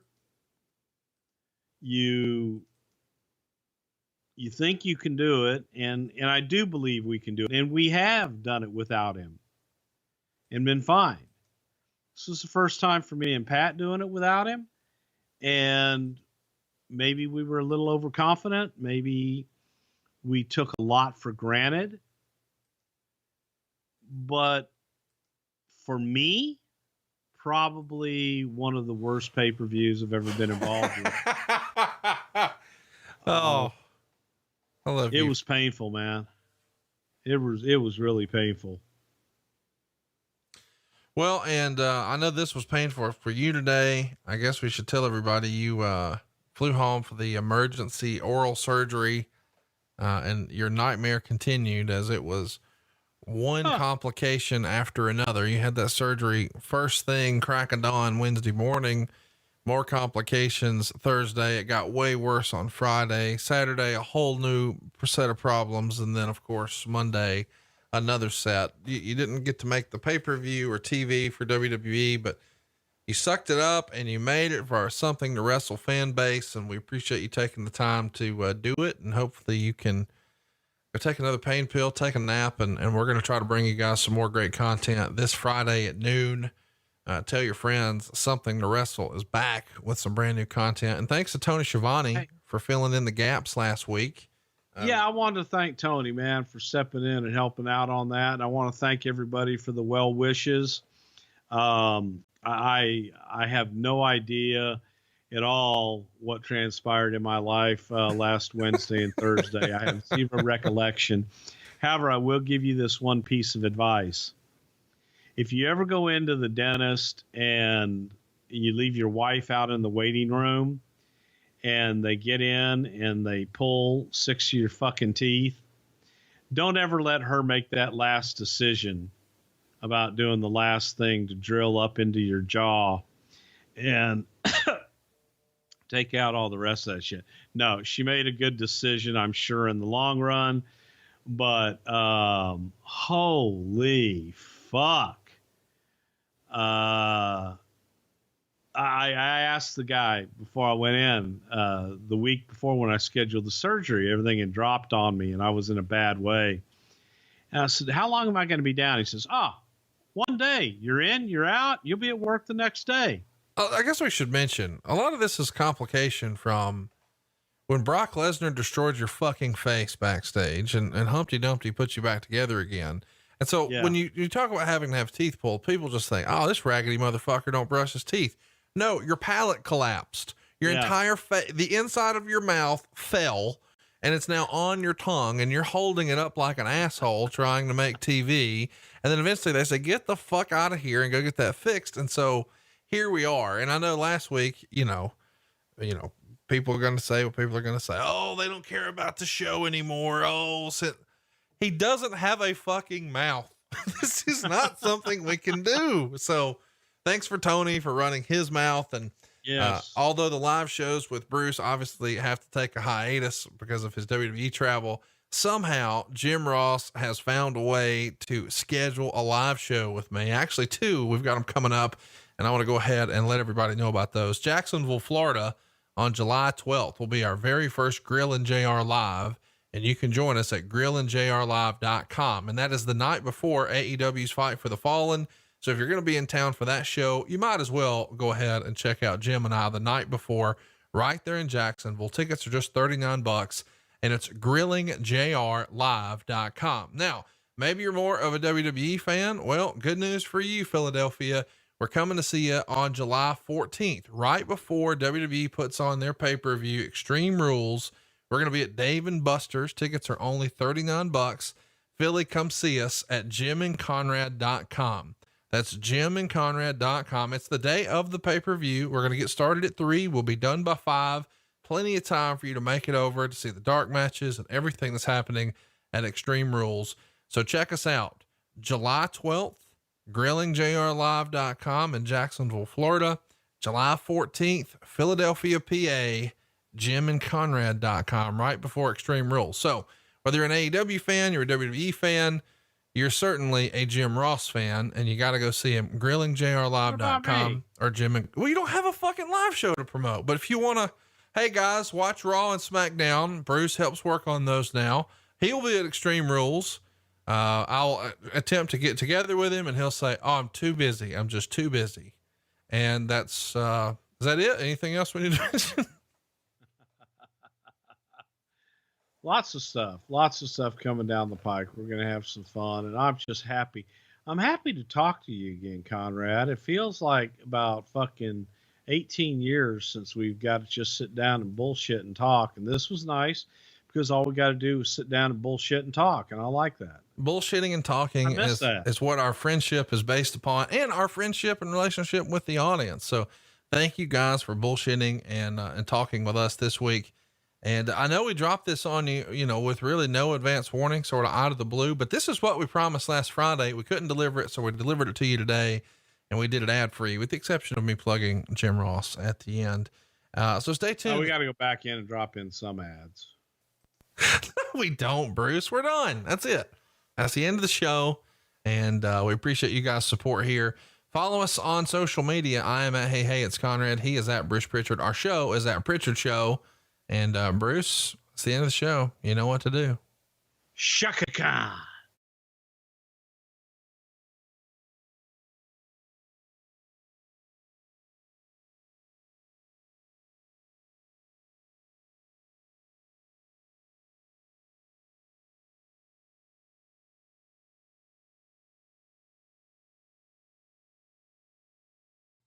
I want to pause right now and talk about something that is super important to me and that I'm very passionate about, and it's protecting your family. Yes, this is a life insurance ad for GoliathLife.com, but to me, this is really about peace of mind. I want you to think about insurance for a second. We all get medical and auto insurance, yet we never even know if we're going to have a need for it. Let me let you in on a little secret. You need life insurance. We're all going to die. Now, as you let that reality sink in, think about what would happen if your family stopped having your income tomorrow. If you don't have a plan for that, you need to visit Goliathlife.com, and I mean right now. Listen, I've lost 2 friends in their 40s in the last year and a half, and I don't even want to think about what their families would be going through had they not had life insurance. If you don't have it, get it. Protect your family. And I suggest you go to Goliathlife.com because they've made the process of getting affordable life insurance super easy. Goliathlife.com streamlines the life insurance process by allowing you to get quotes from more than 20 carriers within minutes, and you'll pick your terms and payments to fit your budget. You pick your price, you start the online application immediately, and even schedule a medical exam to come to you. I know because I've done it. They sent someone to my office. I skipped the phone calls, the paperwork, and the crazy invasive conversations. Goliathlife.com makes buying life insurance simple. There's no hidden fees, no upsells, no hassle, hell, not even a phone call. Goliathlife.com is life insurance in your hands, on your time, and you can get multiple quick quotes right now from the comfort of your own home and begin your application in a few easy clicks right now at Goliathlife.com. I'm talking over here, then I'll come back and talk to you. So I'm talking to Larry, who is, man, top fivers, by God. That's it right there. And Larry, thank you, first of all, for putting up with us and being patient as you are. I'm going to shoot you now over here. Wait, where is he? No, that's, oh God, you're way over here. So like that. There. Oh, shit. You saw that, right? Okay, see? Okay, hang on. Guys, I'm not. Okay, there's Larry. Say hi, Larry. Okay. What's up, guys? All right. Okay, so here's the deal. I'm going to put this back over here so I don't screw too much more up. All right. You want King of the Ring 1995. That's your bonus sir. episode. Okay, you can't have the whole thing, man. Can't? No, you can't have the whole thing. I'm making a judgment call. But I give you your choice of matches. What do you want us to, is there one thing in here specifically that you want us to cover? I was really hoping the whole show. Like, I'll pay extra if I have to. No, you're not going to pay extra. We're going to end up doing the whole show here in a couple months. So that's why, I want to be able to give you an in-depth, whether it's Bam Bam and Diesel against Sid and Tatanka, MABEL and the King of the Ring tournament in general, winning and what the hell was behind that, or Brett and Lawler with Kiss My Feet. Come on, help me out. What if it was up to what would you cover? For me, because I can cover Brett, which you guys will get first. I'm going to talk about it. I was with Brett this past weekend, so I'll cover that. And I just had fun with that whole Lawler and Brett Kiss My Foot match going into it. So that's my personal favorite because there's more. And we've talked ad nauseum about MABEL becoming King of the Ring. And the rest of it, with the exception of Rhodey, kind of coming into his own, and that being a Shawn Michaels creation. But what would you like? Oh, man. Would you mind talking about MABEL again, or would you? I will be, dude. It's your call, and I will be happy to talk about. We'll talk about the brackets, and then we'll call the MABEL and Savio match. How does that work? Okay, let's do MABEL because that was the main sell for me. Yeah, that's what everybody's main sell was, but it's kind of crazy. So that's what we're gonna do. We're gonna do MABEL versus Savio Vega, and that will be our bonus for this King of the Ring. For what the hell year was this? 1995? Were you even alive then? 1995. That's crazy. Okay, so that'll be the bonus episode. So, Patron, that's what you're going to get. All right, Bruce, so you caught up with our main man there. Thank you for supporting us on Patreon. And he picked maybe the worst WWF pay-per-view of all time. This is certainly on the short list. Is it not? King of the Ring 1995? Well, here's the thing. He wanted us to do the entire King of the Ring. And I told Larry, I said, hey, man, we're saving it to do during King of the Ring time, on an anniversary, maybe in June 2025. No, Figured it'd be better to do it around there.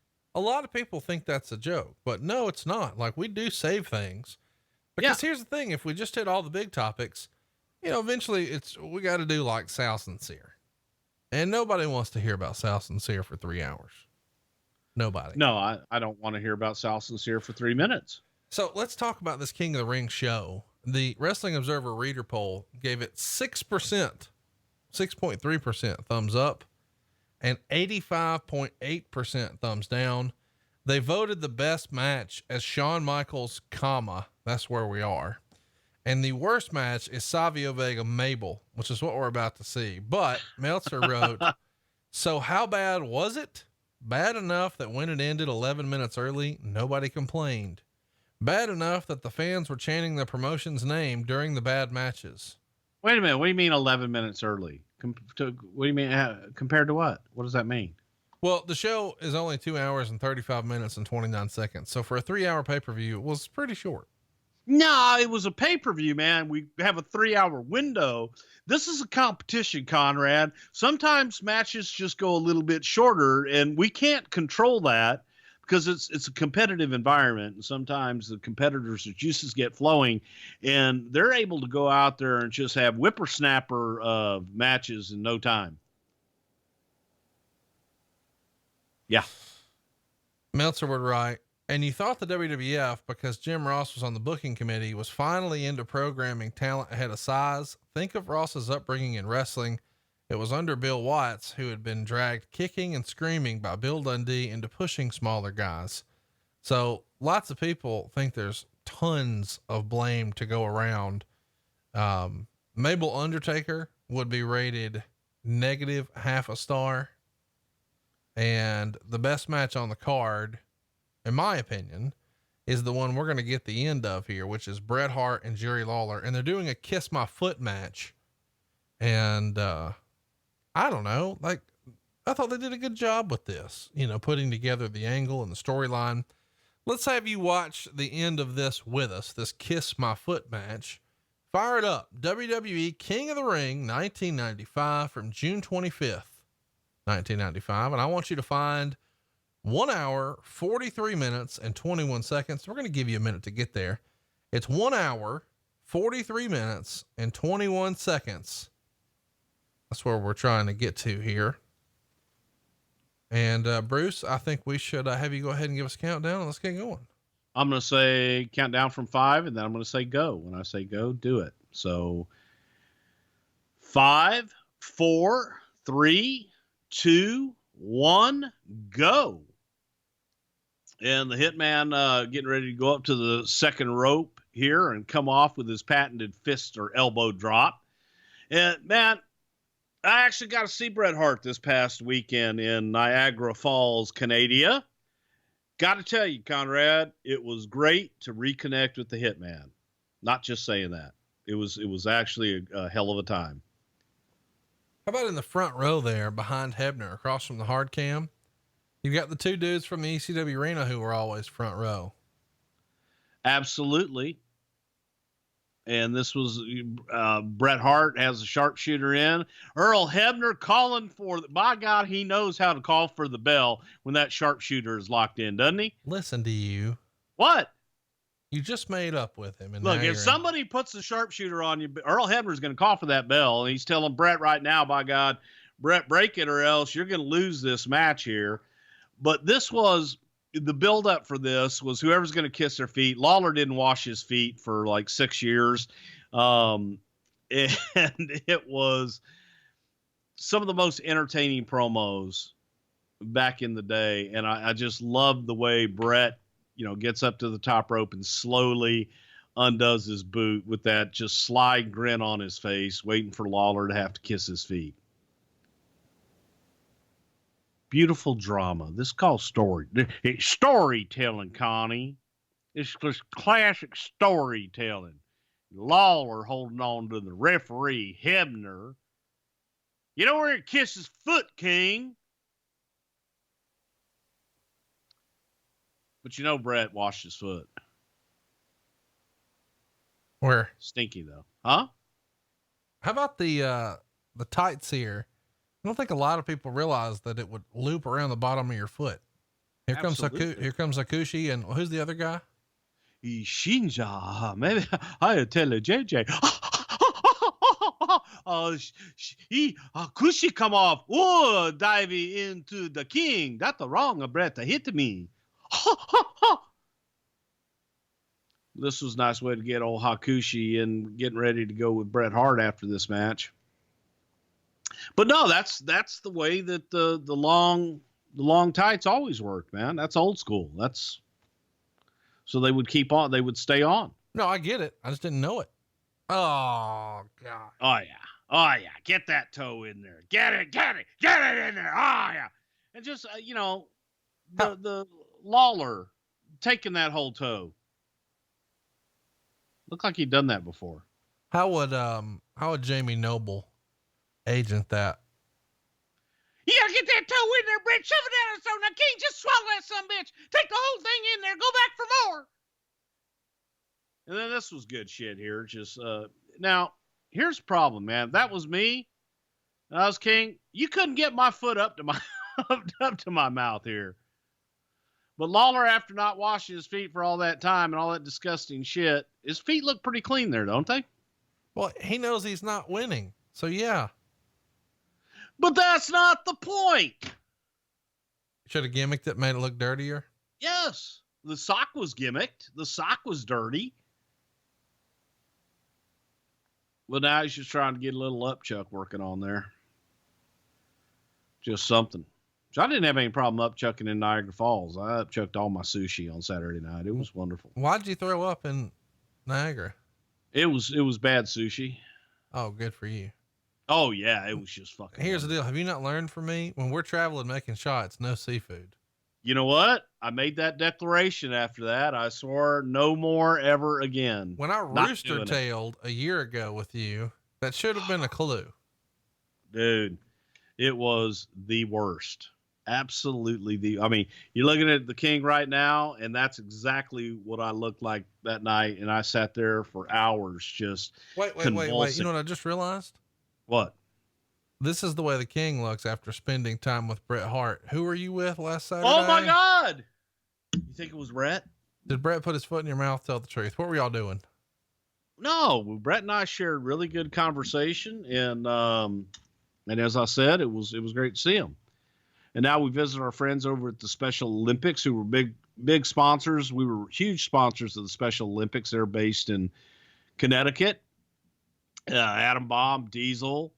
And that was, of all charities, and I'm an asshole when it comes to charities, but Special Olympics happens to be, Special Olympics and Make-A-Wish happen to be two of my favorite charities.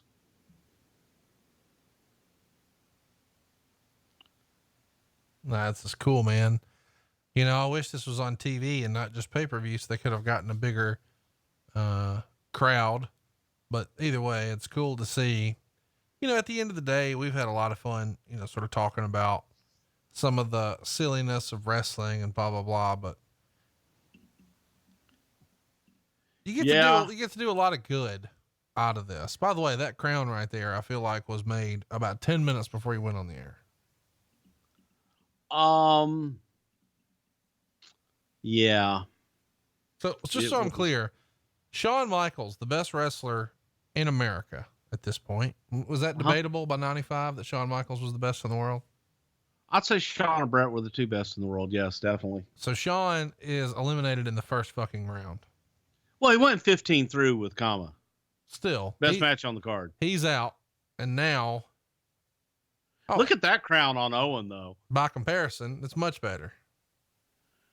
Yeah. Look at that shit, dude. Come on. Yeah. Ooh. Then there's the Hardys. That's not the Hardys, is it? Yeah, that's the Hardys opening up the door for the King Mabel. Soon to be King Mabel. Spoiler. Prince Mo. Spoiler. Oh, shit. Where's Oscar? I don't think they knew.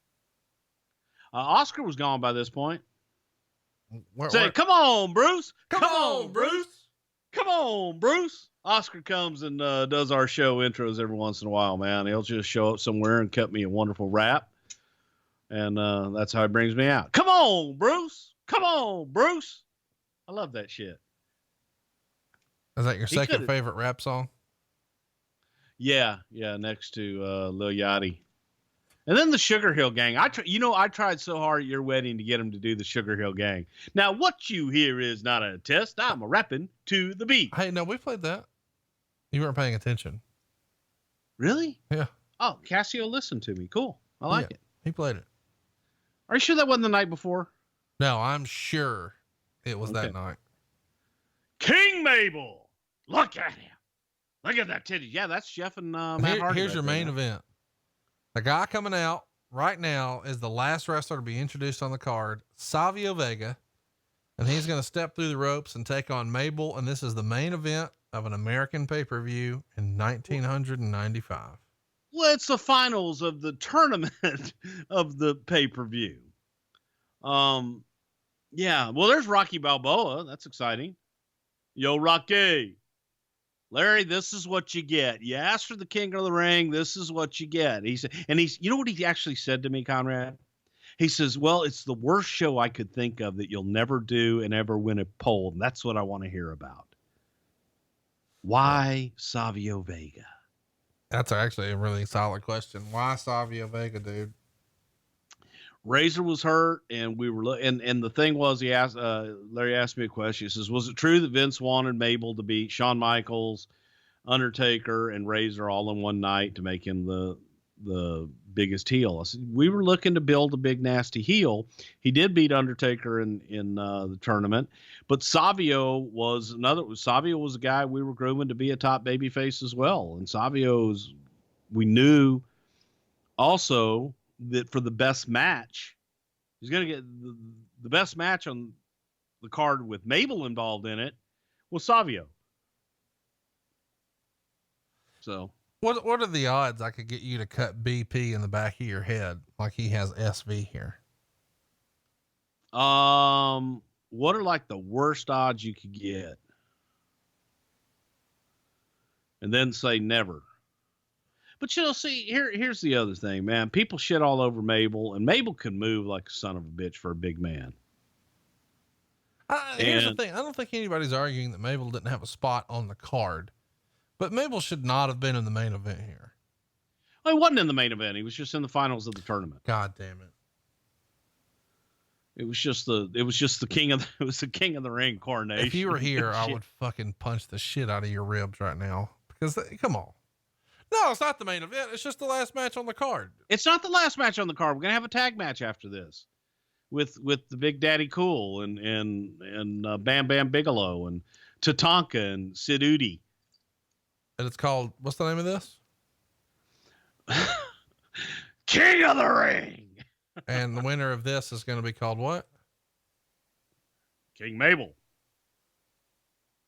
Yeah, I like how he has the little alien. King Mabel has an alien on his boot. It's like the alien from 3 Mile Island or wherever that's from in Arizona.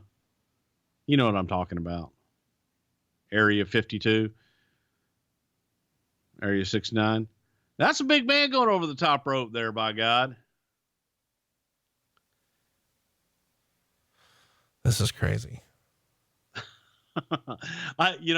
Here's what's crazy is this happened in 1995 and I tried to forget about it that night. And here I am in 2018 watching it again. That's what's bad. But it's, it was a dire time, man. This was just, one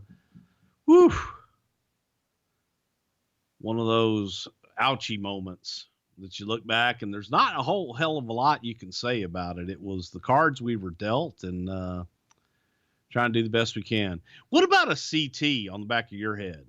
No, I'm in. Because yours is black. Your hair is black. It would stand out more. My hair is blonde. That's racist. Why is that racist? You're making fun You got black hair. I got blonde hair.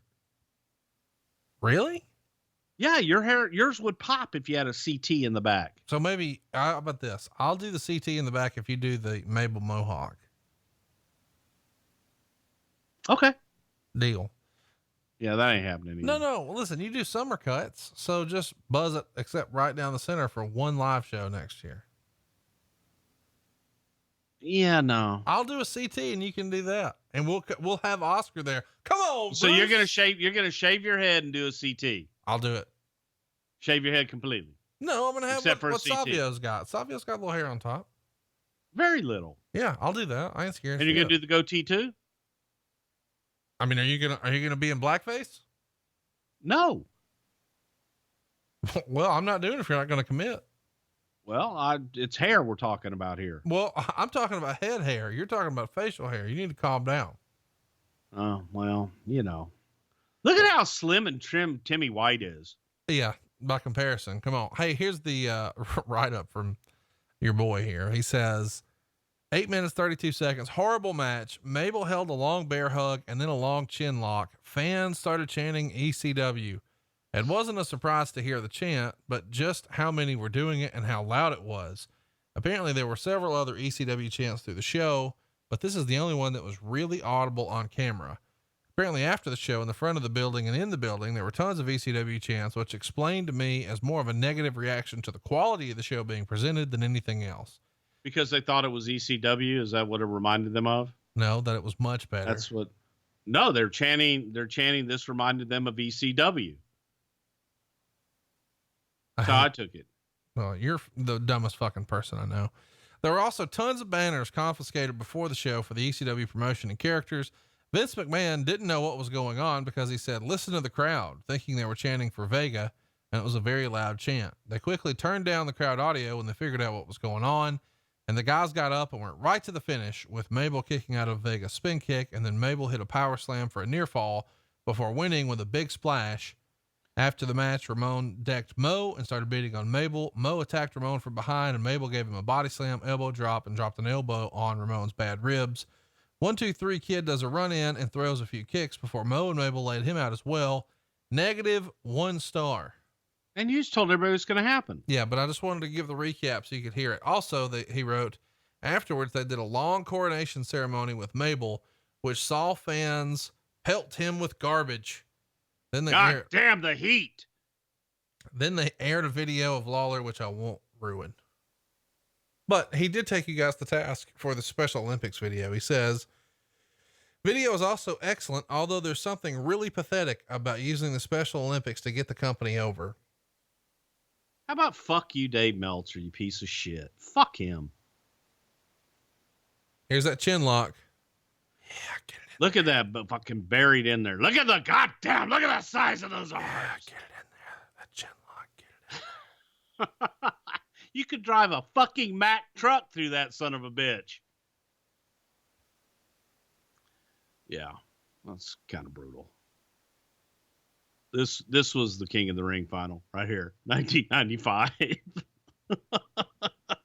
This was to get to SummerSlam with Big Daddy Cool and the King of the Ring, King Mabel.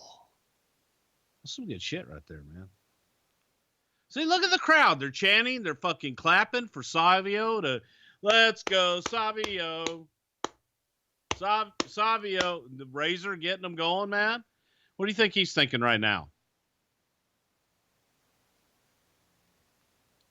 I don't know. It's like, come on. I got to get these fucking ants on the mat. I'm going to get them. I'm going to get every one of them. He's got that long ass fucking ponytail.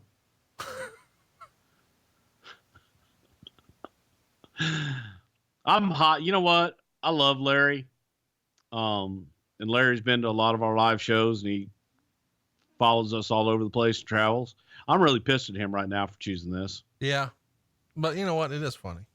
It is. It's a dark moment in our time. I actually did the merchandise on cameras, during this show. I wore the King of the Ring shirt and I had the little, headset like DDP wears and shit.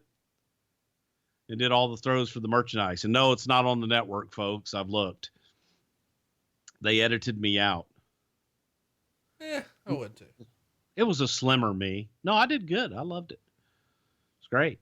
I went and rented a tuxedo and I was putting the tuxedo on that night. And Vince walks up to me and goes, "What the fuck is that?" I said, "Well, it's pay-per-view. We're supposed to wear a tuxedo." He says, "God damn, how are you going to sell merchandise in a tuxedo? Wear the merchandise." I said, "You really think that's going to sell the merchandise, Vince? Me wearing it?" But I did. I wore me a nice little King of the Ring hat, nice little King of the Ring shirt. And there you go, folks. King Mabel. That's your king. Bow to the king. Can't believe this is real. It's real, man. It's fucking living it right there. That's royalty. In your presence. You are in the presence of royalty right now. And I never really understood Savio's ring gear either. But now Big Razor coming back on with those slaps to the face there on Big King Mabel. Razor could throw a damn punch. I like Razor's punches. Oh, man. Oh, shit. Please don't splash me, though. Yeah, folks. There's your King of the Ring. Big King Mabel. Where's Squash him with those chocolate titties. It's a chocolate squash. My God. What? So up until this point, the prior two Kings of the Rings were Bret Hart and Owen Hart. As far as when it was its own standalone pay-per-view. Next up, we go from Mabel to Stone Cold Steve Austin. And then Hunter Hearst Helmsley. And then Ken Shamrock, then Billy Gunn, then Kurt Angle, then Edge, then Brock Lesnar, then Booker T. Yeah. Yeah, but did you like when Mabel got up on the second rope and realized when he got up there, what the fuck am I going to do? Shaw Waltman coming in with some damn kicks and shit. He's going to throw that shit. He's like, all right, I know I'm going to get mine in a minute, so I'm going to throw every fucking thing I can in here first. And then whoosh. Well, he got him some licks in. The 1, 2, 3 kid. How old is Sean Waltman here? He's got to be late 20s. No, mid 20s. I was going to say there's no chance he's late 20s. Yeah, mid 20s. Mid 20s, because I met him in 1992 and he had to be 19, 20 years old. We're going to watch this all the way through the coronation. Yes. Have to. We're giving the people what they want here. They want more Mabel. King Mabel, damn it. Yeah. All the people leaving. Well, at least he got rid of Todd Pettengill. Yeah, exactly. Yeah, we'll bring this. You know what's funny? That's a fucking giant seat for everybody else, just normal for Mabel. Yeah, no shit. It fit him. It fit him. You know, and of course you got Prince Mo there, Bobby Horn. And Bobby was underrated. He was a good talent too. I mean, he could go, just they. How about if you owned that robe, you would check the mail in it? Oh, fuck yeah. You know why? Because I'm so happy, I'm so gay, I can come every day. And look at the shoulder pad coming out. God damn. Look at this fucking, oh, it's a sword. Well, yeah, it's a scepter. It's not a sword, it's a scepter. No, there were scepters. That's a goddamn sword. Isn't it the same thing? No. A scepter's a stick. That's a fucking blade. I just love that the shoulder pad's sticking out. That could be, and I think this could be the worst robe ever too. About the scroll. Everything about this is so cartoonish and fucking dumb. Well, back in the old days, we used to have coronations on Superstars of Wrestling, where we would have Lord Littlebrook do the scroll. I can't help myself. ECW. See, this reminds you of ECW. It's so bad. Just that's what it makes you think of. Yeah. And the best part is he's actually reading that scroll. That is actually the words written on that there scroll. And instead of shooting the king and putting the crown on his head, we're shooting everything else but. I love that one kid's writing him out saying, it wasn't me, it was this guy. Look, he's pointing. It was this guy. It was this guy. Oh, yeah. They all are. I didn't do it. I got one of these shirts that Bruce Prichard told me to buy. You know, it was a long time ago. There's a Cowboys t-shirt in the crowd in Philadelphia. Oh, look, now they're coming over to see, hey, who threw that? Well, that's a great, the wonderful, great security there in Philly. Oh, nailed it. Oh, nice one. On the mark, and King Mabel with a cup to the head. More. Yeah. I mean, let's run through this. This town boos Santa Claus. You think they're going to cheer King Mabel? Oh, Lord. And then we would follow up with, the great pay-per-views that we had in Philadelphia with Shawn Michaels and Mankind. Yeah, that's like a year and change later. I mean, look at what a stark contrast it was from 95 to 96.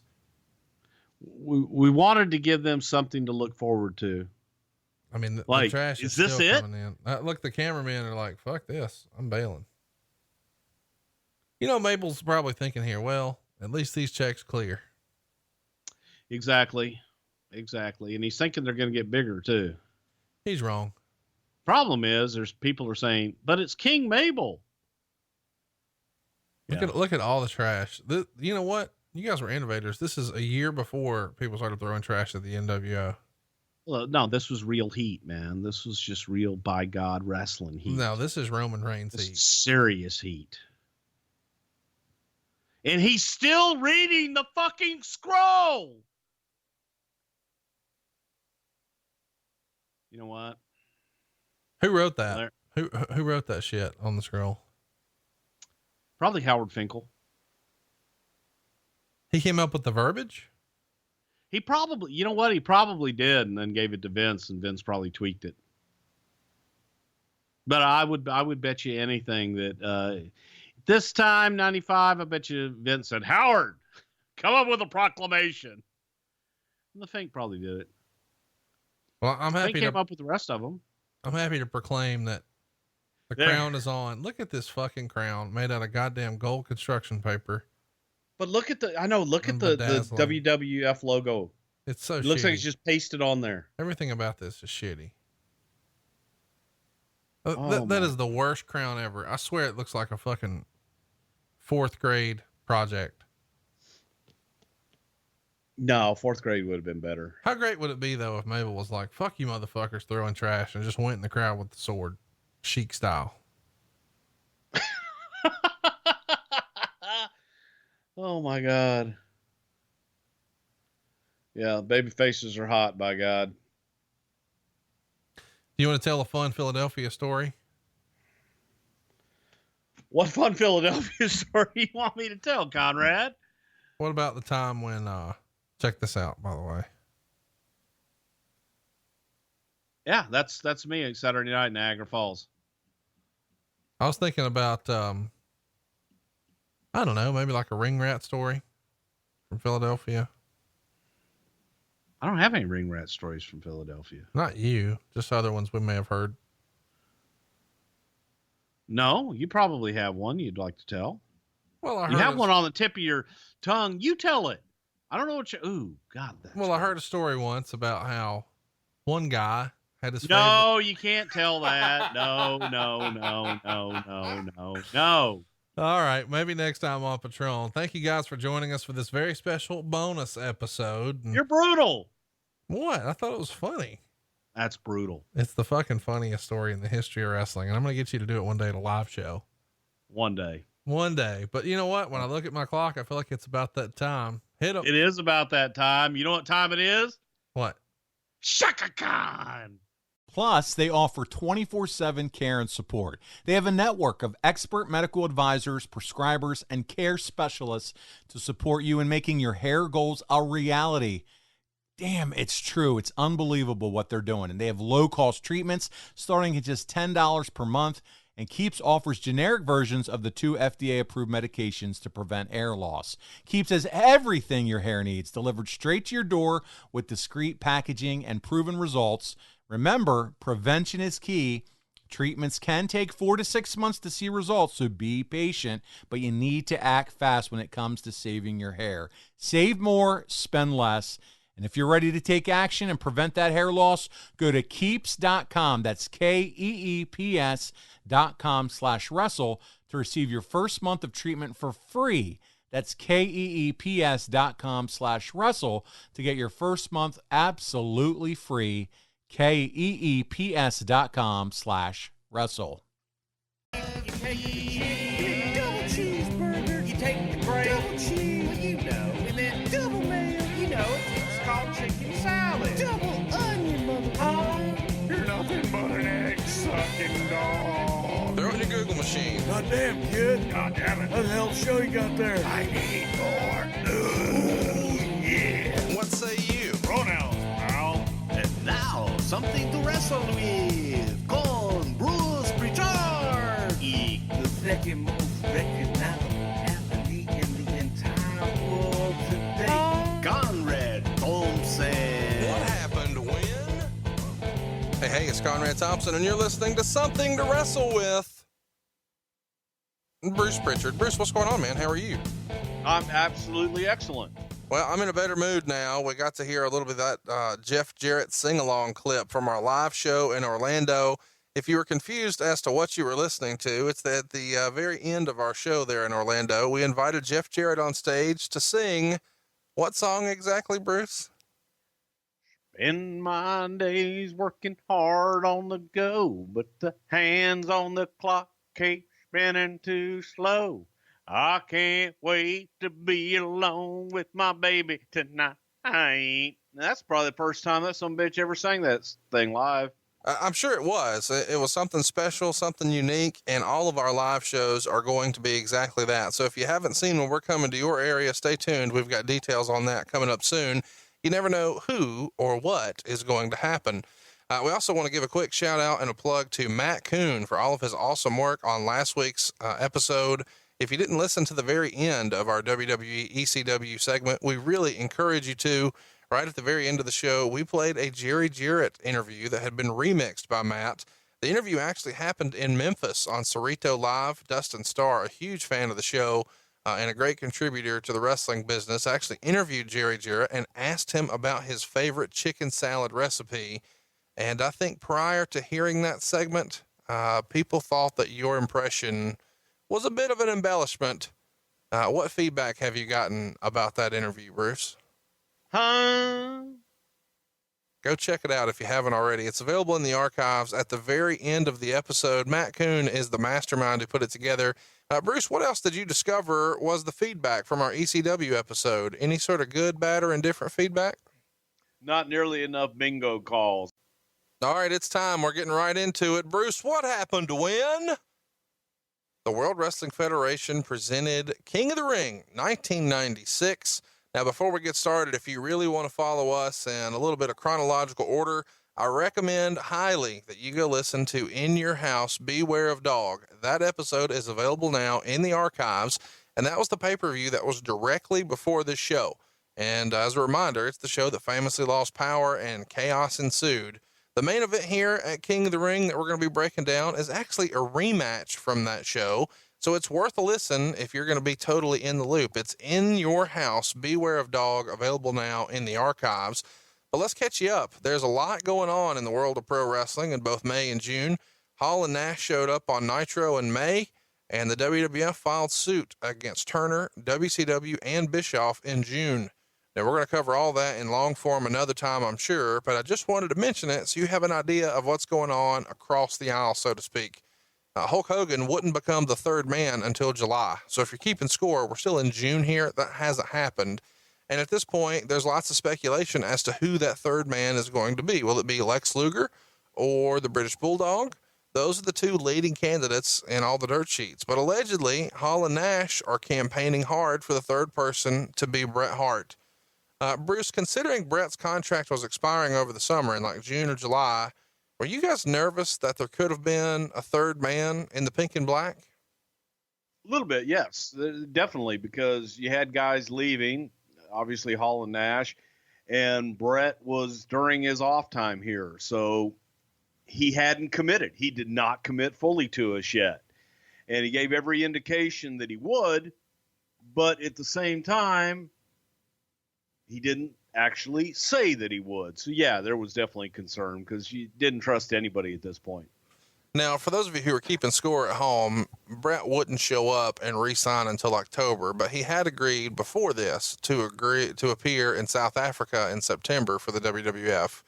But it is fun to think about, what if Bret had followed them, Hall and Nash that is, and joined the NWO in 1996? How different do you think the wrestling world would be today if Bret would have went in 96? I mean, it certainly would have looked a lot different. Well, I mean, Hogan probably would have come back to the WWF, and the screw job may not have happened, and the Mr. McMahon character may not have happened. What other kind of fallout could there have been had Bret actually went south in 96? Who knows if Steve would have gotten over to the level that he did? Who knows? Again, the Mr. McMahon character to me is as pivotal as the Hulk Hogan heel character in the NWO. And people can point to Hall and Nash all they want, making the switch. The tide turned when Hogan joined the NWO and Hogan turned heel. The perfect storm existed at WCW to, take over and be the new leaders in the industry for quite a while. But it was those pivotal moments that without McMahon turning heel and actually becoming a character, I don't know that the business would be what it is today. Well, let's talk about what did happen. King of the Ring. Let's get right into it. In the Observer, they got 84.3% thumbs up for the show, only 7.1% thumbs down, and 8.6% thumbs in the middle. Overall, when you watch... Well, fuck, man, then the show's over. Fuck it. Hey, guys, thanks for coming. It was King of the Ring, Austin 316, and Sean won. And, okay, we'll see y'all next week. What are the poll topics? Do you want to plug your t-shirts before we get out of here? Oh yeah, BrucePrichard.com. New shirts available too. All right, cool. Are we done then? God, look at that. What did you think? Thumbs up, thumbs down? Where were you at on this show when you watched it back 21 years later? High spots and low spots. The overall, I thought that the show was pretty damn good show. I found myself stopping and actually watching it. A lot of times when I watch these shows, I'll be playing on the computer and doing other things and glancing out of the side of my eye, seeing what's going on. But this one I actually kind of stopped and watched, and there were some really good high spots and there were some low spots too. But overall, I kind of agree. I thought it was a good show. I thought it was a really good show too. Even all these years later, I still think it stands up. There's lots of fun matches on here. The best match that night, according to the readers of the Observer, was Shawn Michaels and Davey Boy Smith, and the worst match was Vader and Jake Roberts.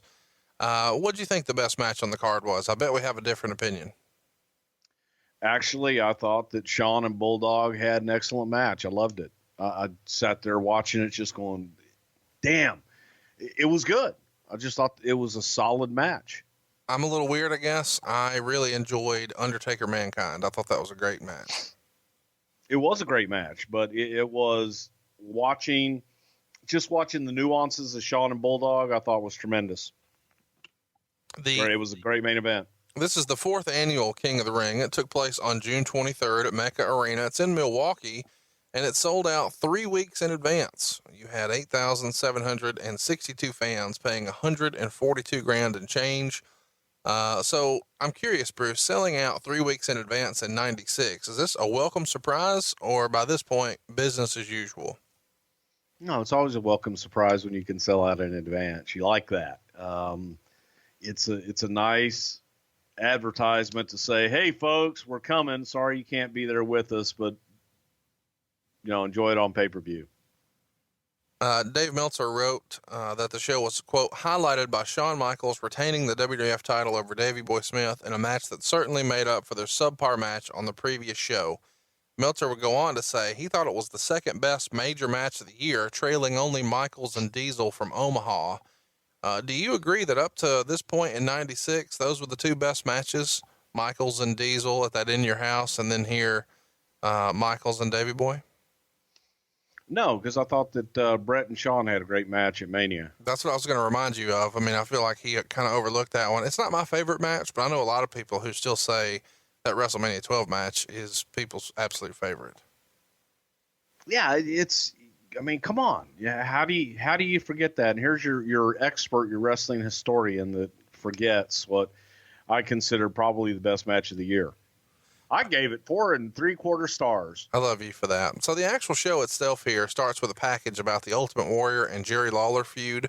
And that's one of the things I found most interesting about this period in the WWF. It's an interesting time. You've got Shawn on top, Vader in the WWF, Bret on hiatus, Mankind is fresh on the scene, and Austin 316, man, it's about to change everything. But here we're starting with Jerry Lawler and the Ultimate Warrior package, and that's opening the show. It feels like a very, and maybe the most transitional period in the history of the company. Would you agree with that, Bruce? One of them, but the thing that stuck out more than anything to me is Warrior wearing the baseball cap. I could not wait. Fucking nuts. So look, for those of you who missed it, kind of catch everybody up and explain what we're talking about here, Bruce, because in that package, Warrior in this goofy baseball hat is all over it. And I know it's a pet peeve of yours. Well, it is because he's out there. He's Ultimate Warrior. He's got his hair all pulled back up and fluffed up and all this bullshit and wearing a baseball cap. That's not the Ultimate Warrior. The Ultimate Warrior is face paint, a maniac, and not a baseball cap wearing goof and a ponytail. Why did he wear a baseball cap and a ponytail? Because he was afraid of the hit with the painting that Lawler was going to give him. I feel like you're talking right now, like people listening, everyone listening has seen. Aren't they watching this right now? No. They know exactly what the fuck I'm talking about? Let's start over. This is right. Like I'm doing radio? Yeah, that's kind of what we're doing. I don't know if you realize that people are listening in their car right now. Oh, okay. No, there was an interview where Jerry Lawler had done a painting of the Ultimate Warrior. Lawler actually did do the painting, and it was a beautiful painting, and Lawler wanted to present it to Warrior, and Warrior kind of shit on it. But the angle was that Lawler takes the painting and bashes it over the Ultimate Warrior's head. Warrior, afraid of getting cut on the glass, wore a baseball cap. And that's where I just went fucking nuts on the baseball cap. Fuck him. And he didn't want to get glass in his hair. He didn't want to get cut. He was afraid of getting cut and didn't want to get glass in his hair and didn't want to get, was more fearful of an injury. Do you think some of that is because at the Royal Rumble, many years before, Macho Man lit that ass up with that scepter? Bummer. I mean, that's got to be what it is, right? Because didn't he cut Warrior's Good for head? the business, brother. Uh-huh. Yeah. Just take it, brother. Win them in the ring, you lose them in the ring. Uh-huh. If you're gonna be a pussy, then go fucking somewhere else. Uh-huh. Yeah. Was that a real conversation they had? Probably, yeah. You don't want to be hit? Go work with Hogan again. Uh-huh. I'm gonna hit you, brother. Just see. Yeah. Oh, I love this. He's allowed. The opening video refers to this as, quote, the greatest card ever in the history of King of the Ring. You agree? Oh, well, yeah. Gonna go that way. Let's pigeonhole it. The greatest card ever in the history of King of the Ring in Milwaukee at the Mecca. How's that? A little better? To start the show, we see Owen Hart making his way to the ring. He's sporting a tuxedo and a cast here, and of course carrying his Slammy. He will join Vince McMahon and of course Jim Ross for commentary. And if you haven't watched this in a while, let me just tell you, Ross's tuxedo shirt here is about as 1996 as you can get. I'm curious, Bruce, how did Owen Hart go about getting the gig, and what was the general feedback for him after the show? I ask because he does some things that are hilarious, but not really stereotypical of a wrestling announcer. For example, he's really on Jake, saying he's not 41, he's 51. And he calls him an old timer and says something like, if he couldn't win a title 10 years ago, he shouldn't be in the ring now. I thought one of the rules of thumb in wrestling is to not talk about how old someone is. Was there any pushback on this or anything else that you remember Owen saying? No, as far as the age thing, that was the whole angle with Jake, talking about that he was in the twilight of his career. And you think about that, because that hit me tremendously this week watching it, talking about, oh my God, he's 41. What the hell is he doing competing in the ring? And then you think about the guys that were competing in the ring later on and the age. But 41's not that damn old. Hell, that's a young man. Absolutely, especially in wrestling now. You know, he was positioned as an old timer, and I want you to really appreciate, you know, when he's out there saying, "Oh, he's over the hill. He couldn't do anything 10 years ago. What business does he have in here now? He's elderly." It's worth mentioning that AJ Styles will turn 40 in a couple of weeks. And hasn't even really approached his best years yet. I'm just saying, a lot of people listening right now will go back and watch this tape and say, "Oh yeah, he is old." Well, he's exactly 1 year older than AJ Styles. Okay, but the years of AJ Styles and the years of Jake, they went through a few different things in those years. Yeah, you're right. Jake lived his 41 years, my God. Jake had about 98 years of living in that 41-year-old body. Well, it's important to remember that more than a decade of AJ's 40 years, so 25% or more, were spent working for Dixie Carter. I mean, that'll age a brother, will it not? Boy, look, can you see me without my glasses on right now? I'm just saying, did you see Matt Hardy when he started TNA and then how haggard he was when he left? He was broken, and that's all Dixie. I'm just saying. Well, you know. Let's talk about the set here. Before we do that, I want to talk about Owen Hart. Well, how did Owen get the gig? Did you guys like test him out doing some other stuff, or do what you did with $1 Million Man at Royal Rumble 94, also available in the archives, and just say, "Hey, come in and do it"? No, this was simply a one-off for the King of the Ring, Owen being a former King of the Ring and not having anything on the card itself to be able to spotlight Owen in a different way.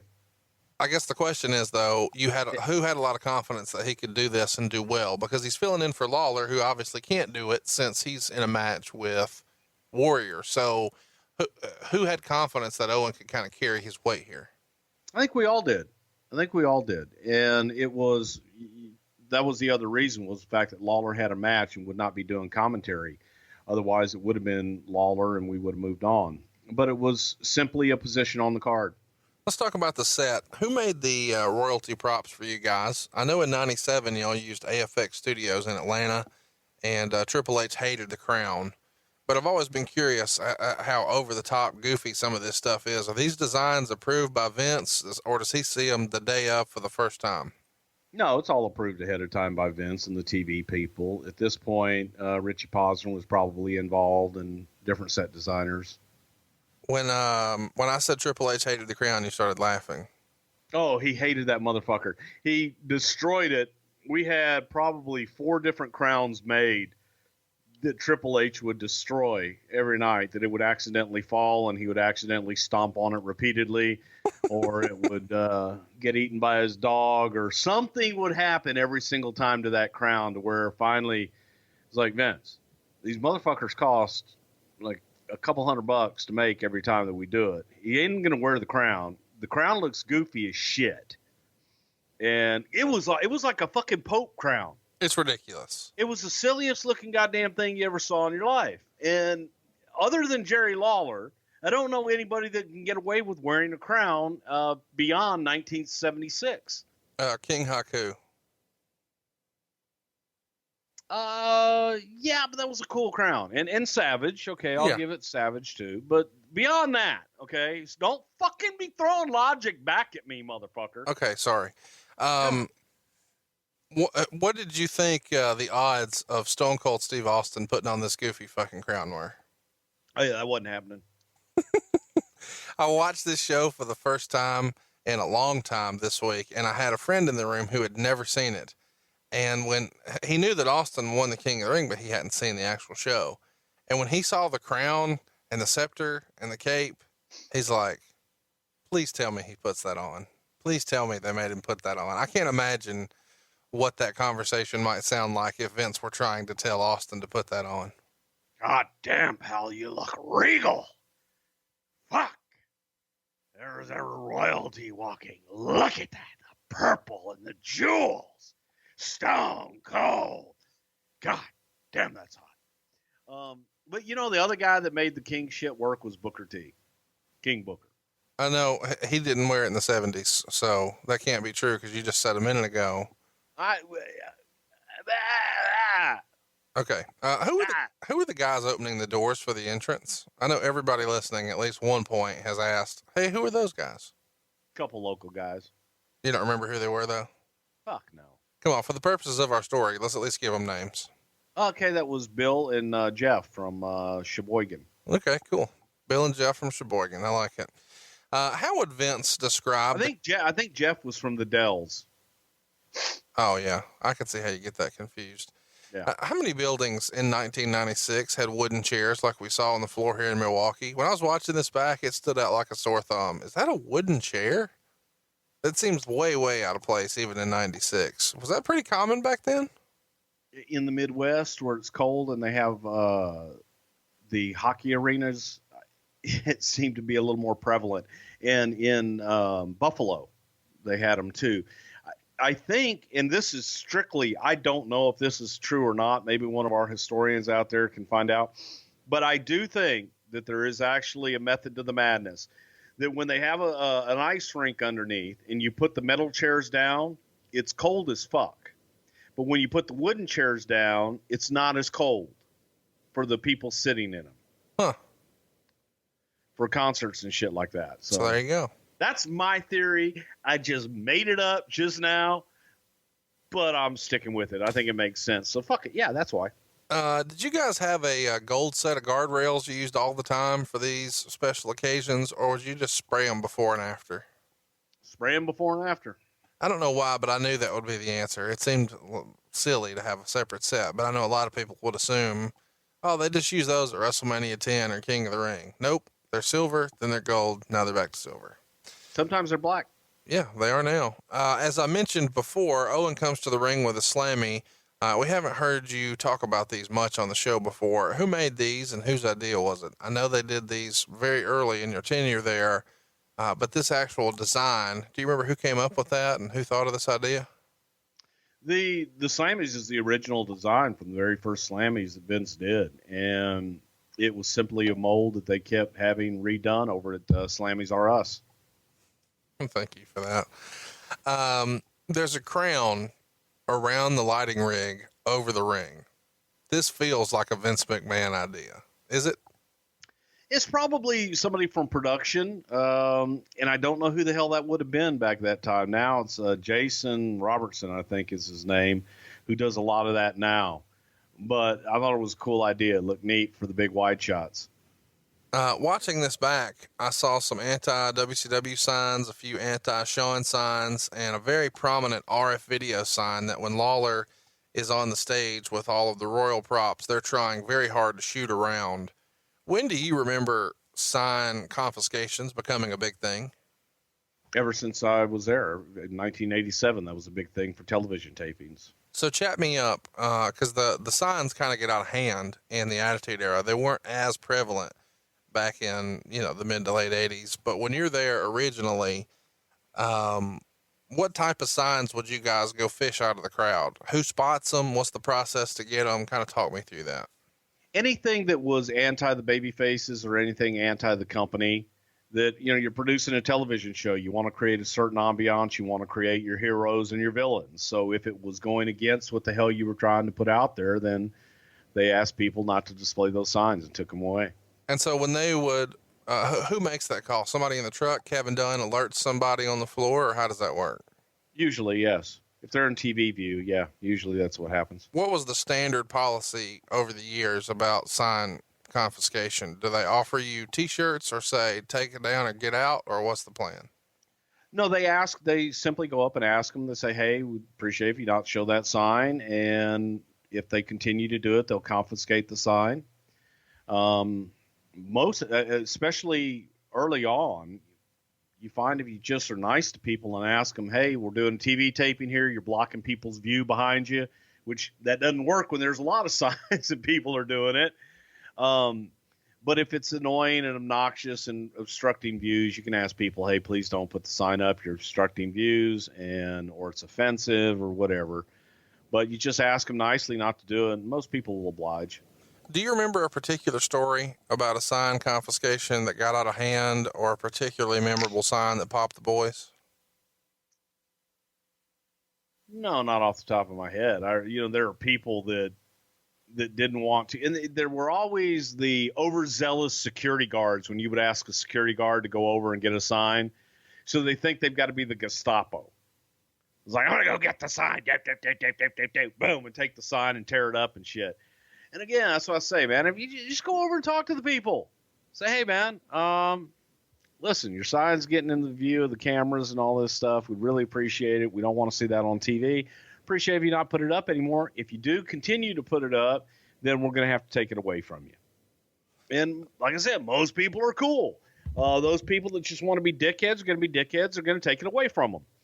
But that's how they try. That's how we tried to handle it for the most part. Before the pay-per-view, we had the free-for-all preview. And if you're a new wrestling fan, you may not remember this, but once upon a time, the WWF would air kind of a pre-show, and they called it the free-for-all, where they would really hype up all the matches that were on the card, show you some video packages, give you some brand new interviews. And usually, instead of airing a dark match, just for the crowd only, they would actually put this match on the free-for-all. And in this particular episode, we got the Body Donnas, and they defeated the Rockers, which are Alan Sarvin and Marty Jannetty. They go about 8 minutes here. The Body Donnas here introduce a brand new manager, Cloudy. This is the independent wrestler, Jimmy Shoulders. The finish saw Leif Cassidy use the sidewalk slam on Skip, but Cloudy got in behind the ref's back and kissed Leif, who was stunned. And then, of course, Skip schoolboyed him for the pin, that dastardly schoolboy. Meltzer would write, I don't know what it says when you've got two transvestites and two finishes that stem from a man kissing another man, star and a half. So let's talk about Cloudy again. We've covered this in great detail on our Sunny episode, which is available in the archives, but briefly, whose idea was Cloudy, and was anyone against this kissing finish? Who are the two transvestites? Well, he's taking a little liberty there. See, we're not going into transvestite shit again. No, we already did that before. We won't go there. But you had Sunny. Sunny's no longer there. So now we got Cloudy. The anti-Sunny. Whose idea is this? Seems like a Vince's idea. Yeah. How was Leif Cassidy for this kissing finish? Fine. Leif Cassidy, of course, is the man being portrayed by Alan Sarvin. It's not a name we hear very often. Is this the type of guy who would have a busted taillight on his car? Oh man, he's a damn criminal, and driving with a broken taillight is not the smarter choice. You know, it's just simply not. Steve Austin would pin Mark Mero in just under 17 minutes in the very first King of the Ring semifinal on the show. There was a big Sable chant early on the show, and Owen said, quote, Austin didn't bring a hose bag to the ring. Any memories of that line or feedback? It's got to be a first to say hose bag on WWF programming, right? Probably not, but maybe at that day and time, it might not have been the most appropriate choice of words and descriptors. He also says something like, this is Owen we're talking about, since when does a girl become a good manager? Now, I don't know why, but that made me laugh. Owen was maybe more inappropriate than we could be in 2017, but I thought he was hilarious on this show. When you guys saw what talent he had here, I know you would ask him to go ahead and call the South African tour later in September. And that match is on the Hidden Gem section of the network. If you'd like to see Stone Cold Steve Austin take on Bret Hart, it's an underrated match, and Austin actually has to wear pink wrist tape because he's lost his wrist tape, and Owen's doing commentary. It's good stuff. Why didn't y'all do him on commentary more after this, do you think? Well, because he was a worker and he was wrestling all the time. This was simply an opportunity to use him and do something a little bit different with him. But he was, I thought Owen was great here. He's a smart ass in the back and did commentary in the back. And usually those guys do well when you stick them out with a mic in front of them. Do you think, had things been different, that him being an announcer could have been, he could have been like the new Jerry Lawler, so to speak? Oh, definitely. Yes. On the way to this match, Austin has to beat Bob Holly on Superstars and Savio Vega on Raw. That Raw is just a few days prior to this, in the same week. And this is the show where Austin debuts the new finisher, Bruce, do you remember how this finisher came about? Obviously, when DiBiase was here, he was using the $1 Million Dream, but with Ted gone, how did the stunner come to be, at least from your recollection? I think it was a combination of Jake the Snake Roberts and Michael Hayes, who helped him come up with the stunner and came up with that idea. Just something different that he can hit on anybody and everybody. And I think I want to say it was Jake. Do you think Jake is the person who suggests kick him in the stomach to cause him to lean over, similar to the way Jake used to have a move that would kind of set up the DDT? Everybody knows it was the short arm clothesline, and that's what he would use to set up the DDT. Do you think the kick to the stomach was Jake's kind of garnish on there to tease, okay, if he kicks him in the stomach and they lean over, you know that's coming? Do you think that's a Jake idea? Probably so. Jake had Austin as a project at that time, and Jake is responsible in a great many ways. I was going to talk about it when we get to the match, as far as Austin getting over to the extent that he did. Well, before Austin ever stunned anyone, Johnny Ace had used the Ace Crusher over in Japan, and Diamond Dallas Page was using the Diamond Cutter in WCW. And Triple H even tried the Diamond Cutter as a finish before DDP called him and asked him not to do it. So Triple H instead switched to the pedigree. And each of these guys would try to convince you that their variation of the move was different. Hypothetically speaking, Bruce, how would Johnny Ace describe the differences between the Ace Crusher and the Stone Cold Stunner? Mine was in Japan.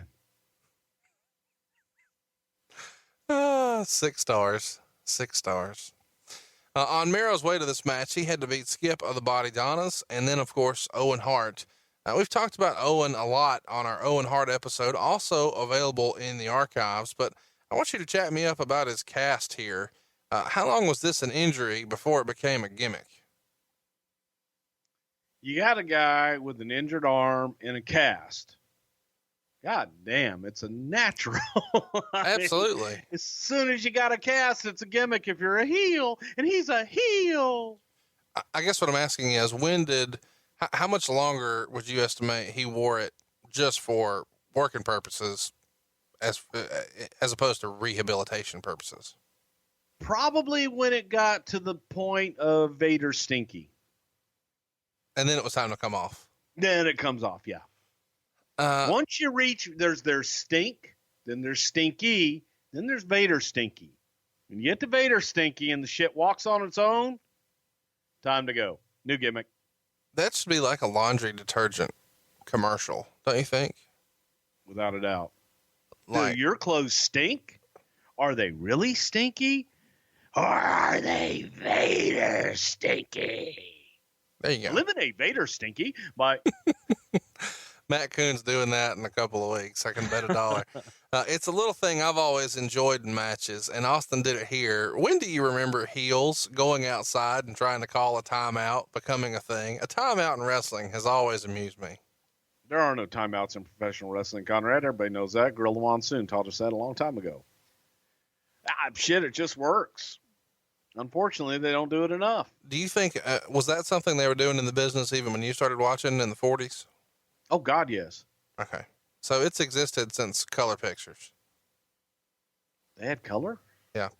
Something I don't get in wrestling is when the baby face gets a heel in the corner and stands on the second rope and gives him 10 punches and the crowd kind of counts along. In kayfabe, this makes no sense. You know, in a real fight, who the fuck's doing this?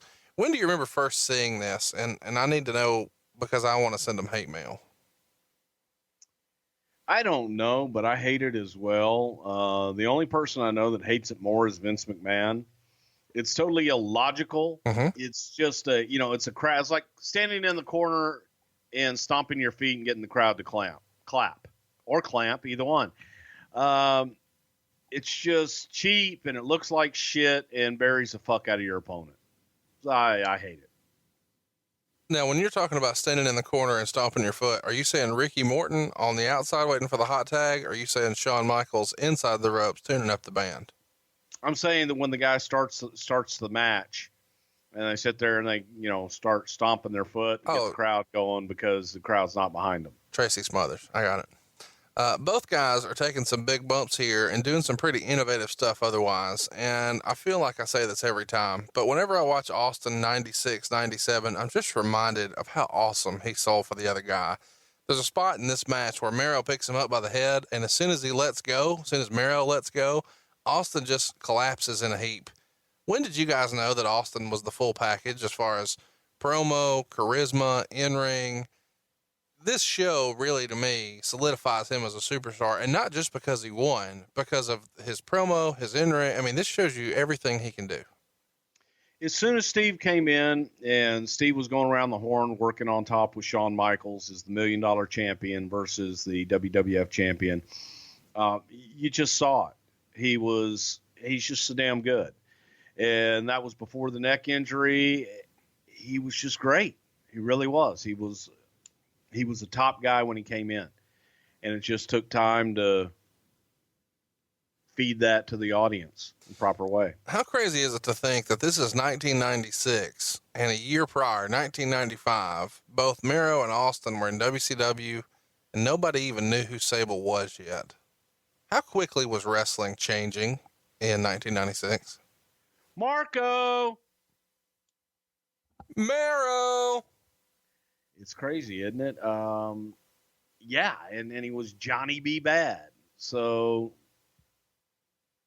everything was changing. You know, a year before that, you had Diesel and Razor. Yeah. And now you got Hall and Nash. So the business itself was evolving, and it was evolving quickly. 2 years prior to this, you were working high school gyms. Now you're selling out in Milwaukee. In the Mecca. This was the best King of the Ring card in the Mecca in June ever. Wouldn't you agree? Especially in 96. At one point, Mero kicked Austin in the mouth accidentally and bust his mouth open pretty good. They would later say it required 16 stitches in his mouth and tongue. And of course, he got stitched up between matches. We'll talk about that in a minute. Despite that, these guys still go on to have a pretty hot opening match before Austin got the pin using what Meltzer called, quote, his Stone Cold Stunner, which is basically the same move as the Diamond Cutter or Ace Crusher. Great effort by both wrestlers, 3 3/4 stars. Bruce, you watched this match again recently. What did you think of the match? I thought that Mero was blown up about 5 minutes into it. And you really hate this guy, don't you?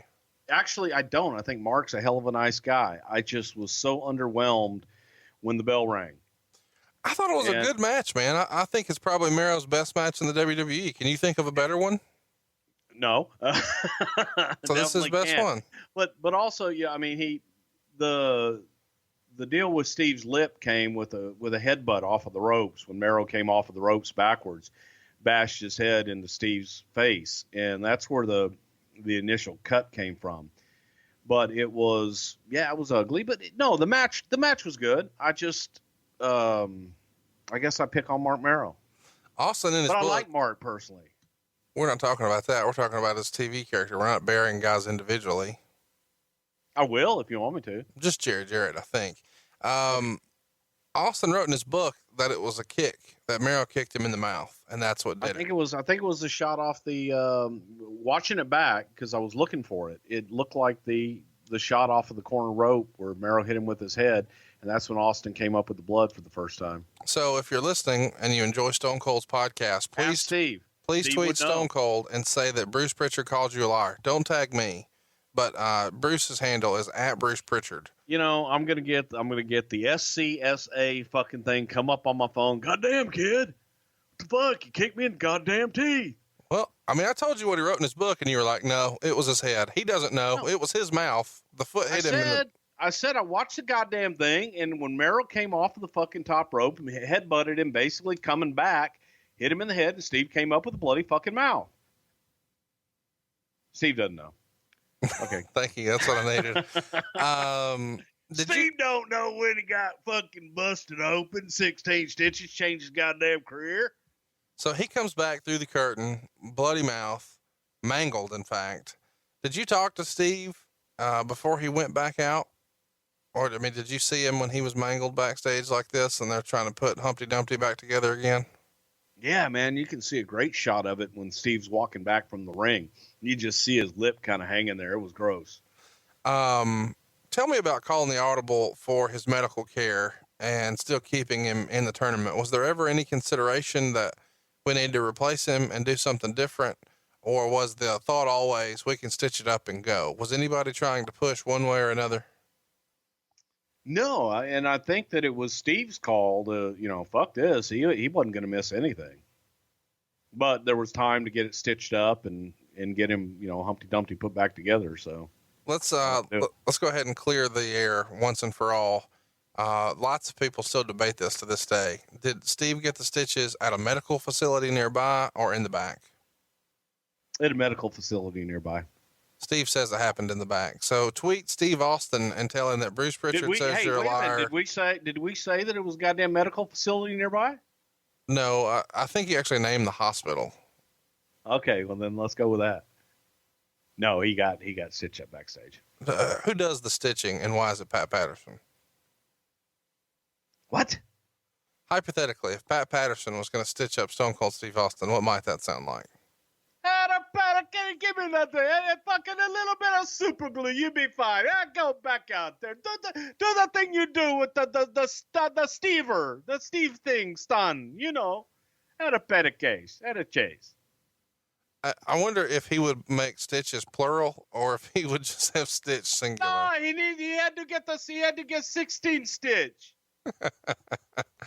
It's worth mentioning that this is Mark Mero's first loss in the WWF, but he would go on to win the Intercontinental title that fall. Hypothetically, what could the crowd have chanted to Mero on his way to the back to kind of cheer him up? Marco! Mero! Next up, we get a really strange promo from Jake Roberts, and he's talking about how his soul was purchased by the blood of the lamb, but then immediately says, if I was going to rob a bank, I wouldn't go in the front door. I don't know why, but this just cracked me up. How inconsistent is this that we're doing a religious promo and then we're talking about robbing banks and the sentences damn near touch each other? Is there an agent over this? Or at this point, Jake kind of is an agent. Is he just doing what he wants and he doesn't see that this is inconsistent? So what we're saying is Jake would go in the back door. Careful, Tiger. How was Jake's newfound faith received by the office and the boys? Because there's lots of times where you hear guys in wrestling kind of discount when a guy turns over a new leaf and finds Jesus and says, oh, he's just working a gimmick. Oh, it's an angle. Did people feel that about Jake here, or had Jake kind of earned his stripes and proved that this was legitimate and he was really trying to turn his life around? Well, I believe that he was really trying to turn his life around. I think that there are always going to be skeptics and people that doubt it. And you just have to judge everybody and how they portray themselves and carry it off. So, okay, that's a PC answer. Did people buy it or no? No, I'm telling you the truth. Do I think that Jake really wanted to turn his life around? Yes, I really and truly do. Do I think that at the time that he was practicing all that he preached? No, I don't. My question was not whether or not he believed it. My question was, how was it received by the office and the boys? I think that the majority of people felt it was bullshit. I think the majority of the people, felt that Jake was Jake and that he wasn't changed and wasn't going to change. Do you have any fun snake stories about the yellow snake? Because he's using the yellow snake a lot during this run, but not on this particular show. And there's been some stories that have come out over the years that maybe Jake wasn't always the best snake handler, so to speak. No, he wasn't. But at this time, we were using an animal services guy. Basically, yes. And we would try and get snakes in the areas that we were to use them, so that we didn't have to carry the snakes around all the time and be responsible for it. So you would try and find snakes in the area and rent them. You just go rent a snake. So Snakes R Us. Let me run through this. And they didn't have no white Snakes R Us in the Mecca. So we had to go with, well, goddamn, what kind of snakes y'all got? Well, all right, y'all got them brown, kind of greenish, snaky looking snakes. Well, give us one of them. Y'all ain't got none of them yellow albino snakes? Well, fuck. You give us what you got then. Is it big snake? Well, how big is it? Well, that's too big. Got any smaller snake? Got like a medium-sized snake? Here's what I like. I like when it comes to guys to open the doors for the entrance for the King of the Ring or the Snakes, you're like, oh, it was just a local. Like that was a local snake. It was it was a Milwaukee snake. The local promoter had to find, like, we need 30 guys to set up chairs. We need 2 guys to open the doors. We need a snake. Oh shit. You know what? You laugh. You're going to fucking laugh at this. But this is the shit. When the Sheik, the original Sheik, used to come to Houston, we used to get him a snake. Not the Iron Sheik, the Sheik from Detroit. Yes. Sabu's FRF, uncle. Yeah. The original. And we used to get him a snake. And I believe that the name of the place was Reptiles R Us. Reptiles R Us. Yeah. So you laugh at my goddamn. There are a lot of places out there. You know, there anything in there? Snakes R Us. What kind of snakes they got? When Jake comes back for this run, he's not exactly the svelte Jake Roberts we might remember from '87, and he's coming back with a shirt vest type deal as part of his gear. His idea or Vince's to wear that? Yep. Was his? Both. Okay. Both. I never really noticed just how big the lifts in Jake's boots were until I watched this show back this week. But if he were a girl, these boots would have been called wedges because homie is like 6 inches off the ground. I'm going to reach here. If Jake were a dancer at a Hispanic gentleman's club, what would it sound like when they introduced that he was coming to the stage? On stage uno, Jake Henakanda Roberts. Stage 2, Yolanda, you are next. Let's talk about how we get to this match. Vader got the win over Ahmed Johnson when Owen Hart knocked him out with his cast. That, too, was Ahmed's first loss in the WWF. Bruce, what was it about guys going undefeated for months and then finally losing, but then winning the Intercontinental title seemingly right after? It happened with both Mero and Ahmed in '96, so it seems like a creative staple of someone. Who really liked the idea of let's beat the streak and make it believable that they're going to lose. Then let's let them challenge for the title, but win it. So they have an air of, being beatable. No, everybody loses. And I don't think that there's ever an idea of, oh, well, this guy's going to have a long streak. They got to lose sometime. Everybody has to lose sometime. Why did Vader get a bye in the King of the Ring? And don't say because Vince wanted him to. Well, I'm at a loss. I asked because he didn't have an opponent after Ahmed until Jake here at the pay-per-view. So if you're not sure what to say, do what Tony Schiavone does. It was a booking committee. Wait, I was on the booking committee. Oh, yeah. Oh, God, that doesn't work. On his way here, Jake Roberts had to beat Hunter Hearst Helmsley and Justin Hawk Bradshaw. Was losing to Jake part of Triple H's punishment for the curtain call? Yes, sir. As a reminder, Hunter got squashed by the Warrior at WrestleMania 12 and then lost to Jake in this tournament. So not a banner year so far for Triple H, that he would one day become, but he turned it around in the fall. Jake Roberts actually gets a win over Vader here by DQ in about 3.5 minutes. Vader jumps on Roberts early and just pounds on him. Eventually Roberts hits the DDT, and on the way down, Vader pushes the ref, and the ref goes down in what Meltzer called a very unconvincing spot. The ref immediately calls for the DQ, and the finish was supposed to be more convincing, according to Meltzer, but he says it was a weak finish either way. After the match, Vader attacked Roberts and gave him a Vader bomb, with the storyline being that he has now damaged Jake Roberts' ribs. This gets a 1/4 star in the Observer. Coming from the guy that has done so many convincing motherfucking spots in his illustrious career as a great worker in the goddamn Tokyo Dome, right? Is the thinking here, let's get Vader over like a monster, but we don't want him to advance and dominate, but be a dirty heel instead and have it cost him the match? No, the idea simply was that we needed to hurt Jake to get to the finals and with Steve, and we didn't, Vader wasn't going to go over, so get him DQ'd and make him a monster.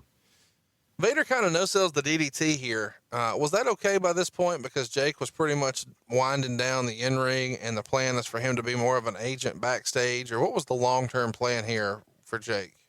Well, Jake was coming in and he was being an agent, being trained to be an agent at the time. He was helping us write TV at this time. So that was the long-term plan. Vader not selling it is probably just more of Vader being Vader. Okay. I'm curious about this whole Vader in the King of the Ring tournament, because it seems like up until this point, the winner of the King of the Ring tournament has not really been a top guy, but instead used as more of a sign to the audience that this guy's a player and is an upper mid-card performer, but watch out, he could be a main eventer someday soon. Is that kind of the way you felt about Owen and Mabel and the way they were booked? And now since Vader is here to maybe headline SummerSlam, the decision is, let's not just let Vader run the thing and dominate. Let's instead try to push somebody else up the card. And that's how Steve Austin gets the nod.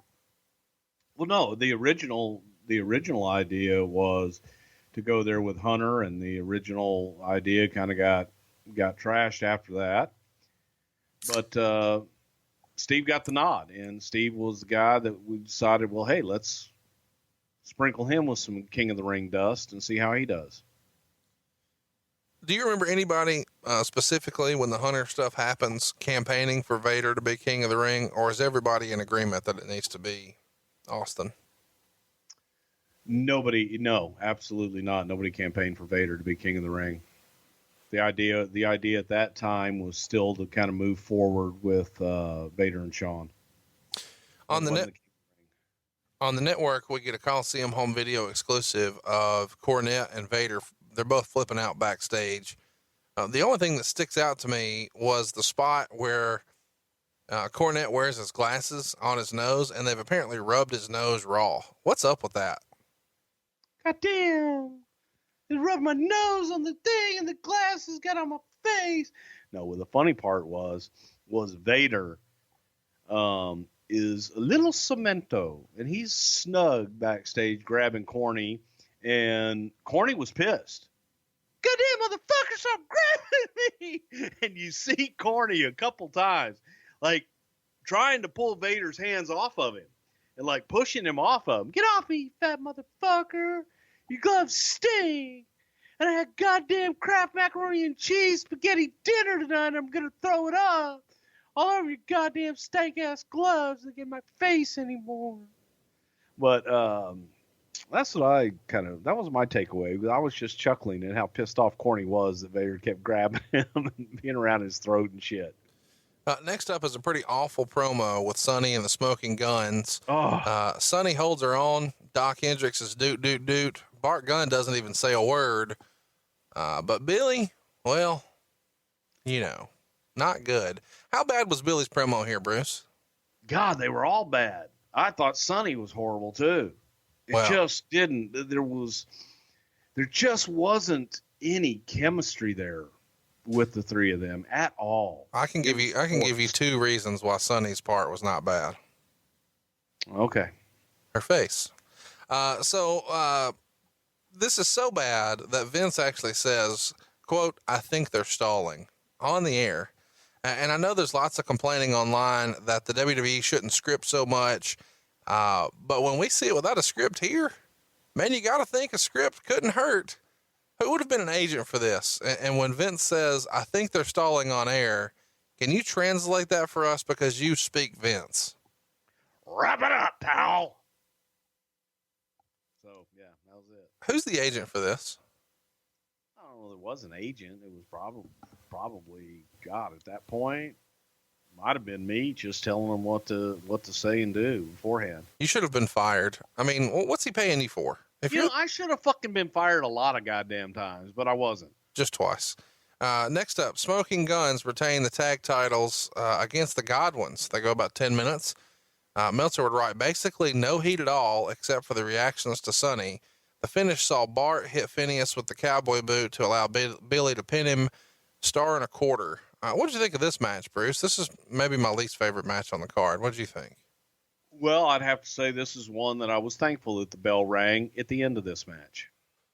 At some point in the match, we go to a package backstage and we see Cloudy, and she finishes her segment by blowing a kiss to JR. I need you to admit clearly for the record, that was a rib. No, absolutely not. And the funny part about it was they cut off a Cloudy in the back before she was done, before she got her last little line in about blowing the kiss, and Vince or JR, whoever the hell it was, blew the finish and got out of it too soon. So somebody blew Cloudy, you're saying? No, they blew the cue. You know. They blew Cloudy's cue. Yes. Okay.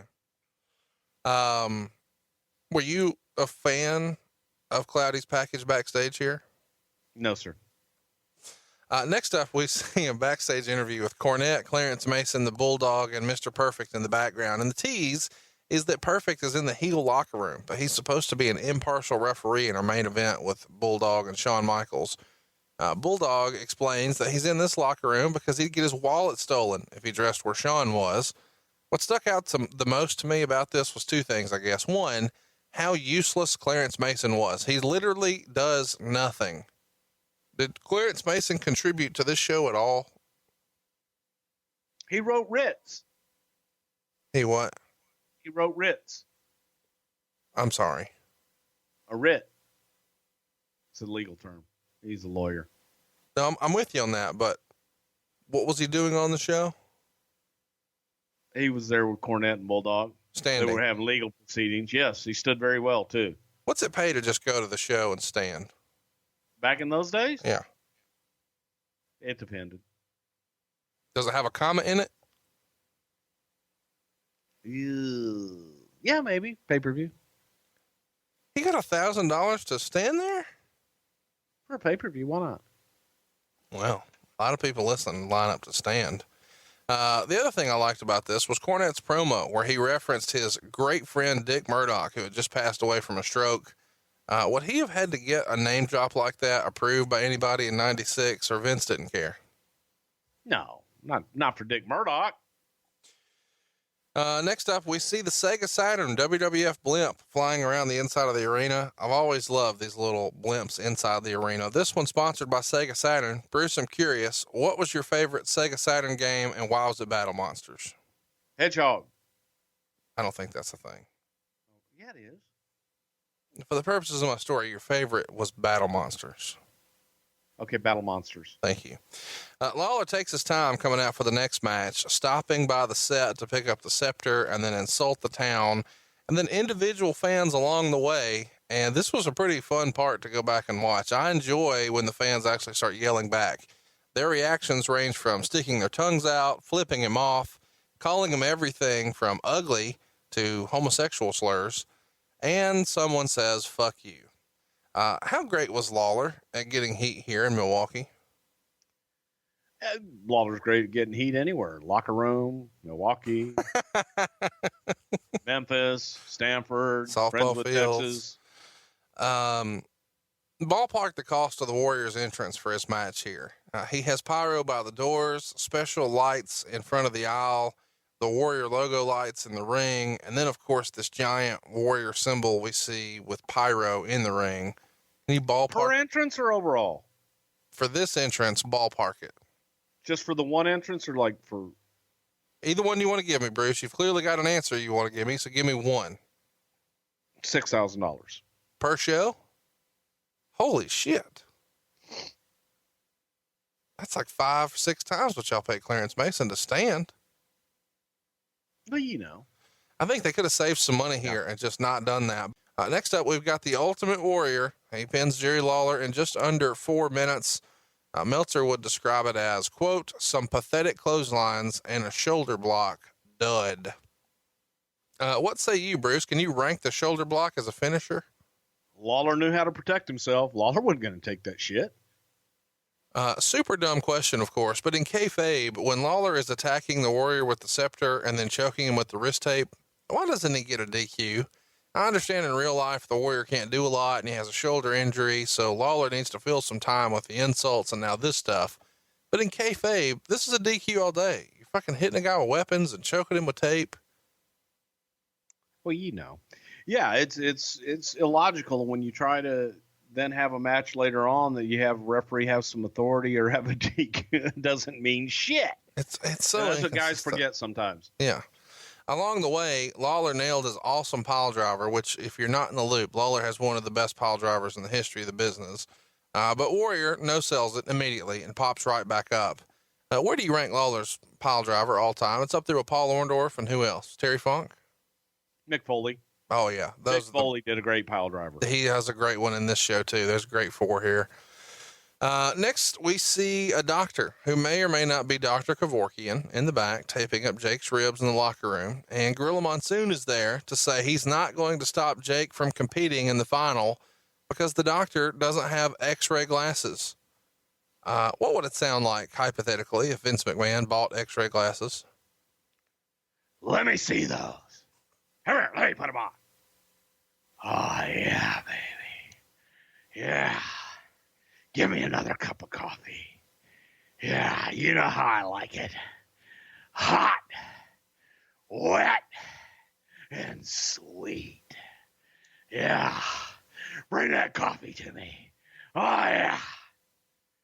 Get out of my office, Howard. What the hell are you doing in here? God damn it. My favorite line of that is wet. I don't know that I've ever had dry coffee, but wet is the way to enjoy your coffee. Who was the doctor here? It wasn't Kevorkian, but who was this doctor? He was the local Milwaukeean psychiatrist. He looks just like the leader of Heaven's Gate. I'm just freestyling. We see the hype video for the Mankind Undertaker match next, and I just love this. They had this one bit they show where the Undertaker was on the outside of the ring and Mankind is hiding under the ring and grabs onto his leg, not letting him climb into the ring, causing the Undertaker to lose by count out. Just awesome stuff. Who was the genius behind that finish? I think that was old Jack the Snack Robert. That is fantastic. I love Jack the Snack.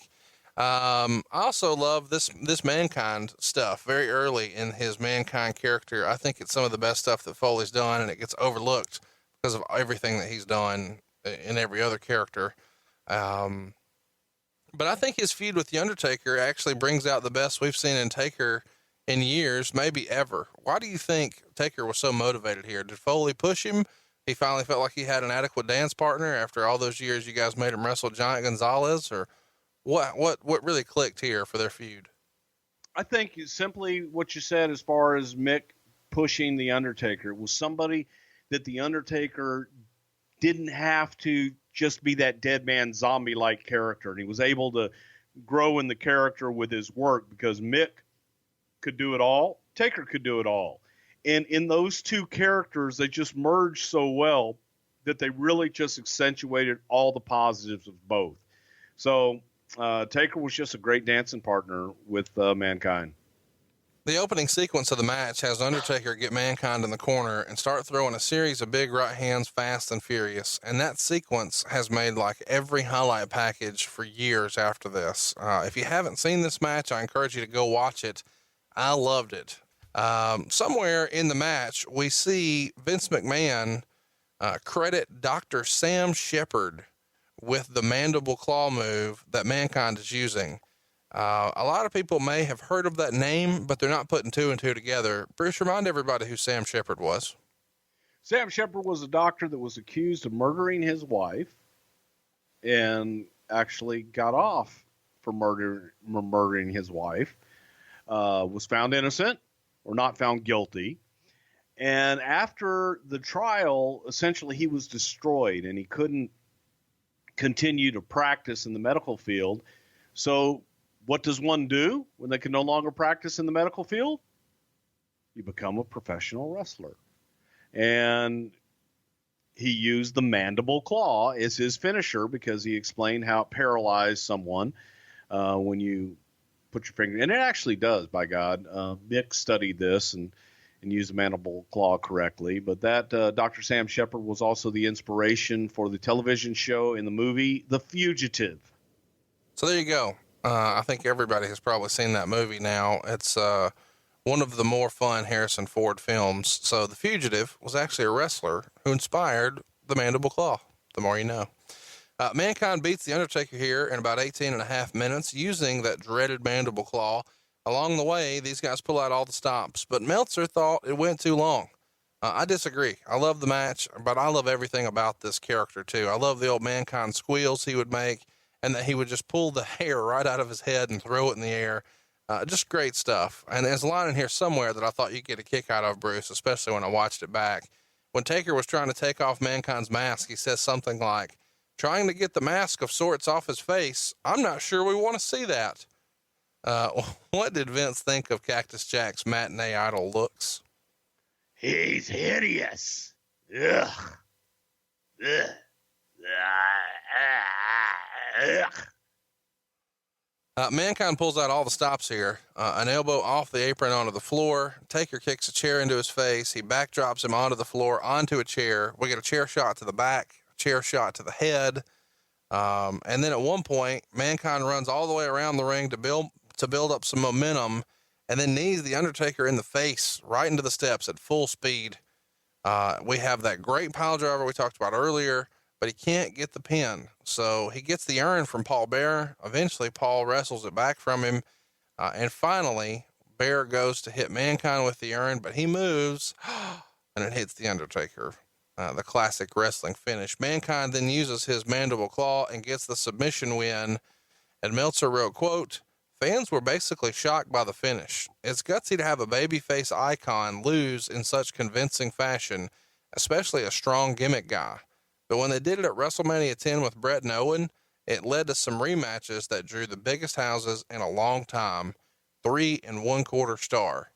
I loved it. What did you think? And was there any sort of conventional thinking that said, hey, the babyface can't lose like this? Or was everybody on board with pushing Mankind this direction?"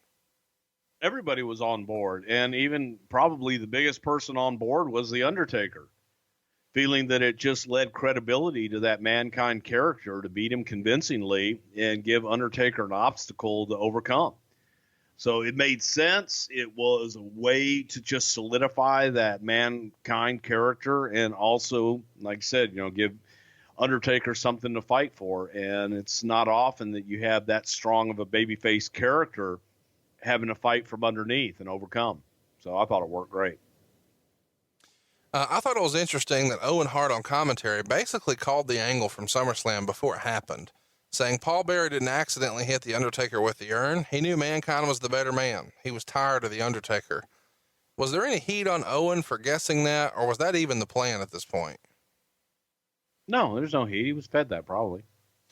Next up, we see a Shawn Michaels interview, and he has on the world's largest earring and looks ridiculous. Who handled Shawn's wardrobe here?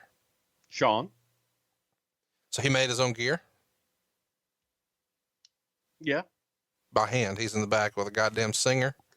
No, it was one of them fancy ones. I don't know if it was a singer. Like a Toshiba? Yeah, like a Toshiba. And he got there, they got the little needle and shit going. Julie Youngberg, one of the seamstresses, did all of Shawn's stuff. But I think Shawn handled his own earrings. Next up, we have everyone's favorite, Ahmed Johnson. The build for this, googly moogly, we covered on the In Your House Beware of Dog show, but the gist is that Goldust tried to give CPR to Ahmed, and that humiliated and embarrassed him. So he's out for revenge and wants Goldust's IC title. Now, in real life, Bruce, Goldust had hurt his knee here and was probably needing some time off the road. Was that right?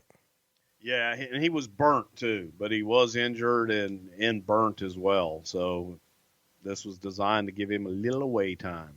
Ahmed wins the match in 15 and a half minutes, and that is about 14 minutes longer than any Ahmed Johnson match should ever be.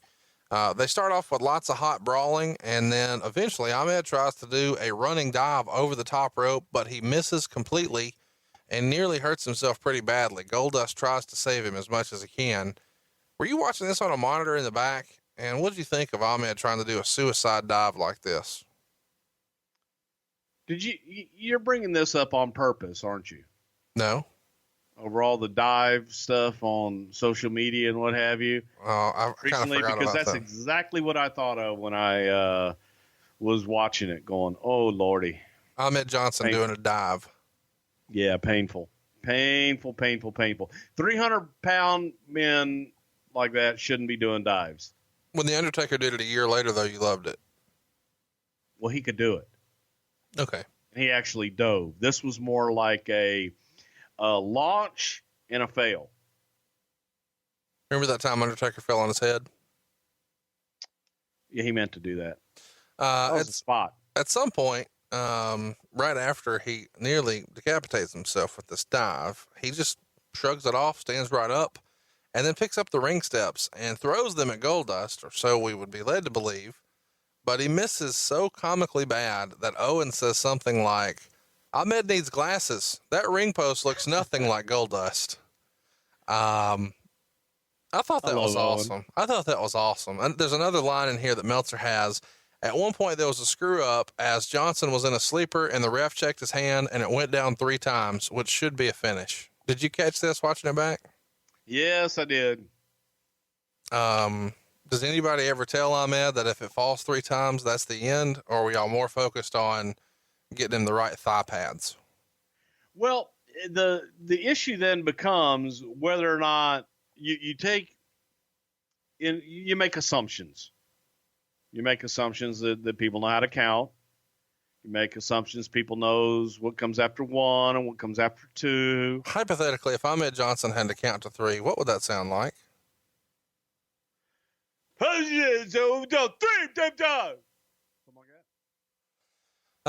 Meltzer would write, after a weak pile driver, Johnson started rubbing and fondling on Johnson. Wow.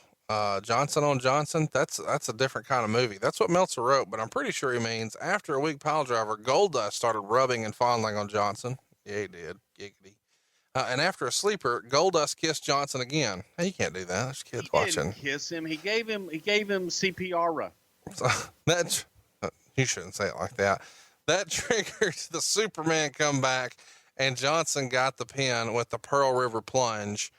Is the lesson here? He gave it 2 stars, by the way, which is at least a star too many. So if you want to motivate Ahmed, just give him some sugar, right, Bruce? Well, hey, and again, I didn't think this match was that bad. I thought it was a demonstration of just how good Goldust is. He was able to get a match out of Ahmed. It was a convincing match, and he busted his ass and took a shitload of punishment in this thing. But I didn't think it was that bad.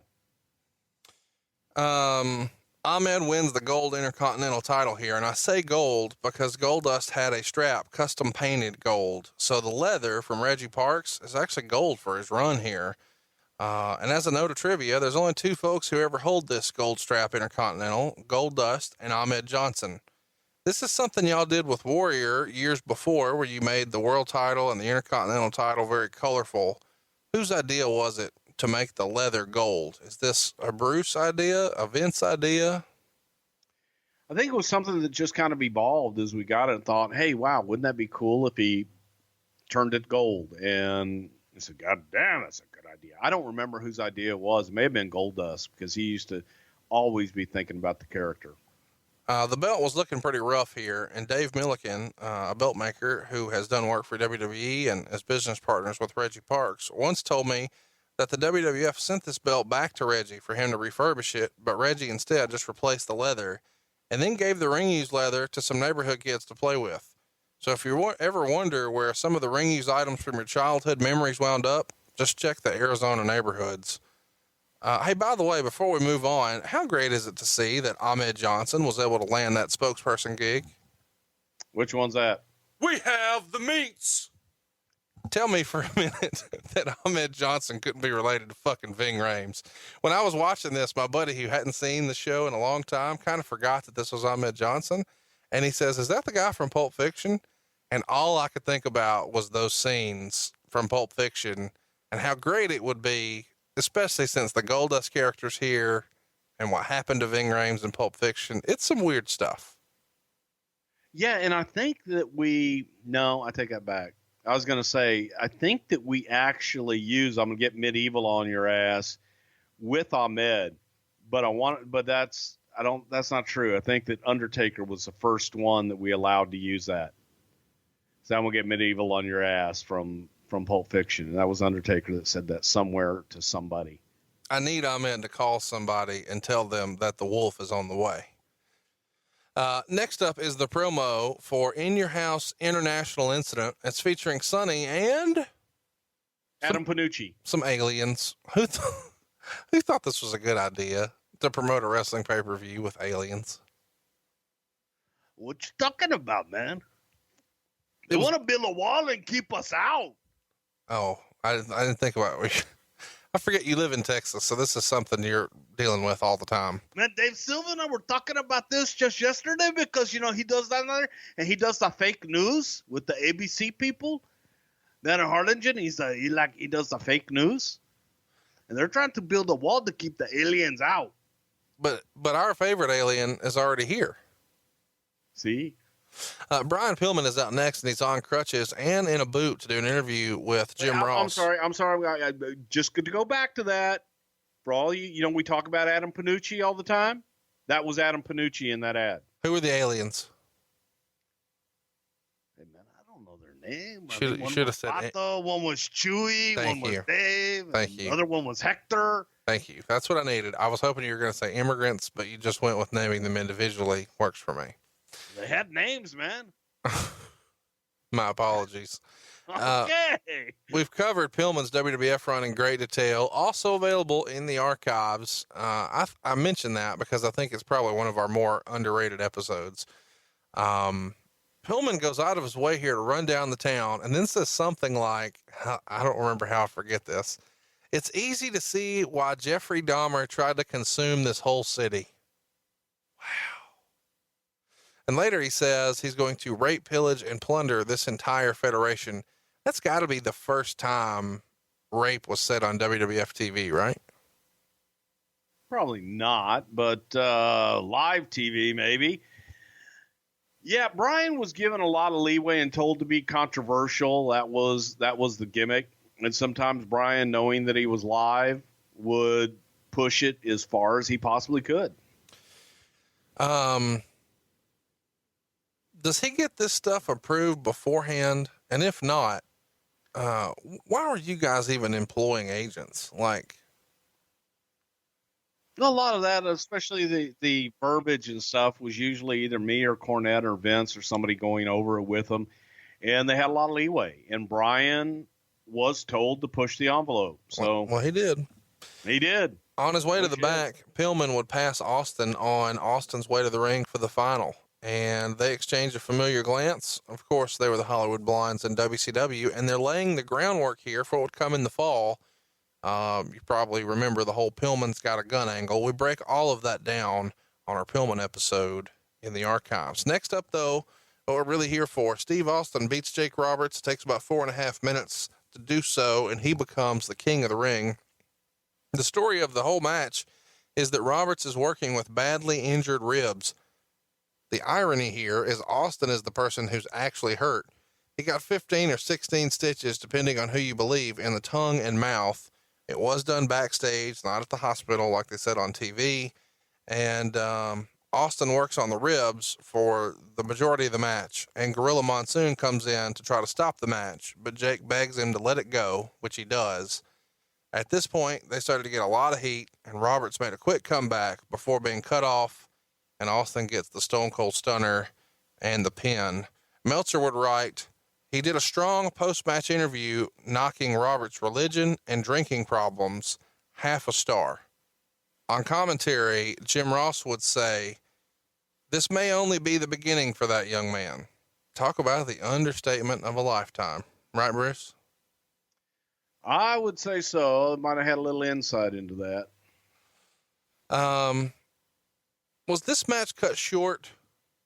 And if so, was it because of Jake's conditioning, the rib storyline, or the stitches? I asked because he was reopened, the stitches reopened in the match, so he's bleeding again. And Lawler went long with his intro. Taker's match went long. The main event goes very long. The post-match after the main event goes long. And despite all of that, plus the Coliseum home video exclusives, we're still only at 2 hours and 49 minutes on this show's runtime. So do you remember, was anything in particular cut short? Was this match always supposed to be 4 minutes? It was probably cut short. I don't really remember. Don't have the run sheets in front of me, but I want to say they was probably scheduled for closer to 10, something like that, just knowing the flow of the show. But I do remember that we did cut it down due to Steve and the stitches, and we didn't want him to get busted open and be any worse than it already was. So the idea was, well, we can cut this match, go a little bit longer on your promo, and we can just have other people fill as we move forward. As a postscript to the match, Steve Austin worked the first night of TV, but didn't work matches the second night. Then he was off the road until July 5th because his lip was just mangled. He even consulted with a plastic surgeon to repair the damage at one point, so it was pretty damn severe. When a guy gets injured like this, is this the talk of the boys backstage? Yeah, it was pretty disgusting. I mean, it was almost like you just cut his lip and then just ripped it. It was not a pretty sight, man. And it was the lip itself, which is real tender. And he was mangled up pretty good. Any heat on Mero? Not really. I mean, it was an accident. Shit happens in the ring. So, just an unfortunate accident, but I don't remember any heat in particular. So let's talk about what everybody wants to hear about, the famous promo.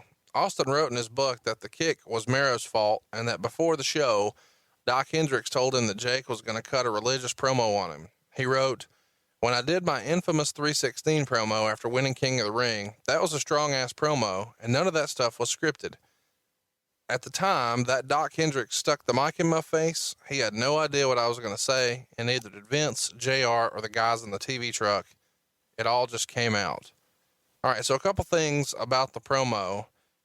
That's what Steve says. Did you or anyone else have any idea he was going this way when it happened? Yeah, I had an idea that he was going heavy on the religion and the drinking stuff, definitely. But you didn't know the actual verbiage, but you knew that that was the gist of the promo. I probably did know the verbiage. He probably ran it by me, but absolutely, that was all Steve.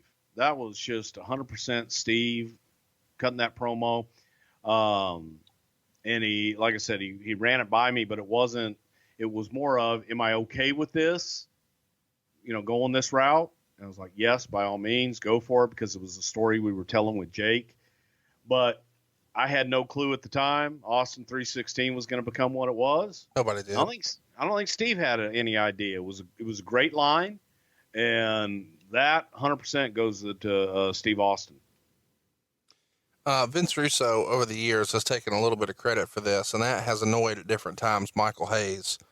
Do you want to state clearly for the record what involvement you think Vince Russo or Michael Hayes had in Austin 316? Russo, none.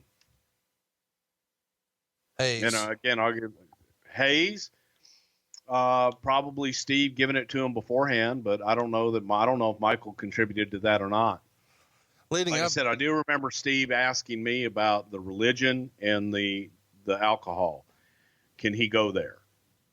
I said, hell yeah, go for it.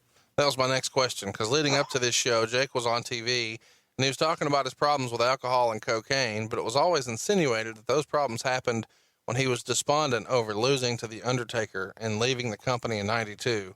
Of course, that's not true. They're just blending kayfabe and reality here. Jake was partying when he was a part of the company, of course. Austin says something like, get a cheap bottle of Thunderbird in his promo. So seemingly that's all fair game because it's been talked about on TV beforehand. And as you heard Bruce say, he did actually get permission.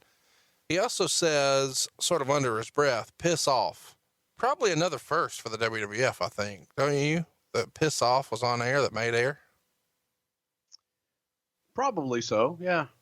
So when he does the Austin 316 line, you hear Vince on commentary say, he is stone cold. How long had this stone cold plan been in place? Of course, nobody knew, what it would become, but the plan was clear. We're going to change the character a little bit and evolve it a little bit to make it stone cold. We already had the name in mind here, and Vince is trying to drill it home. Is that fair to say? Yeah, and it was something that Steve had kind of smartened JR up to, and JR had been working it into commentary, and Steve wanted to slowly morph his character from the $1 million champion and all this shit to Stone Cold Steve Austin. And it was just a slow morph. And here was kind of the anointing.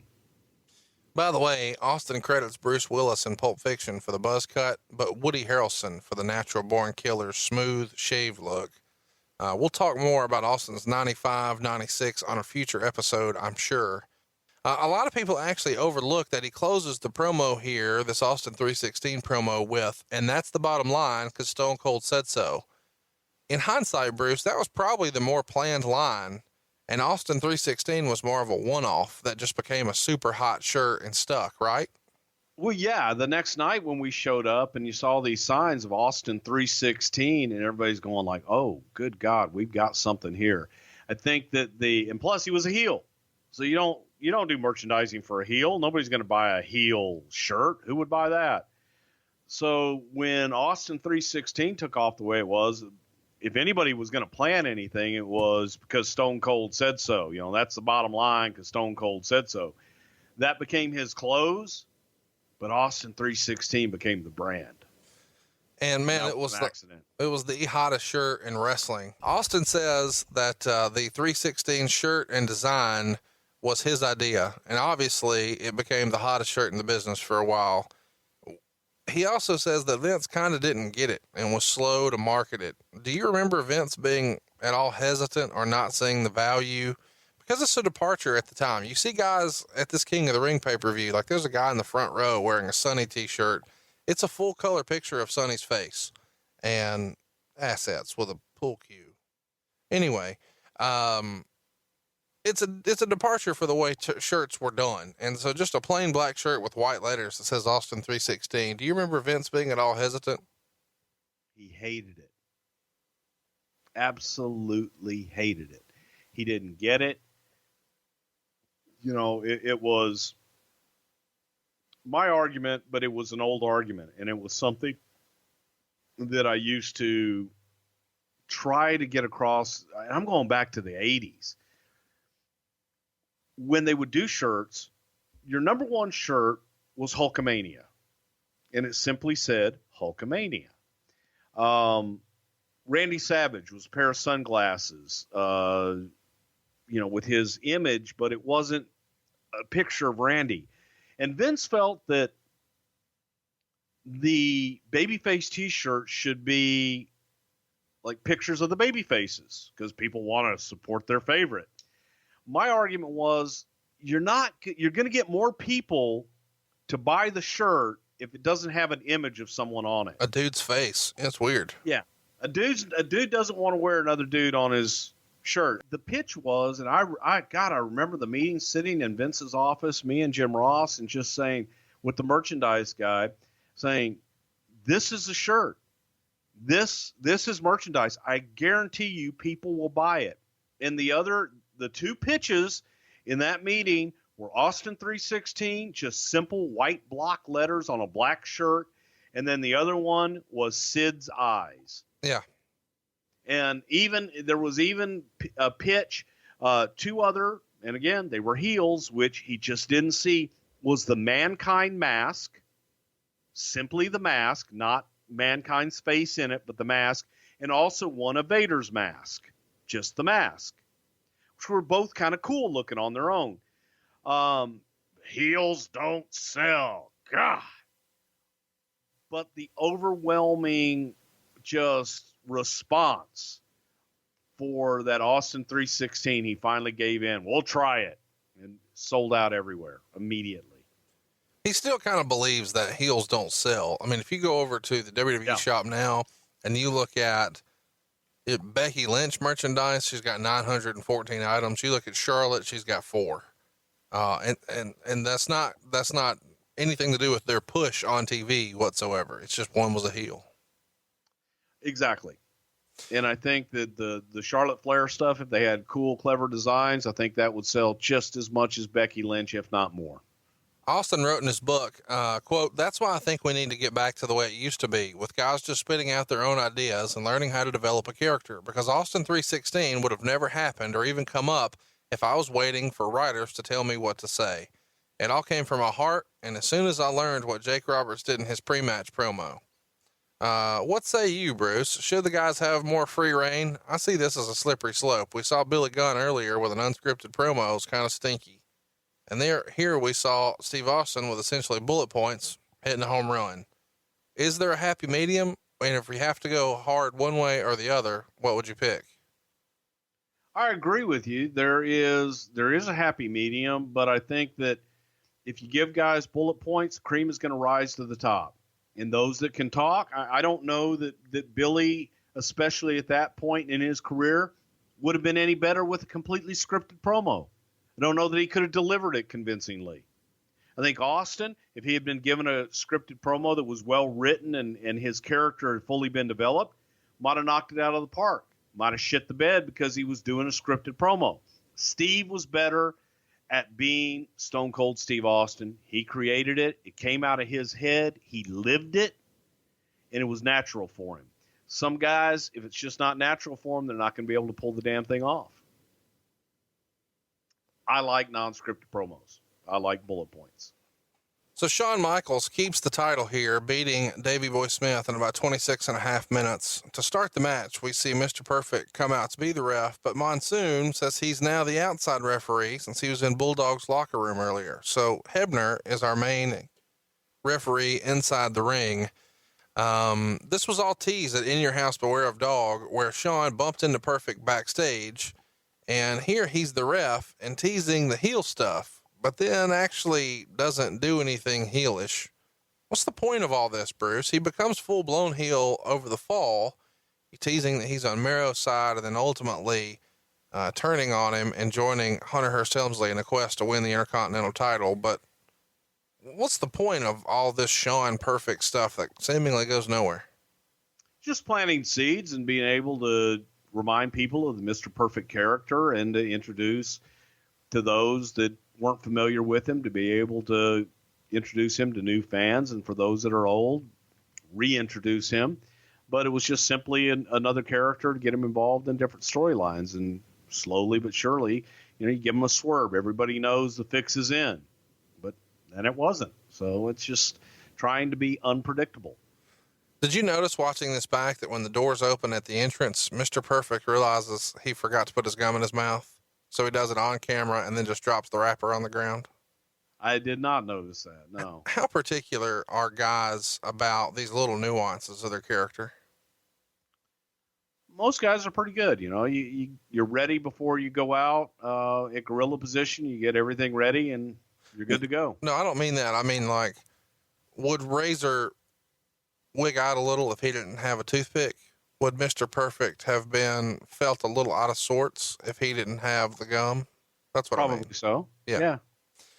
The match starts slow, but it's a good one for sure. At one point, Owen refers to Jose Lothario as, quote, that dirty old Mexican, which comes off as shocking in 2017, unless you're Dave Silva, and then it's just your name around the house. The last few minutes were one near fall after the other until the dreaded Hebner bump. That's word for word out of the Observer. And I kind of thought the same thing too. I feel like when I watch these old matches that Hebner's been knocked down more times than Glass Joe and Mike Tyson's Punch Out. Do you have any idea what I just said? Yes, I do. Okay. Mike Tyson's Punch Out. It's a game, and you like Tyson, and he fights people in the video game. And that's Glass Joe. That's Glass Jaw, and he gets knocked out a lot by Mike Tyson. Roll Tide. Look at you. You really did enjoy that Monsters game on Sega Saturn. Meltzer wrote, Michaels did an elbow off the top and a terribly weak-looking super kick. I have to admit, Bruce, I thought he missed the super kick too. Anyway, Hebner and Perfect start counting, but Owen pulls Perfect off before he can finish. Hebner does finish the count, so Shawn wins the match. But that doesn't stop Owen from jumping in with his cast. He's still wearing the tux, by the way, and he starts double-teaming Shawn with Bulldog. Eventually, this brings Ahmed out, and he comes to make the save, but that leads Vader to come out. So Cornette's involved at this point, and he even hits Jose with the racket. Vader has to stall seemingly forever as he's climbing up the ropes to do a top rope splash on Shawn Michaels because they're waiting on Warrior to come up, and he finally shows up and pushes Vader off the top rope. The heels take a powder. The baby faces celebrate with poses in the ring as Vince tells us our main event at In Your House International Incident will be a 6-man tag with these 6 guys.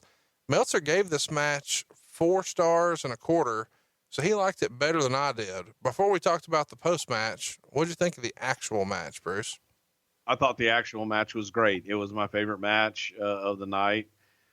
Taker was second, but I thought that the match itself was a damn good match and told a good story where they wanted to go. Now the aftermath was just a cluster. Yeah, it really was. And I couldn't help, especially since we've been doing these shows together, when the pay-per-view was going off the air. Well, first, before they do the recap package, and I kind of forgot that they used to recap a pay-per-view at the end of the pay-per-view. I don't remember why they did that or why they stopped doing it, but it seems really, really out of place to watch it in 2017. I don't need a recap. I just watched the whole thing. This should be at the beginning of the next pay-per-view, not here. But anyway, as they're all posing to go off the air, one thing crossed my mind the whole time. What's that? Hogan must pose. This feels like this is Vince, like, okay, we've got to make sure they pose. The baby faces are triumphant. Shawn Michaels is the most charismatic performer in the history of the WWE. We've got the Ultimate Warrior, by God. They've been chanting for the Warrior. Of course they want to see him pose. Get him out there in his comic book duster with his sequins on the top, and then let him pose. My takeaway on that was simply watching Shawn hug Warrior at the end was simply the most, what's the word? Ridiculous? No, not ridiculous. Non-genuine, just like he didn't want to get any Warrior on him type thing, but he knew he had to hug him because it's the babyface thing to do. And it was the 3 most unlikely guys in the ring at the end, and I just thought it was awkward at best. To me, Ahmed Johnson, the Ultimate Warrior, and Shawn Michaels is the Sesame Street Pro Wrestling version of which one of these is not like the other? Yeah. Let me ask you, hypothetically, in a 3-way match, Ahmed Johnson, Mark Marrow, Ultimate Warrior, who you got? The referee. I don't know where to fit this in. So if I don't ask it right now, I'll probably forget. Why wasn't there a European tour in 96? I asked because you guys did South Africa in September, and then you did Singapore, Malaysia, and Australia in November and December. But I thought it was somewhat of a tradition to go right after WrestleMania, and you guys always drew big houses in Europe. The reason I ask is because Meltzer gives the reason here as fear of burning out the market. Talk me through that silly shit. How do you burn out a market that you only go to once a year? Meanwhile, you're in the Northeast every other weekend. What was the real reason you didn't go? Is it because those other shows were sold shows and therefore there was no additional financial risk, but the traditional European tour had too many costs associated with it, and Vince just didn't want to roll the dice when business was down in 96? Or why not go if you know that you're always selling out over there? I really don't know. I don't know what that specific reason was why we didn't do it, other than we may have just had things booked domestically that were good and the business was decent in the States, but it just may have been that we didn't have anything booked at that time and it didn't make sense. Now, previous to that, we had gone under the philosophy of pre-sold shows. So if we didn't have something pre-sold that didn't fit financially, don't go. Hypothetically, what would someone in Malaysia have probably had to pay for a WWE show? 100, 250? Give me a ballpark. 4. Really? Oh yeah. That's amazing. The wrestlers, according to Meltzer, had lots of problems due to either a flight delay or a cancellation in getting from Madison, Wisconsin after their June 26th show into Louisville, Kentucky for their June 27th show. So Aldo Montoya and Duke the Dumpster Drose had to stall for 45 minutes, doing one match where Duke won by turning heel, then a second match with Montoya winning before the rest of the crew finally arrived. Do you remember this? I've got to hear about this great Duke the Dumpster match for 45 minutes. I mean, this is missing in my life. I need a 45-minute Duke the Dumpster match. Main event anywhere in the Sheboygan. I have no idea. We used to have to do that shit all the time. Sometimes when the main event wouldn't be there, stall, stretch. Do you remember though, there being a time when there's literally 2 wrestlers there? The crew's there, the ring's set up, there's 2 guys and nobody else. Hey, y'all go work until everybody gets there. As a matter of fact, the very first time that I ever refereed a match, I was 16 years old in Bryan, Texas. And there was another show going on nearby. There were 2 spot shows, and we had split crews that were working double shots. The only match in the dressing room for our show in Bryan, Texas, was the main event, which was Gino Hernandez and Jose Lothario. And I was the referee for that match, and the rest of our card had not shown up. So we went out and did roughly a 40-minute main event to start the show, waiting for the rest of the crew to arrive. Yeah, that's what Aldo and Duke did here, 45-minute main event. I'm jealous of those people in Louisville, Kentucky, who were treated to that. Well, you know. Let's talk about the Ultimate Warrior for a minute, because this was his last WWE pay-per-view. It's worth mentioning that his biological father, Tom, passed away on June 30th. According to Warrior's testimony, they had been estranged practically his whole life, since roughly 3 years old, and his father, Tom, was living in South Florida at the time. This is relevant because Warrior would later claim his father's death is why he would no-show some events, and that all ultimately led to his release. It's worth mentioning again, his father dies on June 30th, and based on Warrior's own testimony, they've been estranged since he was 3. I make mention of that because he didn't make June 25th in La Crosse, Pennsylvania, or Indianapolis on June 28th. At least one of those was known as being a legit no-show right away. They tried to position the other one as if it was transportation problems. But the next day in Detroit, June 29th, the wrestlers were given word that Warrior was through.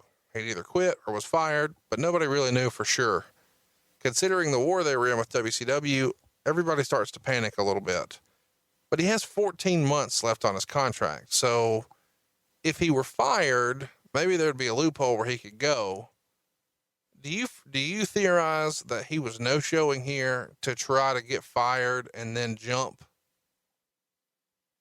No, it was simply a power play, and it was a contract play, and him trying to hold us up for money again. Well, let's talk about that a little more. On June 29th, the morning of, when the office realizes Warrior's done, they call and ask Brett to fill in for him as a make good to the fans in Detroit and Pittsburgh.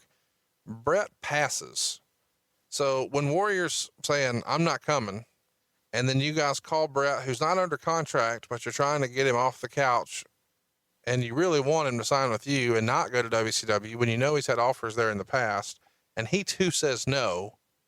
Considering that Hall and Nash had just left, you got to be feeling a little panicky here, right? Ain't happy. So that's for sure. Yeah. So we're scrambling. Plan C is to call and hire Psycho Sid as a babyface, and he will fill in as the replacement on those towns where the ring announcer Bill Dunn would announce that Warrior couldn't be there because, quote, he refuses to wrestle in a city like fill in blank, basically turning him heel and burying him to the audience. They offer refunds in both cities, and reportedly a few dozen actually take them. He was said to be replaced by the craziest wrestler in the WWF, but they didn't mention a name. So that's their way of trying to convince you, hey, it might still be good. Don't turn your tickets in just yet. Stick around for the show. Whose call was it to announce him like this? Is this old school wrestling, or is this somebody saying, fuck him, let's bury him? No, it's old school wrestling. It was Vince's call, but Warrior did refuse. He refused to go and make his obligated dates, and he refused to show up. So it's simply, all right, you don't want to show up, we'll just let everybody know that you're refusing to go to work. Meltzer would report that Warrior's relationship with Vince was rocky at best. They had an agreement for him to come in December of 95, but his demands kept mounting, so that kept it from happening. So WrestleMania 96 was the new plan, but even the week of, he had drama that included stiffing promoters in Europe and walking out on his own promotion in Las Vegas the day before a show, leaving with several sponsorship checks. Bruce, do you remember any of this specifically? Trying to get him in December of 95 and then him having some drama in his own promotion the week of WrestleMania 12? I don't remember anything with December 95. I do remember, the stuff going into WrestleMania 96, but not before that, no.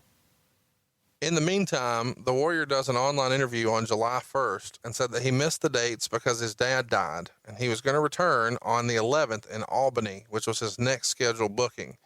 He had the weekend off in between because he was doing a comic book convention, and this had already been worked out with the company. He gets a little bit of heat for doing this chat online because he does it with Bob of Prodigy, as opposed to the AOL WWF sponsor. All of this about him returning on the 11th and all that was all news to the WWF. When did you guys hear, Bruce, that he was going to use the death of his father as a reason to miss the shows? After his dad died. Yeah.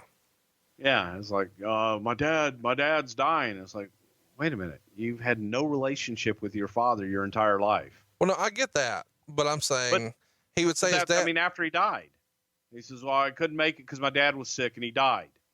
Yeah. That's the point that Meltzer's trying to drive home here. He's missing shows on the 25th. His dad dies on the 30th. And then he says, well, my dad died. Well, he didn't die when you missed the first show. So what happened then? He died. Yeah. Exactly. None of it made sense. Meltzer would write, a McMahon-Hellwig breakup would be even messier this time than in the past, with their business partnership in both the comic book and the wrestling school in Phoenix having to be sorted out. Remind us again, Bruce, about Vince's involvement in those ventures, the comic book and this wrestling school in Phoenix, which is pretty awesome when you think about it, that the Ultimate Warrior had a wrestling school. We had no involvement with the wrestling school in Phoenix at all. That was Warriors. That was his deal. And we agreed to give it some publicity as part of Warriors' deal, but we had no involvement in it at all. The comic book stuff, that was simply something that we agreed to distribute those with the WWF magazine, and that we would agree to sell some of those as well as part of the magazine subscription stuff. Warrior wanted us to buy a shitload of them. This all came to a head on Monday, July the 8th, when the WWF suspended the Warrior officially. They announced on Raw that it was effective immediately, and Sid was put in his spot for the July pay-per-view international incident. Meltzer would write, WWF figurehead president Gorilla Monsoon announced the suspension to the fans, saying that no matter how popular Ultimate Warrior was, no wrestler was above missing his scheduled appearances and letting down the fans. Monsoon stated that Warrior would be welcome back, provided he posts an appearance bond. Bruce, I found it interesting that you guys had Gorilla kind of babyface in the company and putting all the heat on the guy like this, and almost sort of airing the dirty laundry about an appearance bond requirement. Do you remember a guy having to post an appearance bond, whether made public or not, in the history of the business? I've never heard of this. Oh God, yes. Back in the day, that's what you had to do, especially for champions. And if somebody had a history of no showing and shit like that, if you wanted to book them, they would have to do an appearance bond and put up their money ahead of time before the promoter would book them. Give me an example.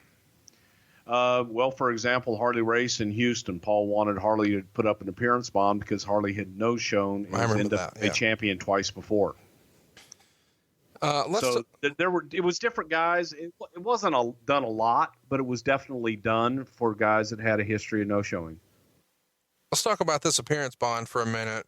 Dave would write, Vince McMahon told Hellwig that he would be brought back provided he posted a large bond, which he would forfeit to the WWF provided he were to no-show another card.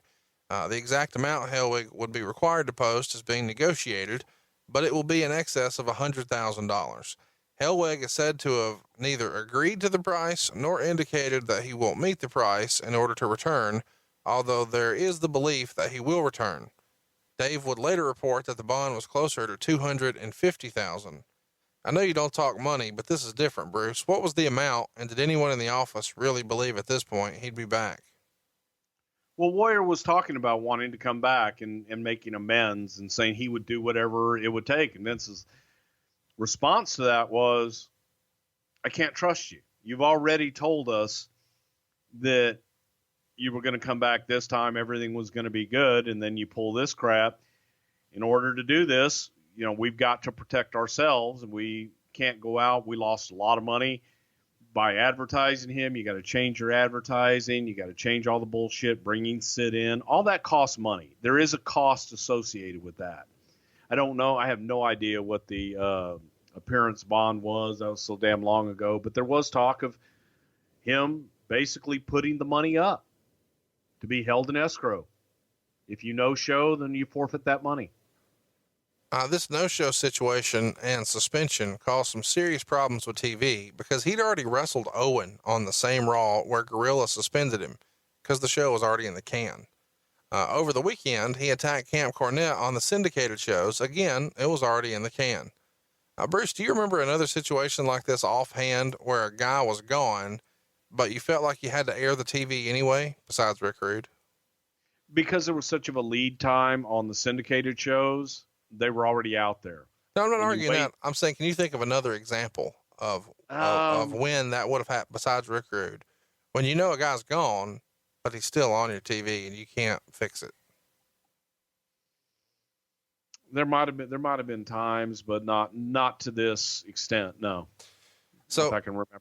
Here's what the gist of the fight is all about. Dave wrote that the Warrior would blow up at McMahon over the phone on June 28th when he saw, quote, "always believe" as a WWF marketing slogan at a trade show.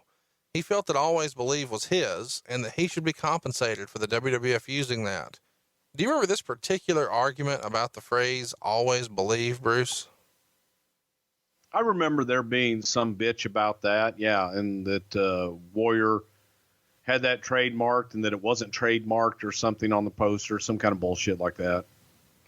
As strange as this sounds, it got even weirder. Warrior did a Q&A at a comic book convention that we just mentioned a moment ago in San Diego. And while he's there, he acts like everything's fine and that he's back on the road for the company the following weekend. That next Monday, Vince goes on Raw and says that the Warrior's lawyer and the WWF have had a dialogue.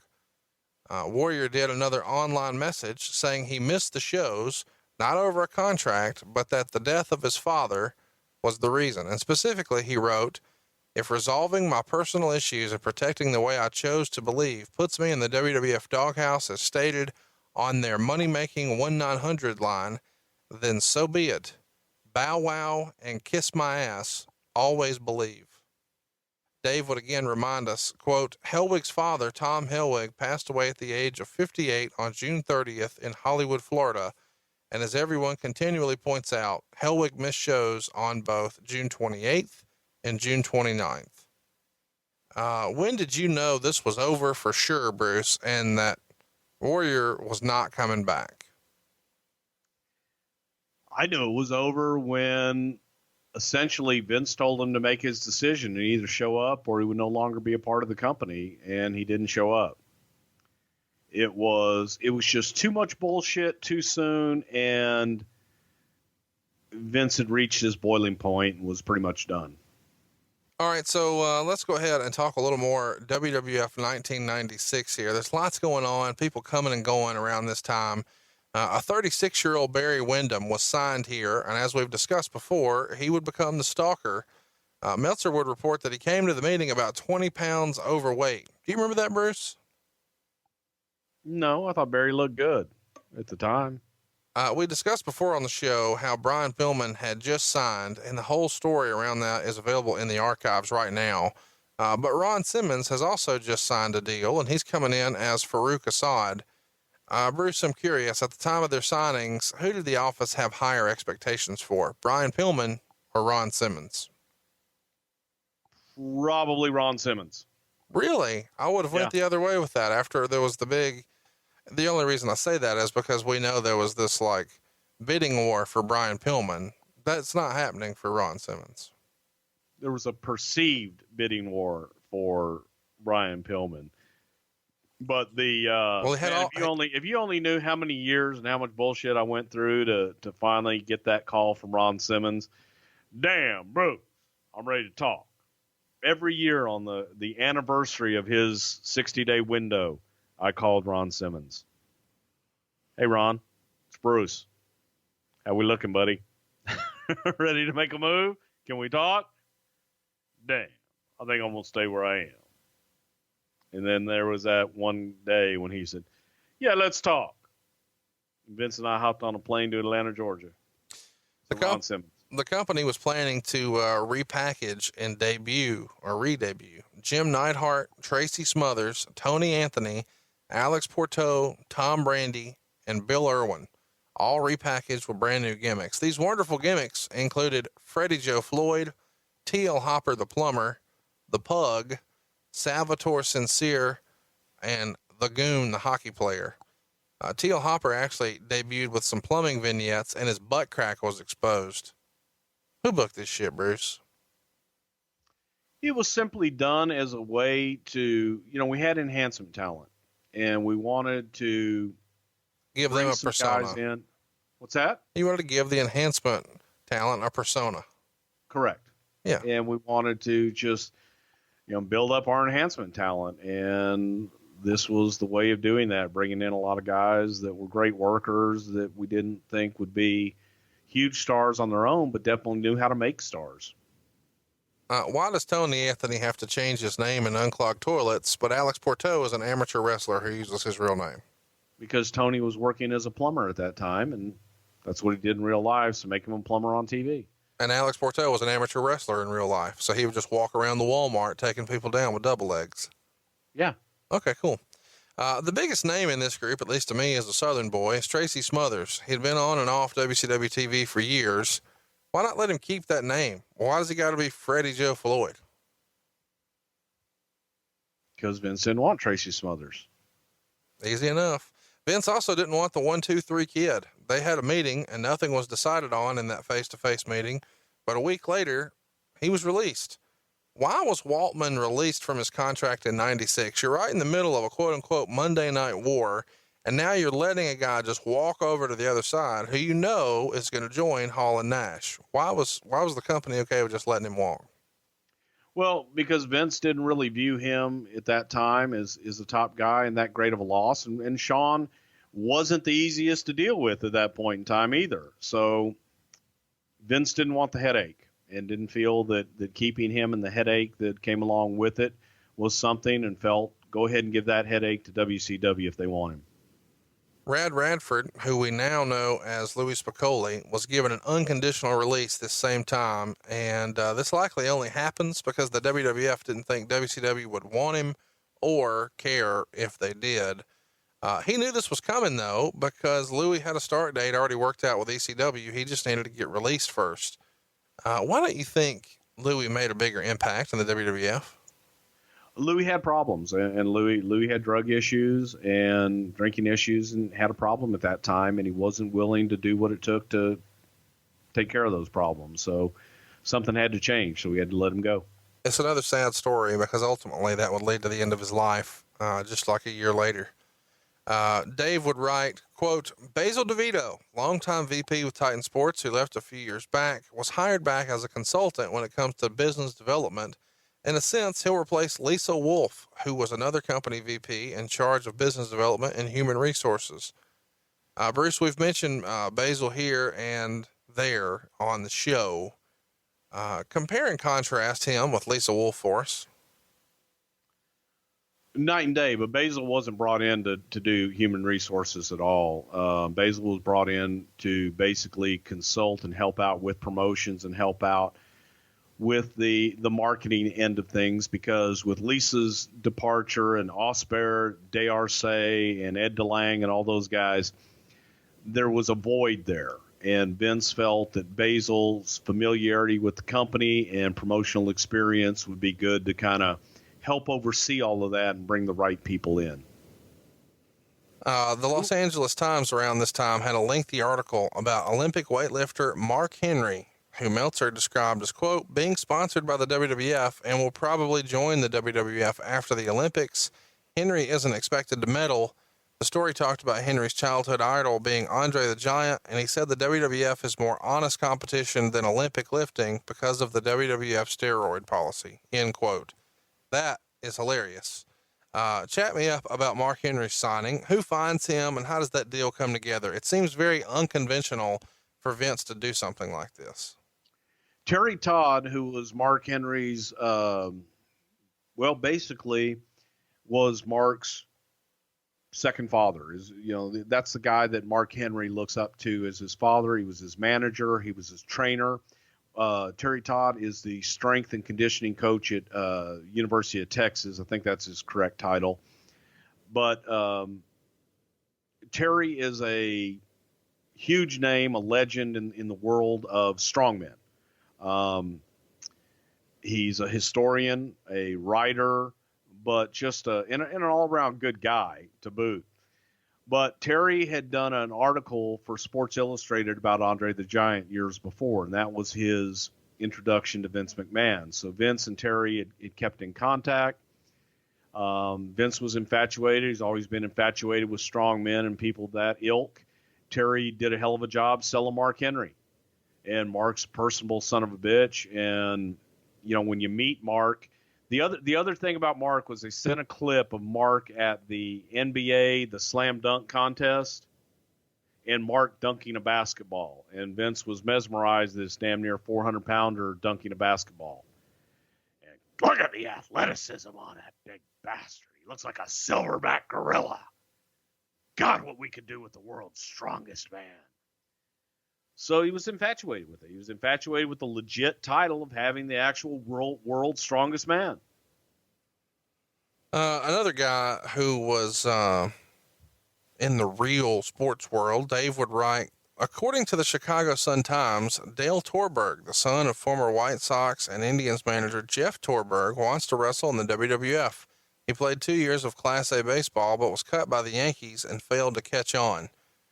Dale would go on to become the Kiss Demon for WCW. Did the WWF ever give him a serious look? We talked to him, and we talked about bringing him in and maybe training him for a while, but I think that WCW came along and made him a more attractive offer, so he went to WCW. Dave wrote that the Gangstas in Paradise both quit when Samu was going to be suspended for violating a company policy. What happened? That's probably what happened. He probably flunked the drug test. Christine Rosati, one of the three sisters from Hopewell Junction that Bobby Heenan had in bathing suits on his Bobby Heenan show, passed away on June 27th from the E. coli virus. She was just 47. You remember her and her sisters from the early Raws too. They would carry around the ring cards with the silly slogans on them. I know we discussed these ladies in more detail on our Primetime Wrestling episode, which is available now in the archives. But can you tell us a fun story as to why Vince loved these ladies so much? They were super fans before super fans were cool. They always came to the Poughkeepsie, Allentown television tapings, and I don't think that they ever had a bad day in their life. They were always just fun to be around, always positive to be around, and they just were a lot of fun and really, really nice people. So made them a couple oinkettes, the oinkettes, the triplets, and that's about it, man. The Rosati sisters, just really, really sweet ladies. Let's talk about Bulldog again for a minute. As we mentioned at the top of the show, there was speculation that he might be the third man for the NWO. As we discussed on our In Your House Beware of Dog episode, available now in the archives, Bulldog had given his 90-day notice on May 28th, but then he meets with Vince on June 6th and told him he had a big money offer on the table from WCW. And Meltzer reported, quote, McMahon is making an effort to sign a lot of the key guys to 5-year deals as he apparently wants to avoid more Hall and Nash situations. Linda McMahon sent a 5-year contract to his lawyer, but at press time, he hasn't signed it, although that delay may be partially because of the family tragedy. His nephew had just suddenly passed away. And it was obvious he was a young kid. So this was obviously a big deal to the family. Eventually, we know, though, Bulldog would re-sign, and some of their issues were with the way they thought his wife had been portrayed on TV. That had upset Stu and Helen and Brett and people in the family. Do you think there was ever any concern that Bulldog was going to wind up being the third man, or did you feel that him leaving was probably unlikely?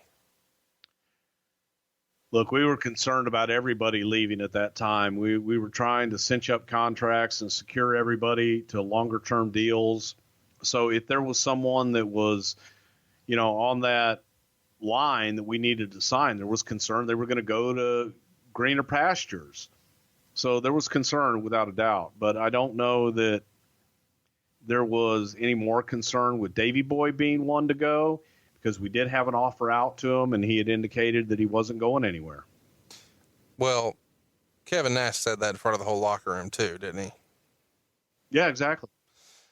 Dave also wrote, quote, rumors are flying it'll be Jeff Jarrett, since Vince McMahon on the WWF hotline brought up Jarrett's name with Diesel and Ramon as expecting him to join WCW.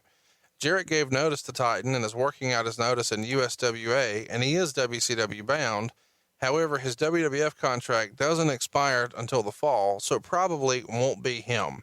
So we're just kind of letting you know here that at this point, there's just rampant speculation about who this third person could be. Hall and Nash want it to be Brett. Obviously, the original story is that it's going to be Lex Luger. But now there's all these other folks. It could be the British Bulldog. It could be this guy. It could be that guy. When did you know it was going to be Hulk Hogan, Bruce? When he walked out at Bash at the Beach. Well, don't forget, Hulk Hogan's 1988 is coming to you on Friday, June 2nd. You may remember right before WrestleMania, Bruce was in a horrible storm. We had to tape that one with duct tape in a security closet with a 9% battery life, standing on rations. It was not a great situation, but Hogan 88 is going to be one of our more fun shows. It's coming to you Friday, June 2nd. Set your calendars, tell your friends. This is going to cover the very famous, maybe the best wrestling angle of all time, the evil twin referee, the Hebners from Saturday night's main event, or I guess it was called the main event then. It's the debut of the Winged Eagle belt. You've got the evil Hebner deal. It's the setup for WrestleMania 4 and all the way through 1988, Hulk Hogan's 1988, Friday, June 2nd. And we'll see you here next week on Something to Wrestle With. Bruce Prichard. Macho Libre.